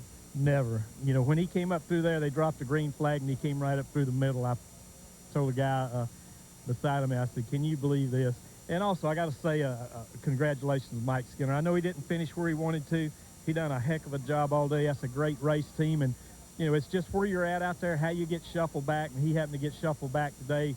His turn's going to come to win. He just runs too good. That whole team, Larry McReynolds, the Lowe's team, Lowe's has done a great job for us. That's part of the horror of being a multi-car team. Only one guy could win. You had 2 guys up front. Unfortunately, one apparently finished 13th. Yeah, they try to work together as good as you can, but it looks like they don't. But out here, it's kind of, you got to go where the opening is or where the area is, and it doesn't matter if it's the 3 and 31 or the 88-28 or 18 and 20. Those guys, you're kind of on your own. You help when you get down to it, but the rest of the time, you're just racing as hard as you can to be that guy in the front. Okay, congratulations. Thank you. Richard Childress celebrating here in Victory Lane, back up top. Well, an ominous beginning to the weekend for the RCR racing team, but a pretty good finish. And here are the No Bull 5 drivers eligible for the next event coming up in the year 2000. Earnhardt, Jarrett, Rudd, Ward Burton, and Kenny Wallace. Where will that race be? Well, we'll have to wait for the announcement from R.J. Reynolds. Back with more from Talladega in a moment. America's newest tire store has just the tires for you, and just the battery, and shocks, and brakes for your Ford, Mercury, or Lincoln. One-stop service with factory-trained technicians and competitive prices. Now get brake service for $89.95 or less installed. Quality care service, the right people, the right parts, and always the right prices at participating Ford and Lincoln Mercury dealers.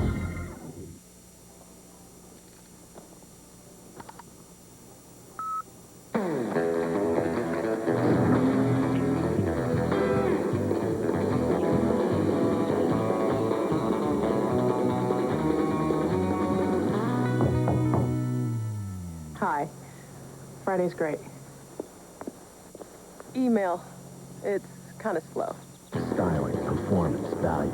Isn't technology great? The Suzuki Katana. The Redskins road trip it to Tempe to take on the Cardinals on ESPN Sunday Night Football.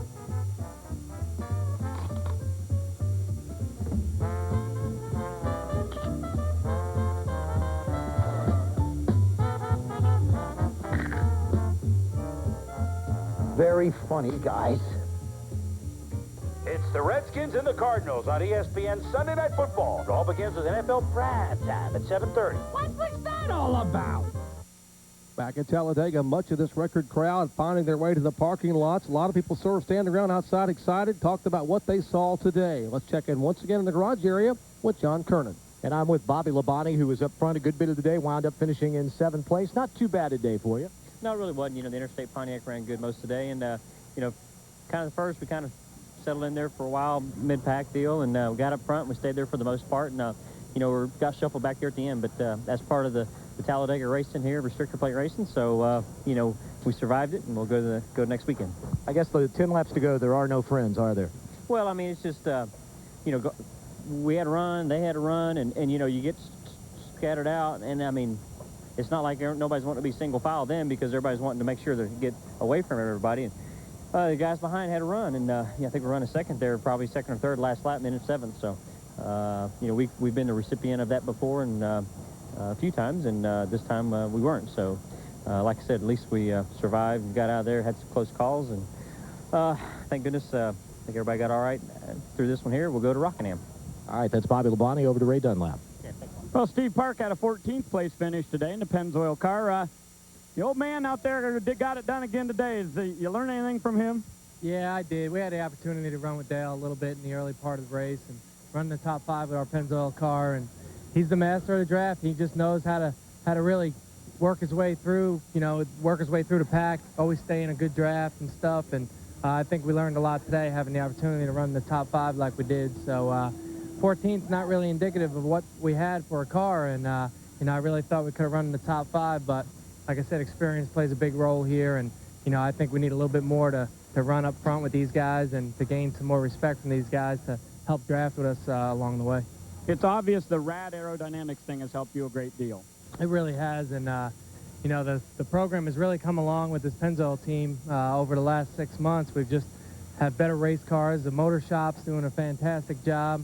The driver's learning a little bit more and trying to get up on the wheel and drive harder and stuff. But, I mean, really, the whole program's starting to come around. And we sit here disappointed with a 14th place finish at a restrictor plate race where we had a hard time qualifying and racing the last time we were here. So, for a fact, this is the first restrictor plate race we have finished since we started the Pennzoil team. Either one thing or another, either the car would break down or the motor would break. And now the car ran good all day long, the motor ran great all day long, and gave us the opportunity to go all 500 miles. Okay, good job. That's Steve Park, and he's another one of those drivers that'll be here tomorrow testing the year 2000 Monte Carlo.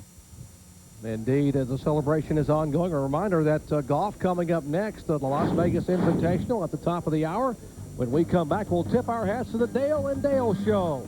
Dale Earnhardt celebrating in Victory Lane, and we'll give you an idea of what Dale Jarrett went through throughout the afternoon in just a moment. I vow to make you invincible, to make your engines sing, to use the strong, tough synthetic oil, the one that has a super breed of molecules to protect you from cold, heat, dirt, time, the one that'll help keep you from growing old. I will never let you die. Valvoline SynPower, advanced synthetic oil, additives, and cleaners that super enhance your car's performance. Together we've celebrated birthdays and opening days, good efforts and little losses, moments that live once and forever. But what we really celebrated is time together. Now McDonald's salutes the year-long Walt Disney World Millennium Celebration, where new memories are yet to come. Commemorate this momentous event at McDonald's with 4 special edition glasses. Where can you start celebrating the millennium? Did somebody say McDonald's? A lot of parents don't talk to their kids about drugs because they don't know how. All you have to do is try. What you really be saying is that you care. Talk, listen, stay involved. Back at Talladega, Alabama, celebrations and pictures taking ongoing down in Victory Lane for Dale Earnhardt. Now, let's recap today for points leader Dale Jarrett and the Quality Care team. In their own words, we take one final look at our NASCAR Winston Cup Spotlight. All right, man, nice, smooth start today. Remember, all passing to the right. Have a good day. Got a spin here. Stay down. Stay down. Clear high if you need it. Clear high if you need it. Clear high if you need it. Caution's out. Jason, take another pound out of the left rear. Pound out of the left rear, and raise that track bar up a little bit more. Take some bite out. Take some bite out. Got 10-4. Wheel straight now. Straight, right there, straight. Ford Frankie. Tires, man. You know what I'm saying? Even though they look good, it's just, you know what I'm saying? We got 4 a while ago. It's the best in far east. If that work well, we can get to the front. 10 laps to go, and all on our own. Okay, 10-4. Okay, he's going to work with you. All right, good job, guys. Good job. Awesome job, driver. You the man, you the man. Remember that big picture we're looking for, okay? And we are ahead of who we need to be ahead of, okay? So that's another one down. 4 more Fridays, 4 more Sundays.